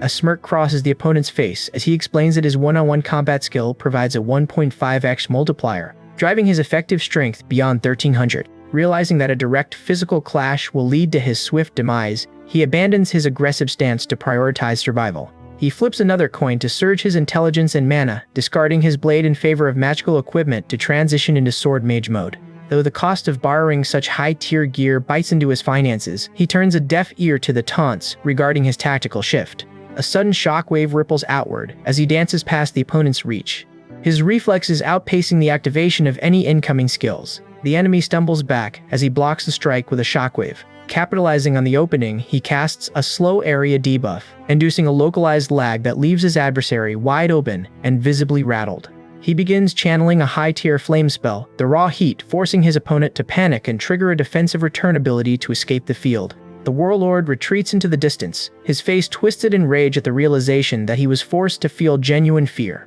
Watching the departure, he lets his buffs fade, his body heavy with exhaustion, but his mind sharp with the knowledge gained from the provocation. He evaluates the Giga forces, assessing the mechanic's balance and the team's powerful sword and shield. Turning away from the arena, he prepares to retreat to his base to verify the safety of his companions. The woman begs the Hohoians for mercy as they corner her near the castle. Frustration mounts as the Hohoians suddenly stop working, leaving HCLW confused by the sudden halt in production. Sora tearfully confesses that the trouble began when she assembled the production unit, her excitement clouding her focus during the task. After she accidentally dropped a blue card into a container, The resulting mechanical cry left her distressed while she scrambled to rectify the error. She manages to locate a high-grade magic stone to replace the damaged component, successfully powering up the unit at last. The team notes the unit remains somewhat defective, yet they are baffled when the hooded figure suddenly leaps from level 1 to 5. A small creature rouses the others and commands them to resume their duties, causing the Huoians to immediately pledge their renewed loyalty. With their motivation restored, the workers begin their task, communicating in a dialect HCLW learned during his time with their gang. Dark explains he gained his levels by hunting orc balls, while the others were occupied. Though he barely escaped when a real orc appeared, he presents 300 gold he recovered, bringing the team's total to 500 as HCLW acknowledges his unexpected contribution. Observing the base's construction, HCLW worries that their known location makes them prime targets for an early assault. He decides to summon a defense statue to fortify their position, prioritizing base security in these opening stages. Investing more gold, he upgrades the statue to stun incoming foes, ensuring they can hold their ground against stronger opponents. He then allocates the remaining funds to a swordsman training facility, identifying it as the most efficient path to rapid experience gain. Since the Huoian swordsmen gather resources for the team, the experience they earn is distributed among the 3 players. HCLW orders them to hunt in pairs near the castle, warning them to retreat immediately if they encounter any high-level threats. He instructs them to return once they have 1,000 gold to upgrade a specific, unnamed building, keeping the plan quiet to avoid eavesdroppers. Sora and Dark race to collect the funds first, while the announcer observes the former rank 1 player leading his team with surgical precision. While spectators place their bets on Giga, those wagering against the favorites stand to win a fortune if HCLW manages to pull off an upset. The Giga strategist is revealed to be Bubble, a professional Go player, recruited for her uncanny ability to manipulate magical bubbles. She floats high above the enemy castle, raining down projectiles to disrupt the Huoians as they frantically gather gold for the red team. Her assault aims to choke off their income, but the defense tower suddenly flares to life, narrowly missing her with a concentrated blast of magic. Lazzy watches the intruder like a stray cat, and Bubble wastes no time retreating, having successfully scouted the entirety of their situation. The saved Huoian bursts into tearful gratitude, leaving Lazzy flustered by the display, while Sora confirms the enemy forces have finally pulled back. Meanwhile, HCLW stalks through the forest, hunting a rare boxer orc to secure a crucial buff for his team. He expects a quick takedown, but the monster's overwhelming speed and power catch him off guard, as the game's difficulty has been significantly raised this year. Onlookers jeer at his struggle as the beast pummels the warrior, forcing him to scramble for cover behind a nearby tree. Recognizing his miscalculation, he dodges a heavy strike and prepares to counter, determined to claim the monster's rare buff for himself.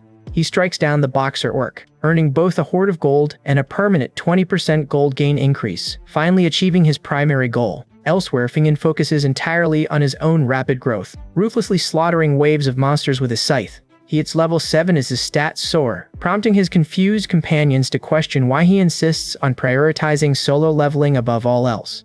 After securing the buff, HCLW clears the area and demands a new hunting spot, prompting a guide to point him toward an orc den 50 meters to the southwest. Meanwhile, a female strategist monitors the trio's progress in the forest, determined to ensure the player remains powerful to guarantee an early victory.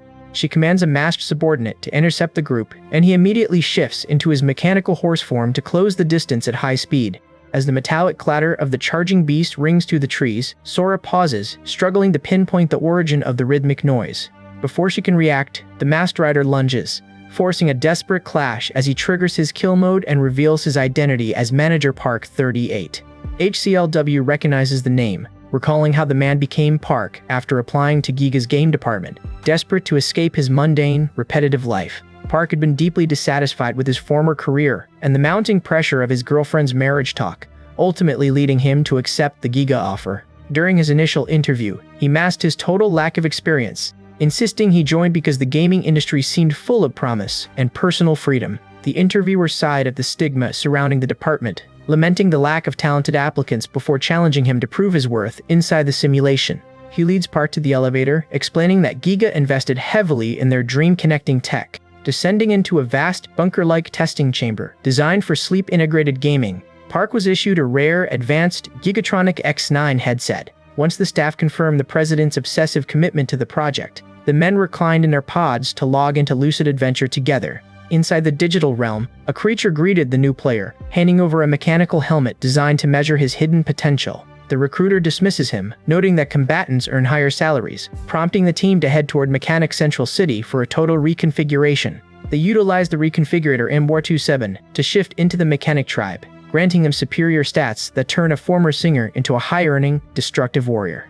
The character reminds himself this is just a game to suppress his mounting fear, then steps onto the conveyor belt to undergo the process. Surrounded by lethal, whirring machinery, he screams in agony as the agonizing transformation sequence takes hold. Once the process completes, his pain and human emotions are replaced by cold durability, leaving him feeling more like a machine than a person. After he demonstrates a new skill, the staff confirms he has passed the test, assigning him to support a hero-type player on the combat tournament team for a bonus. Back in the forest, the masked warrior initiates an attack with an electric sword, declaring the skirmish to be mere entertainment. He screams in pain to activate his mechanic Gatetsu skill and fire an energy blast. Realizing his life hangs in the balance, HCLW focuses on collecting enough gold to upgrade his castle, reinforcing the walls to level 3. He builds additional barracks for his Hohoyans, knowing that a larger workforce significantly increases his passive experience gains. Struggling to recover from a critical hit, the armored figure declares the ambushers must die. Shocked by the enemy's tactical awareness, the injured HCLW tries to stand, but the robotic warrior refuses to hold back against such perceived weaklings.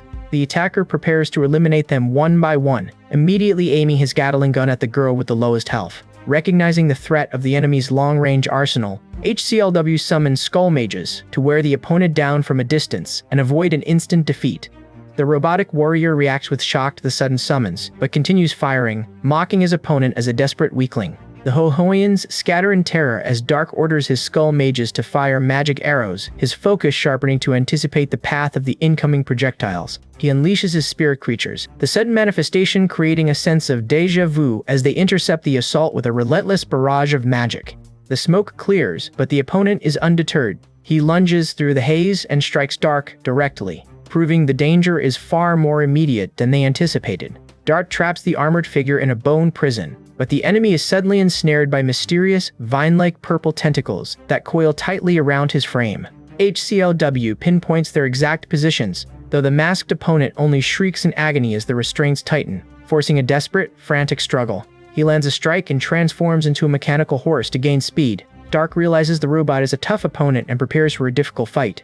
HCLW charges forward on his mechanical steed, summoning more Skull Mages to bolster the assault while driven by the desperate need to clear his mounting debt. He orders a dash and raises a bone wall to block the robot's rifle grenades. He notices the machine is moving too fast to track. Sora commands Dark to step aside, as HCLW engages the robot in his centaur-like form, only to recoil in shock when the machine effortlessly blocks his bash. The robot grabs Sora to strike her, leaving HCLW shocked as she falls. He screams for the Skull Mages to protect her fallen body at all costs, taunting them with its crackling energy blade. The robot looms over the group, and HCLW feels a sudden, sharp pain as the weapon grazes him. The creature slashes Dark, who collapses amid the carnage, leaving HCLW to grieve as his ally fails to escape the onslaught. He realizes he has always relied on others to protect him, so he vows to shift the tide and finally serve as the shield for his companions. Firing a concentrated mana shot, he blasts the robot's arm off, coolly noting he had actually been aiming to decapitate the machine.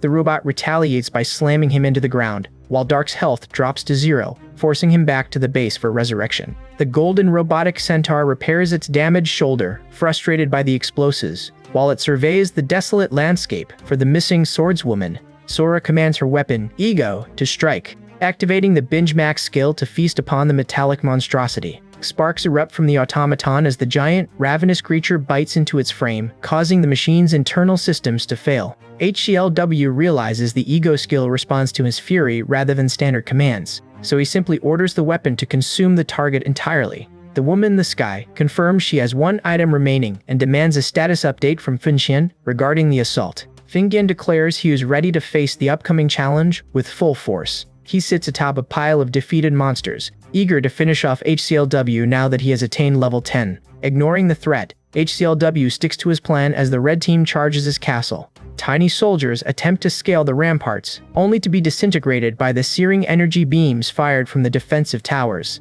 The attackers vanish in flashes of light as the woman overhead prepares to test the true limits of the castle's magical perimeter. She casts 5 colored bubbles, but the automated towers intercept them mid-air, proving the fortress is heavily fortified. She launches a color-mixed bubble, confident it will destroy the castle defenses. The defender activates a barrier, causing the woman to mock his reliance on walls. Observing the defensive stance, the team calls for Fengxian to advance, though he scoffs at his allies' inability to breach the towers alone. Fengxian throws a projectile to destroy the tower, boasting that he does not even need to use a skill. Creating stepping stones from her magic, the woman enables Fengxian to leap toward the wall, where he declares the remaining defenses useless. Feeling their efforts are in vain, the defenders brace for the inevitable impact as HCLW prepares for the assault. Fengxian slices through the remaining fortifications, completely neutralizing the eastern wall's defensive capabilities. Frustrated by the stubborn architecture, the figure with the scythe expresses his irritation at the delay. He screams for his enemy to emerge and face him, but HCLW refuses to leave the interior, determined to hold his ground from within. Fengxian mocks the mana cost of the barrier, declaring the castle walls nothing against him as the world remains a dream, fake yet real. Small creatures attempt to repair the damage, but he uses his horse-riding skill to bolster his mount's strength, shattering the wall in an instant. Amidst the debris, the rider confronts HCLW, demanding the red-haired fighter show himself after mocking him. HCLW warns his allies that because he faces a reset upon death, they must prioritize defense to avoid losing the next round. He plans to exploit a blind spot in the siege, tasking his team with buying time to complete a secret project in the dark. Fengxian aggressively charges to the city, his focus entirely on hunting his rival. HCLW activates slowing hands to hinder the rider, though he dismisses the spell as a minor inconvenience. The ground collapses beneath him, a trap the protagonist prepared to buy the critical seconds he needed. Fengxian realizes he has fallen into a trap, as a swarm of undead orc zombies rises to deal double damage to the one who originally slew them. While observers doubt the horde can stop him, the warrior cuts through the undead, groaning in pain as he slashes his way out. The orc corpses are left in pieces, yet he continues his relentless advance, mocking his opponent for their lack of effort. HCLW worries as Fengxian activates Harrow Eyes, realizing they need 2 more minutes to counter it. Transformed into his true form, the rider laughs at the failed zombie trap, furious that his target still hides. The Hero Eye skill grants him enhanced stats as the rider charges forward. Charging forward on a spectral mount, Fengxian demands that his hidden opponent reveal himself, intent on leveling the entire city. As waves of destruction rip through the district, Sora and HCLW scramble to shield the remaining structures from his rampage. Sora urges her partner to hold the line while she consumes her stashed meat, surging with the raw strength needed to intercept the charge. She attacks, but the rider repels her, shouting that she is no match for him. The Dark Warrior grabs her to pull her back, warning that she cannot win a direct physical struggle and must focus on leading the Hohoians instead. HCLW triggers his broken cogwheel skill to mire Fengxian in a time-distorting field, carving out a narrow opening for a counterattack. The bubble wielder suddenly intervenes, blasting HCLW away with a concentrated strike just as he finishes his windup. Sora immediately pivots to engage the mage in midair, desperate to ground her before she rains down further destruction on the castle. While she parries a barrage of magical projectiles, the mastermind in the shadows watches with a smirk, satisfied that his targets are trapped in the exact stall he orchestrated. Finally, the red-haired warrior corners HCLW, mocking his desperate attempt to save the buildings as a futile distraction in a game of slaughter. Seeing the architecture crumble and jeopardize their secret project, HCLW sheds his caution and lunges with a moonlight slash to meet his enemy head-on. Fengxian taunts him with a predatory grin, his eyes burning with intensity as the surrounding crowd erupts into a frenzied roar. Panic sweeps through the spectators who realize their wagers were based on a lie, finally grasping that Fengxian's true power far exceeds the reputation of his appearance. The gambler snacks on popcorn while revealing his 10 billion bet was a bluff, as he only risked the 100 million limit. When a girl wanders past, he mocks the boy for his snack and tells him to go buy his own. At Giga headquarters, the strategists analyze Fengxian, a rookie who achieved heroization in only 6 months, now clashing with HCLW's team. They note the presence of a daring girl in the group, prompting one official to express a desire to crush them personally. A leader reminds him that since tournament winners cannot re-enter, they must use this match to gauge HCLW's hidden potential. Fengxian unleashes a massive strike, forcing the warrior to dodge while cursing the overwhelming power of hero-type characters. HCLW activates his lucky coin skill 3 times in rapid succession to force a necessary stat boost for survival. As his strength, defense, and speed surge, he manages to clash head-on with his opponent, creating a violent, explosive impact. Both fighters trade fierce blows until they crash onto the desolate ground, with Fengxian watching the struggle with growing interest. The rookie increases his speed, causing HCLW to falter as his triple buffs begin to fade prematurely. Fengxian reveals his true weapon is a spear and dares the red-haired fighter to see if he can handle it. HCLW reacts to a failed maneuver, realizing he is trapped and must fight for his very life. Fengxian triggers his skill, leaving his opponent screaming in shock at the sudden blast. A female ally intervenes to shield Fengxian, finally realizing the opposing team is far more capable than they initially anticipated. He takes significant damage from a sudden counterattack, clearly shocked that his heroized state could not stop the blast. Elsewhere, a knight presents his Hohoan army, fully equipped with rare items to dominate the dreamlike reality of the game. Small armed Hoayans mobilize for close-quarters combat as they launch a coordinated assault to turn the tide. These cat warriors lead a relentless, synchronized push that crashes directly into the enemy lines. A mounted warrior falters in total surprise, stunned that such small creatures possess the strength to bypass his defenses. One Hohoian executes a powerful sword slash, landing a critical hit that leaves a Giga subordinate severely wounded. The leader observes the battle and the injury to Manager Park, surprised by the opposing team's performance. The character realizes the team built a secret market in record time, securing a tactical lead. This success stems from Rim, who helped the group visualize the siege round with dolls and a map to refine their strategy.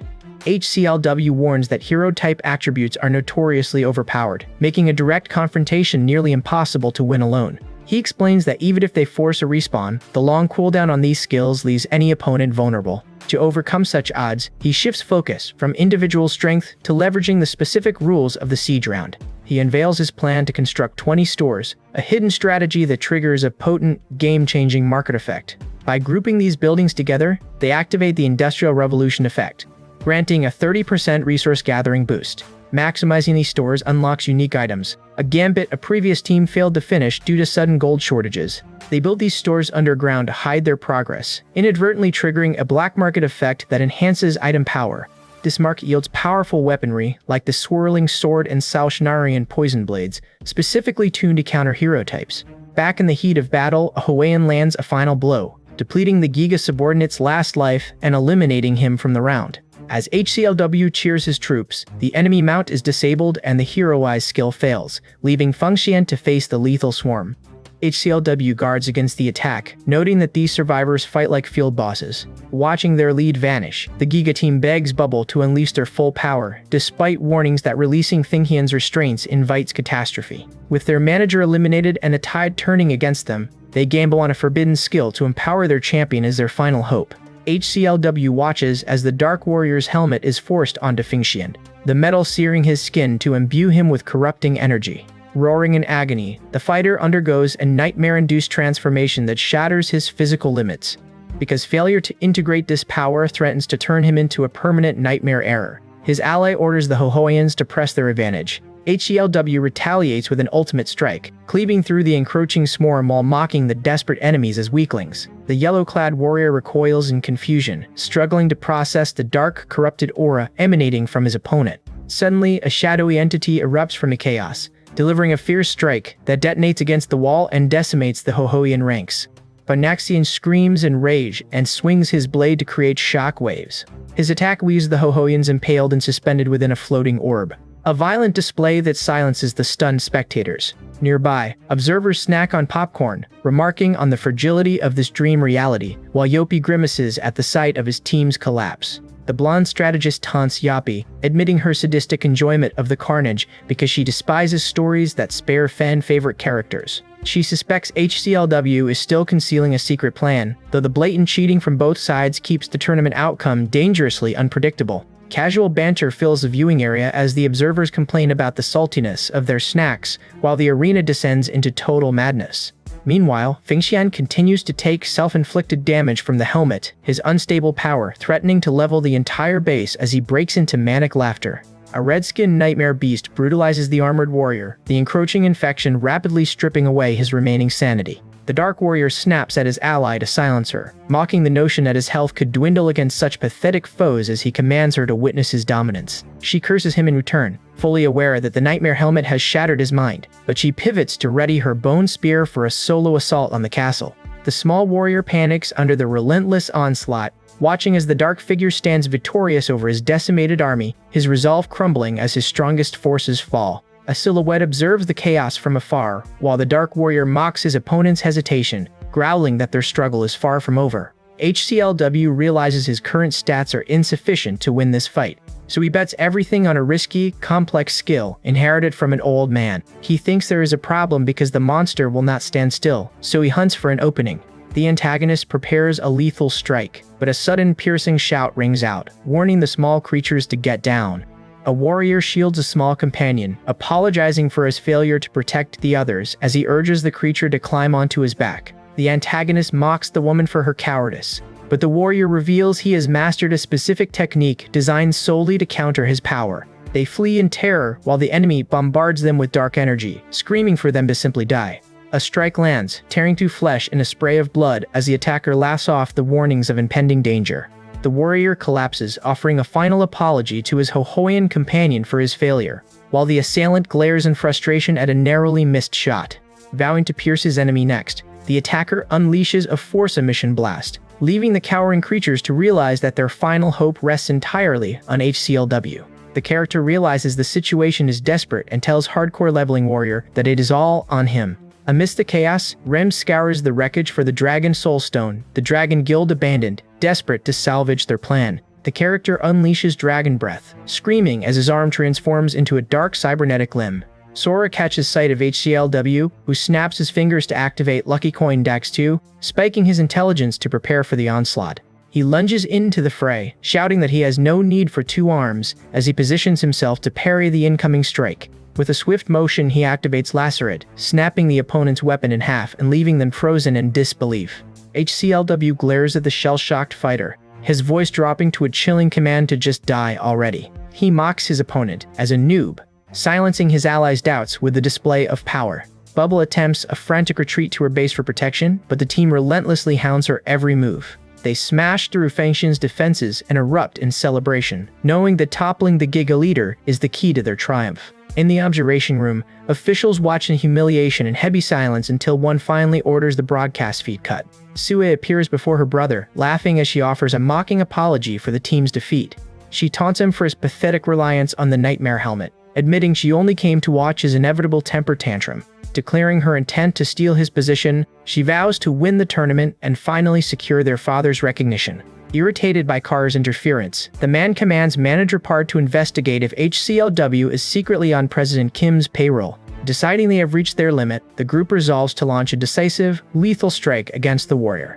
Upon their return to the village, HCLW senses the shift in the air, realizing they have walked straight into an ambush by Giga's assassins. Cheering erupts from the crowd as he secures his unexpected comeback, the spectators stunned by the sheer skill displayed in his victory. Watching the aftermath, Heartheater spots a dragon descending and steps forward, declaring his intent to claim the boss monster for himself. HCLW asks for a ride, but the merchant demands 2,000 gold. He only relents and offers a free lift after witnessing the boy's triumph over Fimsien. Inside the transport, Heartheater gestures to a screen-like device, explaining he bought the monitor to track the matches without ever leaving his room. Sora breaks the tension with a timid apology, confessing that Ego accidentally consumed the precious Dragon Soul Stone after a Hohoyan fell in battle. Comforting the flustered girl, Heartheater sighs and calls their debt even, deciding the victory is worth more than the year's worth of income he just lost.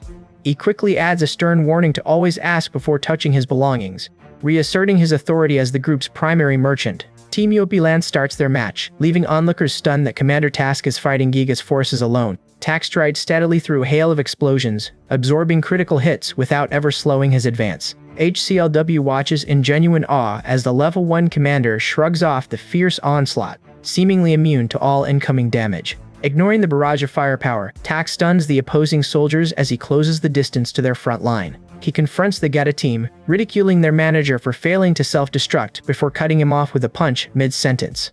HCLW strikes down the remaining opposition, sparing the defeated leader while mocking his pathetic lack of tactical vision.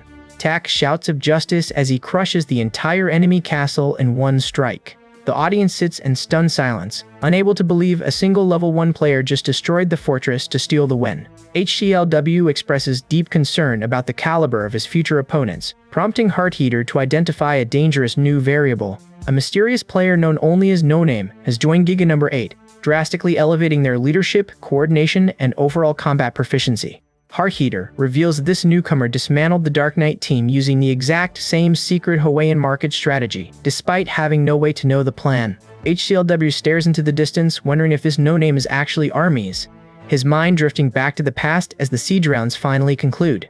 A divine mascot arrives with rewards from the God of War, presenting a box designed like one from another world. The box grants a world-class title and enough experience to boost HCLW to level 90. Sora remarks on how effortlessly HCLW leveled up, while he stares in confusion at the rare onion information card she received instead. Finding his own inventory empty, HCLW realizes he has gained nothing, leaving the group to prioritize the second job advancement that is just unlocked, because they need that advancement before the PvP round begins. HCLW prepares to mentor his companions on how the complex system functions.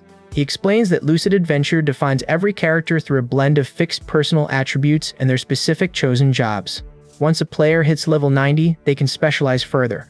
Just like the Gunner Tempest, who unlocked the Holy Shooter class to imbue his weapons with divine power. HCLW advises the team to research the job trees of veteran players online to ensure they avoid making irreversible mistakes. They resolve to consult Pu'upu, Yopi's lieutenant, who has already secured her 4th advancement and can offer the expert guidance they require. HCLW agrees to accompany Dark to her castle, secretly hoping that he might also cross paths with the girl who bears such a striking resemblance to Armies. Sora remains behind to speak with Heart Heater, while the others set off, desperate for the answers that will allow them to survive the next trial. HCLW scoffs at the boy's romantic prospects, but the boy retorts that the warrior has remained single his entire life. The boy asks if the warrior is dead yet, only for HCLW to lie bloody and defeated, begging for a moment of silence. In the shadows, a mysterious figure observes a magical ritual, while their subordinates report they have captured a witness instead of the primary target. Upon hearing that the target was seen leaving Pu'upu's castle, the figure prepares to move, intending to investigate the stronghold's secrets. The duo arrives at the quiet Yopilang castle, cautiously checking the grounds to see if anyone remains inside. HCLW tries to demonstrate his approach, but they find the courtyard completely deserted. Suddenly, he senses an intruder while on a rooftop. A dark figure glares down, vowing to eliminate them. The attackers discuss interrogating their captive before deciding to travel to the castle to finish their task. Recognizing HCLW, the attackers laugh, claiming his unexpected appearance is their lucky day. A menacing creature looms over the warrior, boasting that its newfound power will allow it to delete him for good. As the creature swings a chained weapon, HCLW recognizes the dangerous red lightning effect from a girl he knows. Back at the base, Rim asks why Sora hasn't touched her cake, suggesting the team might need more honey. Sora refuses to eat, reflecting that her recent victory only came because of the Hohoians and ego, which fills her with deep frustration. She rejects the idea of relying on rare attributes like Fengshan or Dark, resolving instead to grow stronger through her own efforts. Sora turns to Heart Heater for intel to refine her combat, but he warns that such specialized knowledge comes at a steep price. Finding no leads on the swordsman HCLW encountered, he suggests she seek guidance from a different expert instead. HCLW searches Castle Nario for his target until a giant cockroach monster lunges out, shocking him and his allies. A cloaked figure intercepts Sora at the gate, pressuring her to join their guild, until Dripsoup steps in to drive the stranger away. Suddenly, a red-armored warrior drops in to fulfill a favor for Heart Heater, barking an immediate command for the training to commence. Despite the dreamlike nature of the world, the threat remains lethal as the monster strikes at HCLW. Sneering that a single scratch will result in a total reset, HCLW gasps as a potent, unknown debuff hits him, causing searing pain that locks his limbs and prevents any counterattack. Shadows coalesce as a mysterious figure towers over the monster, demanding the location of the odd-eyed girl, while the creature cackles at its opponent's inability to evade. Recognizing the monster's clumsy handling of its chain weapon, HCLW orders his companion to keep back, determined to handle the raid solo. He signals for the guards, then snaps his lucky coin to surge with speed, vanishing from the beast's sight in a blur.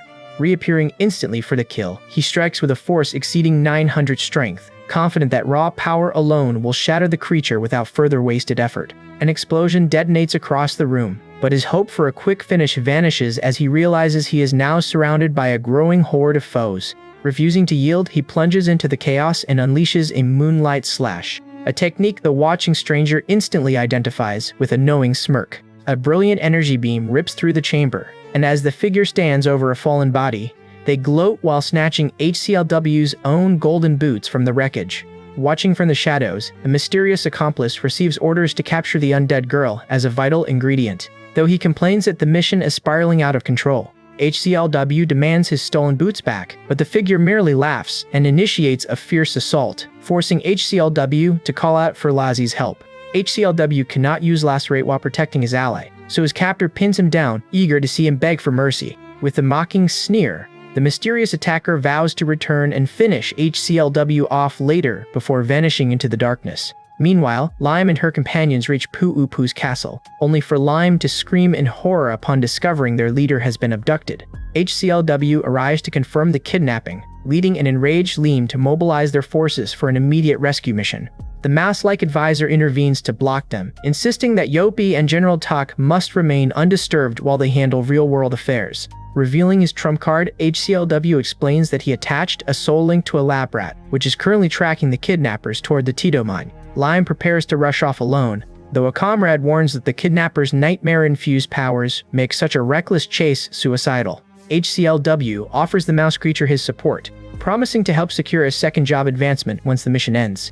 Despite the creature's stern warning about the trial's extreme difficulty, determined to settle the score, HCLW keeps his eyes on the prize, swearing to reclaim his stolen boots from his mysterious rival. In a desolate canyon, a bandaged muscular entity drags a captive hero knight to the edge of a cliff, tossing him onto a heap of broken bodies. The antagonist prepares to process the knight as a raw material, shouting the system command furnace as a roar of flames erupts to initiate the ritual. The captives pound against the magical barrier, desperate to break out of the furnace chamber. They remain trapped in the suffocating dark, forced to endure a violent barrage of incoming attacks. Nearby, a grotesque, flayed creature stalks through the emptiness, accompanied by a pink-haired girl. The woman with vine-like skin commands an eye-shaped stone door to open, pinning her hopes on her system ability to finally succeed. A stitched humanoid entity contemplates its dark purpose as a god-killer, while a pulsating organic mass wriggles in its grip.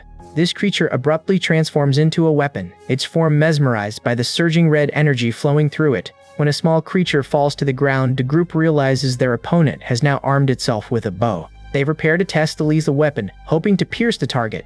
The archer fires an arrow from the living bow, noting the quality of the blacksmith's work. A figure snaps their fingers, unleashing a powerful red energy blast from a mechanical gauntlet. Standing in shock, the group realizes the attack failed, concluding their latest experiment is a total failure.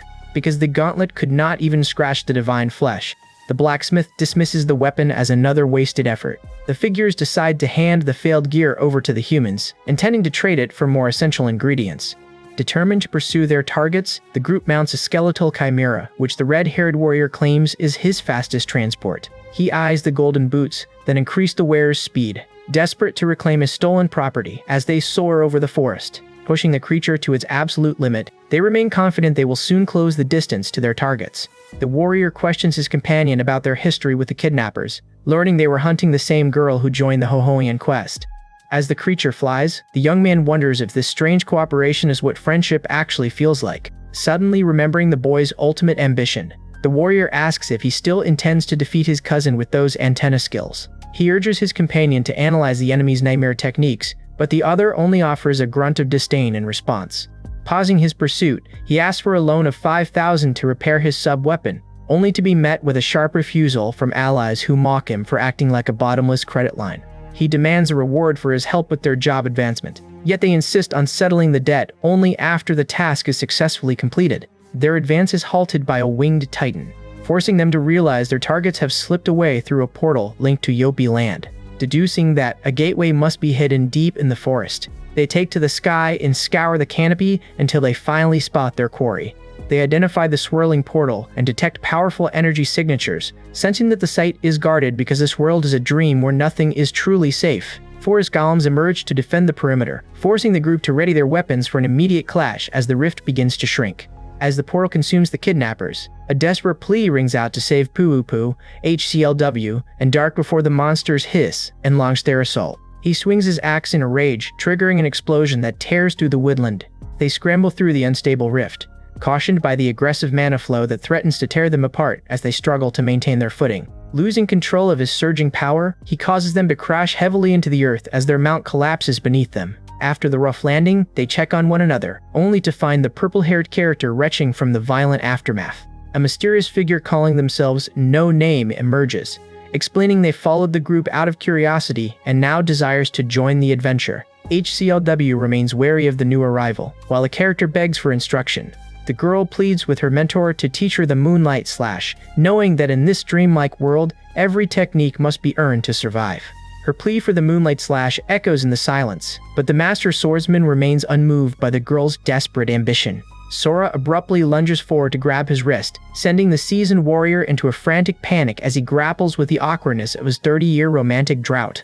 Desperate to secure his tutelage, she proposes a blind date as a bribe, triggering an immediate and chaotic outburst from his scandalized guildmates. He dismisses the offer with a scoff, clarifying that the technique is a flawed, incomplete relic stolen by HCLW during the fallout of a past betrayal. Pointing to her polished gear, he argues that her fancy equipment is a hollow substitute for the visceral, life-or-death combat experience she currently lacks. To thrust her into the fray, he produces a wanted poster for a group of red players, noting that their guild relies on such bounties to fund their high-stakes dungeon expeditions. Taking the bait, she lures the notorious Brandish trio into a kill zone using a cache of rare cobalt ores to finalize the ambush. Their attempted intimidation falls flat, however, as the bandits stumble into a scene where the group's amateurish robotic acting makes their trap painfully obvious. Only when the bounty hunters emerge from the shadows does the trio realize they have been played. Their bravado vanishing as they find themselves surrounded.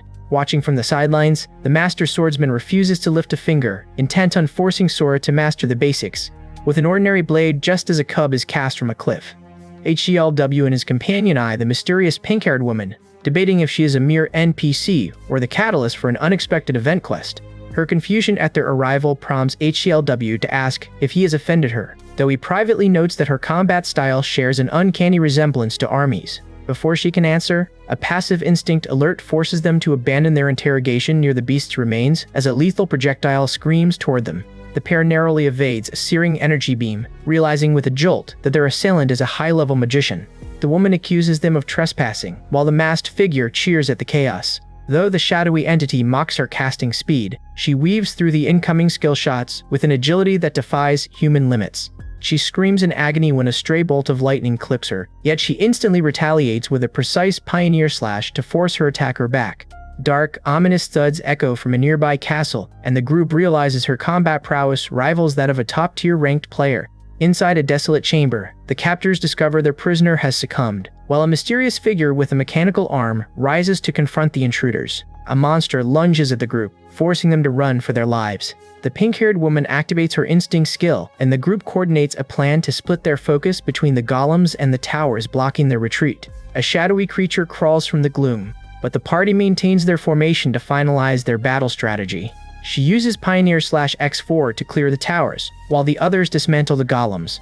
After a clean moonlight slash carves a path through the debris, HCLW demands to know how No Name could coordinate such perfect tactical strikes without prior practice. She deflects his praise with a playful smirk, admitting she only wants to test her strength against them after learning they survived the tournament's PvP rounds. HCLW insists that even the wealthy have private struggles despite the others' accusations. He remains fixated on gaining power to reclaim his grandfather's fortune, seeing this job advancement as the essential bridge to that wealth. When pressed on his true intentions, he bluntly confesses that his only goal is to restore his former status and strength. Dismissing their skepticism with a scoff, he insists that reaching even greater heights is the only ambition that truly matters to him. Vivid memories of the world as a distorted, fragile dream surface, bringing back the sight of grotesque, piled masses of people. He dwells on a singular, haunting vision from that dream that left him deeply shaken and driven to search for something higher. As he reached for that elusive power, a demonic entity suddenly emerged, tearing his resolve apart and shattering his armor into pieces. The agony of losing that battle floods back as he recalls the fall. The words from that encounter still echoing in his mind. Shaking off the past once back at the castle, he fantasizes about utilizing his future wealth to utterly humiliate Chairman Kim. Disputes over the value of money erupt among the group as they cautiously navigate the dark, desolate structure.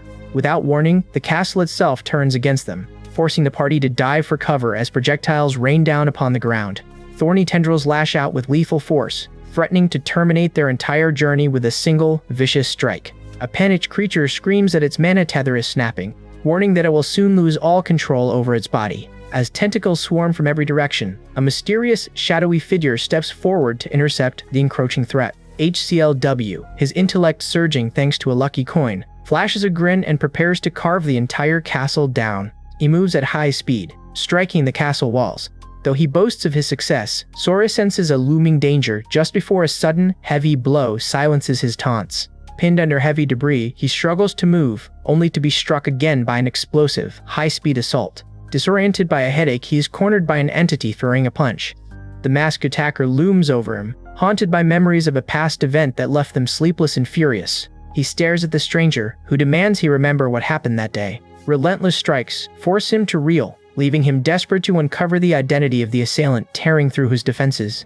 Elsewhere, Lime unleashes a blast that shatters the landscape, standing alone as she confirms the portal is now sealed for good. A winged creature descends as Newbie arrives to command her, rushing to ensure she is unharmed after the portal's collapse. He warns her that death in this sector is permanent, then immediately regrets his outburst and apologizes for the harsh tone. They discuss the disappearance of HCLW and Dark, noting the lingering trace of mana left behind at the site. Newbie summons the Nutella Mage, an elite fairy from the city of Uni, who immediately complains about our interrupted tea time. She threatens to hex him for the inconvenience, but he pleads for her help to track the portal used to kidnap his friend. The mage identifies the skilled use of cobalt ores in the circle, noting it requires spatial magic, prompting Newbie to contact Lim for support. HCLW wonders if nightmare remnants are behind these events, watching as a new follower collects curse fragments to bolster their forces while he questions Green Indian Head's true motives. A green-haired fighter cuts through his thoughts with a heavy punch, leaving him gasping as they clash in an intense sword fight. Reeling from the assault, he struggles to stand, his eyes bruised and his expression exhausted as his relentless opponents press the advantage. Sora arrives to pull him back from the brink, but an antagonist mocks their alliance, claiming they are no match for his group. Recognizing her as the primary quest target, the villain laughs and declares they have wandered into the wrong place. A wave of warriors descends upon them in the dark dimension, where an ally counts 78 enemies and readies for the hunt. The battle erupts as the hostiles charge, hoping that capturing a target will grant them superior buffs and rare equipment. HCLW prepares to face the overwhelming horde alone until a sudden warning alerts him to a magical attack from behind. He dodges the blast and activates Deja Vu, calling on Lazy to assist with a possession technique. Lazy lands with a surge of purple energy, preparing a deadly move that sends the enemies flying through the air. The attacker repels the group, leaving the fighters with broken limbs. They coordinate their defense, rotating the injured to receive healing while launching pioneer slashes at the incoming monsters. Frustrated that the enemies regenerate, HCLW summons skeletons to strike them from the rear. The group holds off the swarm while waiting for their skills to recharge. The green-haired warrior mocks his exhaustion, claiming that his dogged determination to reach the objective is merely amusing. Combat intensifies as the creature launches an energy beam, forcing the fighters into a desperate airborne clash. A masked character mocks HCLW, claiming only the Chosen One can wield the rare sword, while HCLW, undeterred, prepares a sharp counteroffer. He challenges the opponent to a high-stakes bet, but the masked man refuses, boasting that he can simply kill HCLW right now without needing the blade. HCLW taunts him, insisting the sword's power is too tempting to ignore, causing the masked man to hesitate as he realizes HCLW might not be who he expected, only to be mocked for his lingering fear of defeat. The masked man calls HCLW a chicken, while the protagonist realizes the truth. He wonders if his plan is finally working as the opponent claims he is already strong enough to win, yet brandishes the sword anyway, threatening to permanently ban HCLW from the server. HCLW declares that everything is going as planned and uses his sword dance of nightmare to strike his opponent. He laughs hysterically at the impact, but the enraged opponent shouts that HCLW should have killed him, while HCLW realizes his headshot attempt failed. Realizing that if he kills his opponent, he loses the chance to claim the sword and complete his legendary set, which would make him stronger than the One. He shifts his tactics. HCLW sets a new rule. The opponent must survive 10 minutes without his weapon to win, intimidating him by openly questioning his cowardice. The protagonist is revealed to be a gambler, a rare and unpopular class that relies on high-risk betting skills, a profession so obscure that few players ever bother to switch to it. He discovers that the gambler skill bet is absurdly overpowered. By combining it with his high luck, he forces opponents to forfeit their prized items and even their own skills when they lose. As his skill level maxed out, he began stealing unique items and stats, allowing him to climb the rankings so rapidly that he quickly became a target of public scrutiny. HCLW considers changing his gender to gain an edge, recalling how he once baited gullible targets into betting traps to reclaim his status as an all-stat player. He spots a new target, recognizing him as Green Onion Head, the leader of a guild he previously crushed, a memory surfacing from their past encounter at the castle. Despite his hesitation to fight the man again, HCLW realizes the scallion-headed leader possesses his stolen gear and can track the girl responsible for his current hellish predicament. The plan is set. HCLW destroys the castle to provoke the leader into displaying his power, secretly knowing exactly how the enemy will attack. He deliberately takes a hit to feign weakness, waiting for the perfect moment while monitoring the opponent's status to see if the timing is right. After an explosive exchange, he taunts the opponent about his courage, knowing the bait will eventually force the man to take the challenge. HCLW pretends to drop a legendary sword, dangling the irresistible prize to ensure the opponent accepts the bet, needing the gear to level up. The bet is accepted, and HCLW prepares to go all out, feeling he has nothing left to lose in this desperate gamble. The system activates the bet skill, summoning a creature to oversee the duel where the stakes are the sword of the knights and the location of the person holding his items. The masked warrior realizes HCLW's true intentions, screaming in frustration as he prepares to unleash his power. He activates the sword dance of nightmare, but HCLW dodges the attack, mocking the man for having made him bald just to appear weak. Enraged by the dodge, the warrior attempts to lacerate skill, only to find his efforts interrupted by the sheer skill of his opponent. The masked warrior is horrified to see HCLW using sword skills without a blade, realizing he was never truly weak despite his stolen stats. Combining luck and immense effort, HCLW prepares to counter the incoming lacerate strike. Energy surges as HCLW strikes, shattering his opponent's defenses and dismembering his form, leaving the remains behind. Defeated and broken, the guild leader begs for an end, but HCLW refuses, citing the strict 10-minute rule of their wager. He tells the man he must survive empty-handed to win, but the man shouts that this rule was not part of the deal. HCLW threatens to systematically lacerate every member of the man's guild and scatter them across the game world, proving he is entirely serious. Terrified for his subordinates, the guild leader finally relents, promising to return the stolen items to save his guild members from the carnage. HCLW tearfully heals his comrades, apologizing for the trouble, while a masked man watches him with cold detachment, asking if he is finally satisfied. He smirks upon reclaiming his 2 golden gauntlet pieces, celebrating this small victory as the others begin to reunite. Lila expresses regret while tending to the injured, yet she suddenly strikes HCLW across the face, leaving him stunned. Realizing the winged figure before him is the one who spammed his inbox, he demands an explanation, but she insists he only received them because he ignored her 371 previous messages. She explains that repetition is simply a way to force a result, though HCLW is disgusted and demands she stop the harassment immediately. Brushing off his complaints, she notes her presence is only due to God's interest in him and prepares to launch an attack. HCLW attempts to teleport away, but the divine realm nullifies his magic, flashing a warning that any further interference will result in his mana flow being severed forever. The winged figure leads him toward the sanctuary of the god of war, sternly warning him to keep all divine secrets to himself. They arrive at a vast graveyard of thousands of swords, where a young girl sits casually eating cake, greeting HCLW with a cheerful wave. He argues that the waiter he met was actually a god, only to realize this child is the god of war herself, who threatens him for calling her a preschooler. As they eat, HCLW demands to know why she has done nothing to address Giga's blatant cheating throughout the tournament. The god of war seems genuinely disappointed that he is not her fan, confirming the letters he received were never intended to be helpful. She explains that she designed the 4 stages of the tournament for her own amusement, using them to test a player's overall capacity. Describing the tournament as a game where Giga simply cooperated until the PvP round, she warns HCLW that she will personally punish anyone who disrupts her fun. She reveals that the warning he found in the chest was meant to stop cheaters, but it carried a final price. Those who opened it could never return to this world again. She scoffs at his indignation, reminding him that the game is a dream that feels real. Yet HCLW recalls how the guild covered up their humiliation to hide the fact that they cheated. Because the organizers must maintain their reputation, they strictly enforce a skill-only policy during the PvP round, though they tell him to just enjoy the cake. Suddenly, a creature groans in pain as a shockwave cuts through the air, leaving its opponent stunned by the destruction of an object that should have been indestructible. The skeleton drops to its knees, realizing it is vastly outmatched, just as a ticking device is thrown into the fray.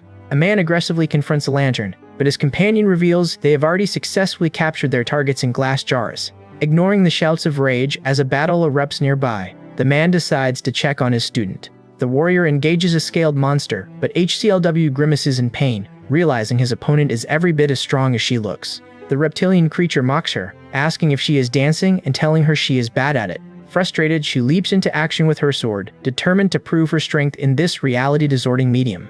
The reptilian warrior roars, unaware that his status shows a kill count as his comrades find themselves captured. Furious, the monster calls out to his group, only to realize in shock that they have been seized in under a minute. Stunned to see each other in containment cells, the captives watch as the monster flees to avoid the same fate. A warrior leaps to intercept the fleeing beast, warning that any attempt to run will result in death. Although an unseen voice commands the figure to fight the swordswoman, the character refuses to engage. When he questions the point of winning, he is told he will earn his freedom if he beats her 3 times. Skeptical of this training montage, the creature agrees to play along to avoid returning to prison. The beast is struck mid-sentence, while the man lunges forward, proudly declaring his status as a party member of HCLW. Mocking him as he struggles to breathe, the monster dismisses the attack and stuns the player with a red blade. The reptile lunges at his airborne opponent, who plummets helplessly toward the predator's waiting claws. Bearing sharp fangs, the monster gloats that only 2 targets remain after a sudden, violent strike. Desperate to survive, the runner bolts through the woods, praying to reach the safety of a nearby barrier. Determined to match that power, she takes up a blade, completes her job advancement, and begins grinding in a forest teeming with beasts. Observing a man who splits a mountain with a mere stick, she asks him to explain the strange echoing sound of his strike. The man, an author finishing a scene, dismisses her plea to teach him, leaving her frustrated by her perceived inability to grow. Noticing her striking resemblance to a character in his own work, he finally agrees to take her as an apprentice on the condition that she cuts her hair. As winter sets in, they huddle together by a campfire in the snowy forest, sharing a humble meal of scavenged sweet potatoes. She continues to swing her sword, counting every repetition while questioning if such simple actions can truly forge real strength. When the master eventually announces his departure to continue writing elsewhere, he insists that her training has already made her stronger than before. He says goodbye, telling her she will understand his lessons once she levels up, while she clutches his clothes to make him stay. The lizard monster strikes the injured warrior, mocking his sister for being so predictable in this dreamlike reality. It confirms a successful hit on the bearded warrior, who orders Soup to heal the wounded woman because she now has 2 lives to spend. She realizes she lowered her guard, but her mentor explains that substats like her above-average muscle mass are the reason she can fully utilize her strength.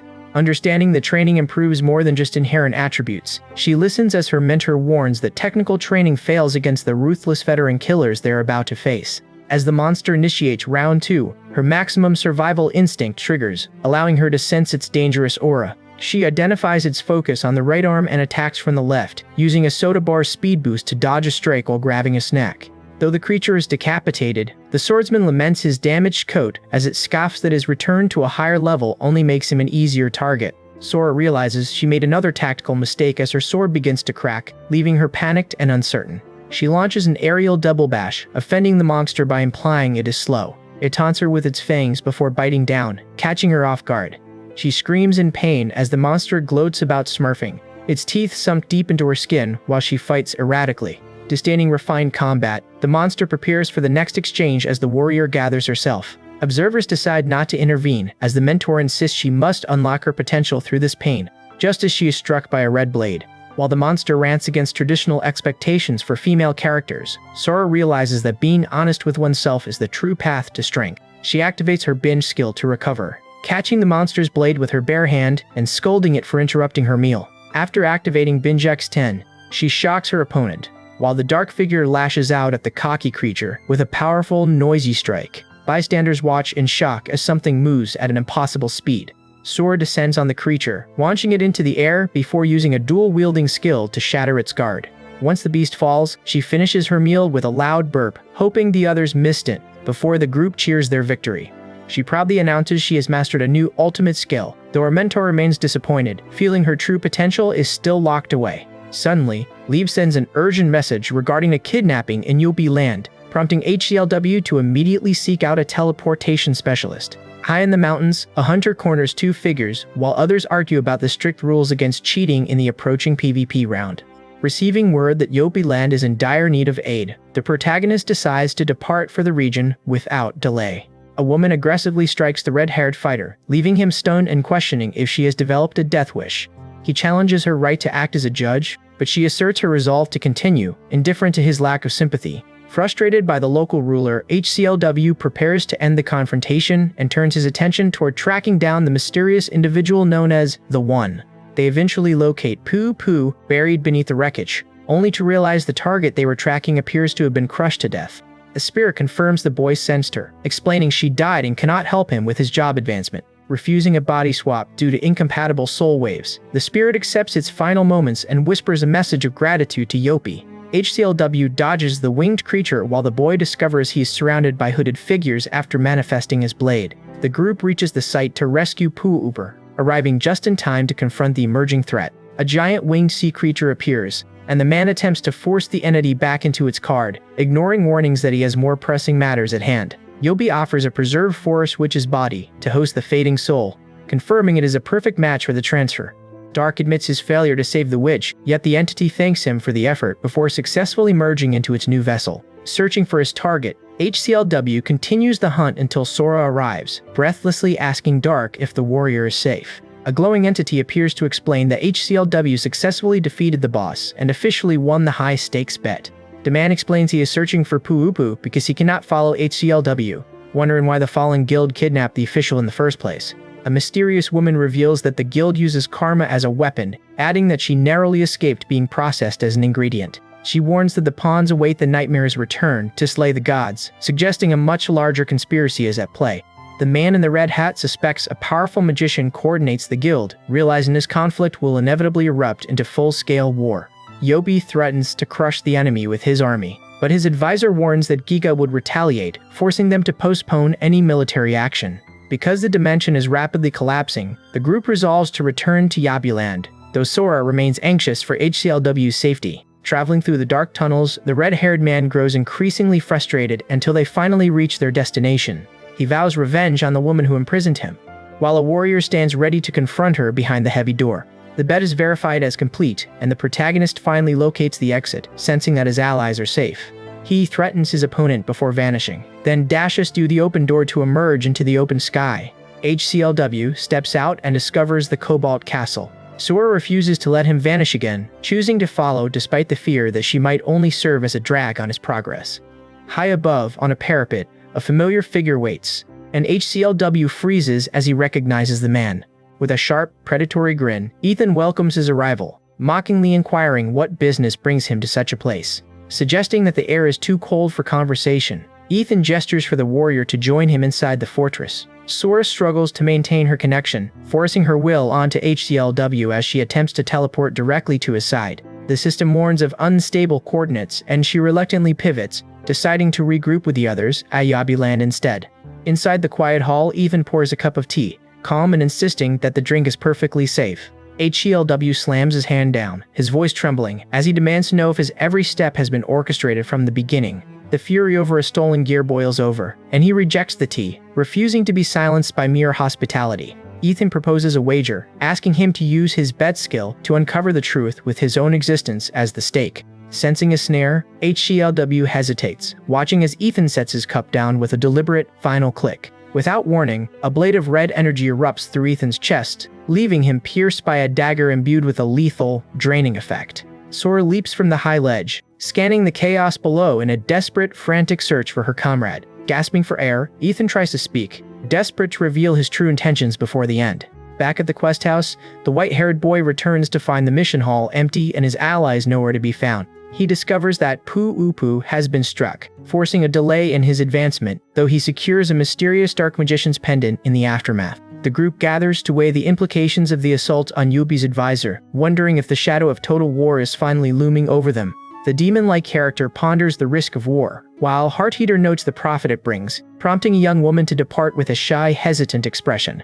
Gathering inside a magical dome, the group listens as a man in camouflage explains that his space blockage skill keeps all sound and magic contained. Yobi confirms traitors exist within their alliance, forcing the realization that a lord working for Giga has compromised them and threatened the balance of power since the War of Nightmare. They resolve to focus on winning the tournament to claim God's gift. as Giga's influence is now too overwhelming to fight directly. Elsewhere, a woman escapes the subspace and relies on her sharp sense of smell to track down Dark, sensing he is nearby.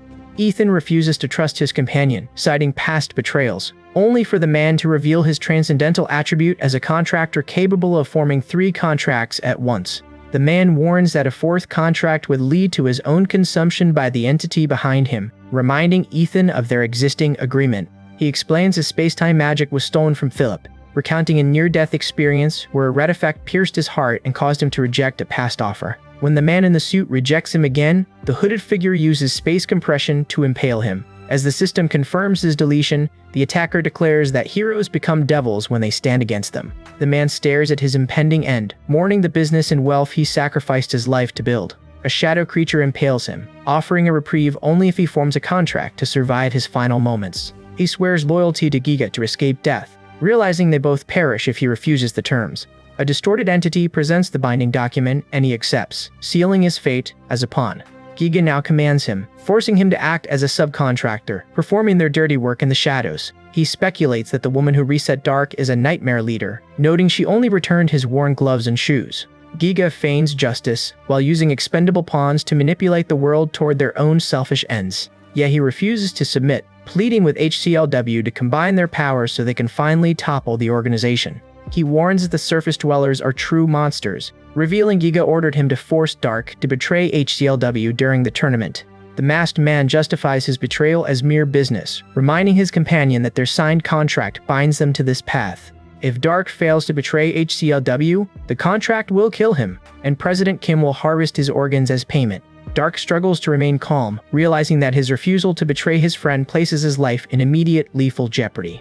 Later, the tension breaks as the group clumsily celebrates a birthday, with Sora singing while Dark blows out a hideous cake. Newbie bursts in demanding cake, leaving the host flustered that his low-key birthday has become public knowledge. He explains that Sora leaked the news, insisting that a man of his stature deserves a grand public celebration. Friends arrive to offer their well wishes, only to be met with a grumpy demand for them to leave immediately. The room is suddenly swarmed by a mob expecting free food, leaving the host overwhelmed by the chaotic influx of guests. Desperate to clear the space, he impulsively offers to pay for every meal in Yopi-land, a gesture that earns instant approval from the crowd. The feast grows into a city-wide event remembered as the Dark Day as everyone gathers to eat. The host sits back feeling surprisingly satisfied as he thanks Dark for the meal, ignoring the bizarre, unappetizing look of the cakes. A man approaches Dark to express his gratitude for the rescue of Poo-Poo, announcing a system quest to mark the birthday. A global notification rings out. The king offers the king's blessing to anyone who presents the finest gift. After receiving 10,000 experience points for the event, he pauses to consider the immense value of the king's blessing. The group decides to compete, though some openly scheme to cheat by handing in random junk just to snag the reward. A man in a green shirt prepares to show off for the middle schooler, boasting that he will unearth a gift that cannot be refused. Another rival vows to surpass HCLW by tracking down an even more impressive offering for Dark. Irritated by the mounting chaos, the host insists he is fine, while 2 others dive through a portal to begin their hunt for items. Driven by the thrill of the challenge, a girl promises to scour the land for the most delicious food for the party. Dark admits this is his very first birthday party, prompting his companions to tease him mercilessly about his visible embarrassment. The host confronts Rim about the exorbitant cost of the feast, but ultimately softens, admitting he truly appreciates the gesture. When pressed for his birthday wish, he playfully refuses to reveal it, determined to keep his goals secret. He wonders what kind of gifts he will receive, worrying about where to store items that exceed his inventory space. Meanwhile, the man in the green jacket sprints across the treacherous Thorn Mountain, relying on his indestructible boots to survive the piercing spikes. He hunts for a secret dungeon that only appears once a year, dead set on finding hero-grade items to challenge the middle schooler. Vowing to eliminate all pests, he presses on while a pink-haired character dashes through the air, desperate to avoid losing to a rival. The protagonist reaches Dragon Mountain, scanning the area to see if he can unearth treasures superior to those currently held by HCLW. Deep within the red landscape, the girl flinches as a heavy thumping sound signals that a giant creature has awakened to confront the intruder for disturbing its slumber. The dragon stops the girl to ask if she is human, reminding her that they are real despite the world being a dream. Meanwhile, HCLW leaps into the Thorn Mountain dungeon, his eyes fixed on finding legendary items capable of restoring his former strength. A sudden, piercing coldness sweeps through the air as he steps forward, signaling that he has breached the forbidden king's room. He carefully navigates the grid-floored chamber, fully aware that this is the tomb of Thorn King Mu, a central figure in the history of this world. 5 statues stand as silent sentinels protecting the monarch, who remains bound and entombed within his own stone monument. Knowing that approaching the tombstone will trigger all 5 knights, HCLW hesitates, realizing he lacks the necessary equipment to survive such an overwhelming fight. He decides to gamble on a single target, focusing his attention on the tentacled statue to claim a specific rare item. This is Kyo, a genius archer and the strongest of the 5 almighty knights, infamous for betraying the elves to help the Thorn King seize the throne. HCLW calls her out, brazenly declaring his intention to defeat the king and initiating the battle. He speaks the trigger phrase, and the Guardian awakens as an energy pillar erupts. Kyo stands ready, her lethal presence chilling the air as she fixates her gaze on the intruder. Struggling to remain composed, HCLW feels the intense freezing aura radiating from his opponent. He is struck by a wave of cold energy, realizing that Kyo's immense power is enough to intimidate even someone of his caliber. She commands him to drop his weapon and kneel, refusing to let a mere half-breed approach the king. The archer warns that if he dares to cross the line, her next arrow will pierce his heart. Using his golden equipment to scan her status, HCLW realizes with a grimace that she is a level 99 master archer. He dismisses her demand for respect, declaring himself a tomb raider who has come solely to loot her belongings. Kyo fires a rapid-fire barrage of energy, only for Sora to neutralize the volley by predicting the retreat path and launching 20 arrows of her own. With the immediate threat neutralized, Sora finds herself back in the bustling Yoppie Land food alley, a place that feels strangely distant after the recent chaos. She wanders through the crowded stalls, momentarily overwhelmed by the sheer, sensory abundance of the street food. Cotton candy catches her eye, but she hesitates, worried that Dark might resent being treated like a child, so she declines a ramen delivery offer while plotting her next move. A sudden jarring energy strike rocks the market, and Sora finds a long line already snaking toward the famous Yoppie skewers, forcing her to tearfully apologize to Dark for her late arrival. Jo Chang, a giant warrior standing near the stall, offers her a skewer with a playful demand for payment. Sora instinctively summons her ego sword, suspecting a trap, until a red-skinned man gestures for her to stand down and withdraw her weapon. The men explain they are fans who watched her tournament performance, offering the skewer as a gift, which she feeds directly to her sword. She warns them that she will not show mercy if they meet on the battlefield, then snatches the food and flees the area. The red-skinned warrior grins, telling Sora that their next battle is coming soon. Nearby, the purple-haired girl reveals she has acquired the patent for the skewers and asks if they can now burn down the country. Elsewhere, the group drifts apart when Dark finally receives his birthday cake. One man questions his companion about this sudden kindness toward Dark, suspecting it is merely a calculated move to leverage the king's blessing against Giga. HCLW overhears the conversation and stands stunned by the sudden cold turn in their talk. Back at the quest house, the man reports that the mound of excess gifts is already loaded onto 10 wagons. Heartheater refuses to discard a single item, insisting that even the junk holds value, while the rest of the group gathers around. HCLW stares blankly at the hospital building, his mind flooded with the bitter memories of his last birthday. He finds his relative in a hospital bed, recalling how these frequent scans and strange devices leave him feeling uneasy about the situation. His grandfather urges him to prioritize his health for their protection, but the boy only shudders as he remembers being scolded for skipping school, only for that same man to follow it with a hollow birthday wish. Distractions fade when the Hohoians rush to announce that the village construction is finished far ahead of schedule, leaving Dark stunned by the impossible speed. He arrives at Yoppie Land to find his workers struggling to rotate the statue. Disaster strikes when a falling bag crushes several creatures, and the one brave soul saves a child by lifting a heavy stone. The celebration is cut short by the sudden appearance of a bear-like beast that scatters the villagers in terror. The warrior watches the statue break, then asks his approaching ally why the final partner is late.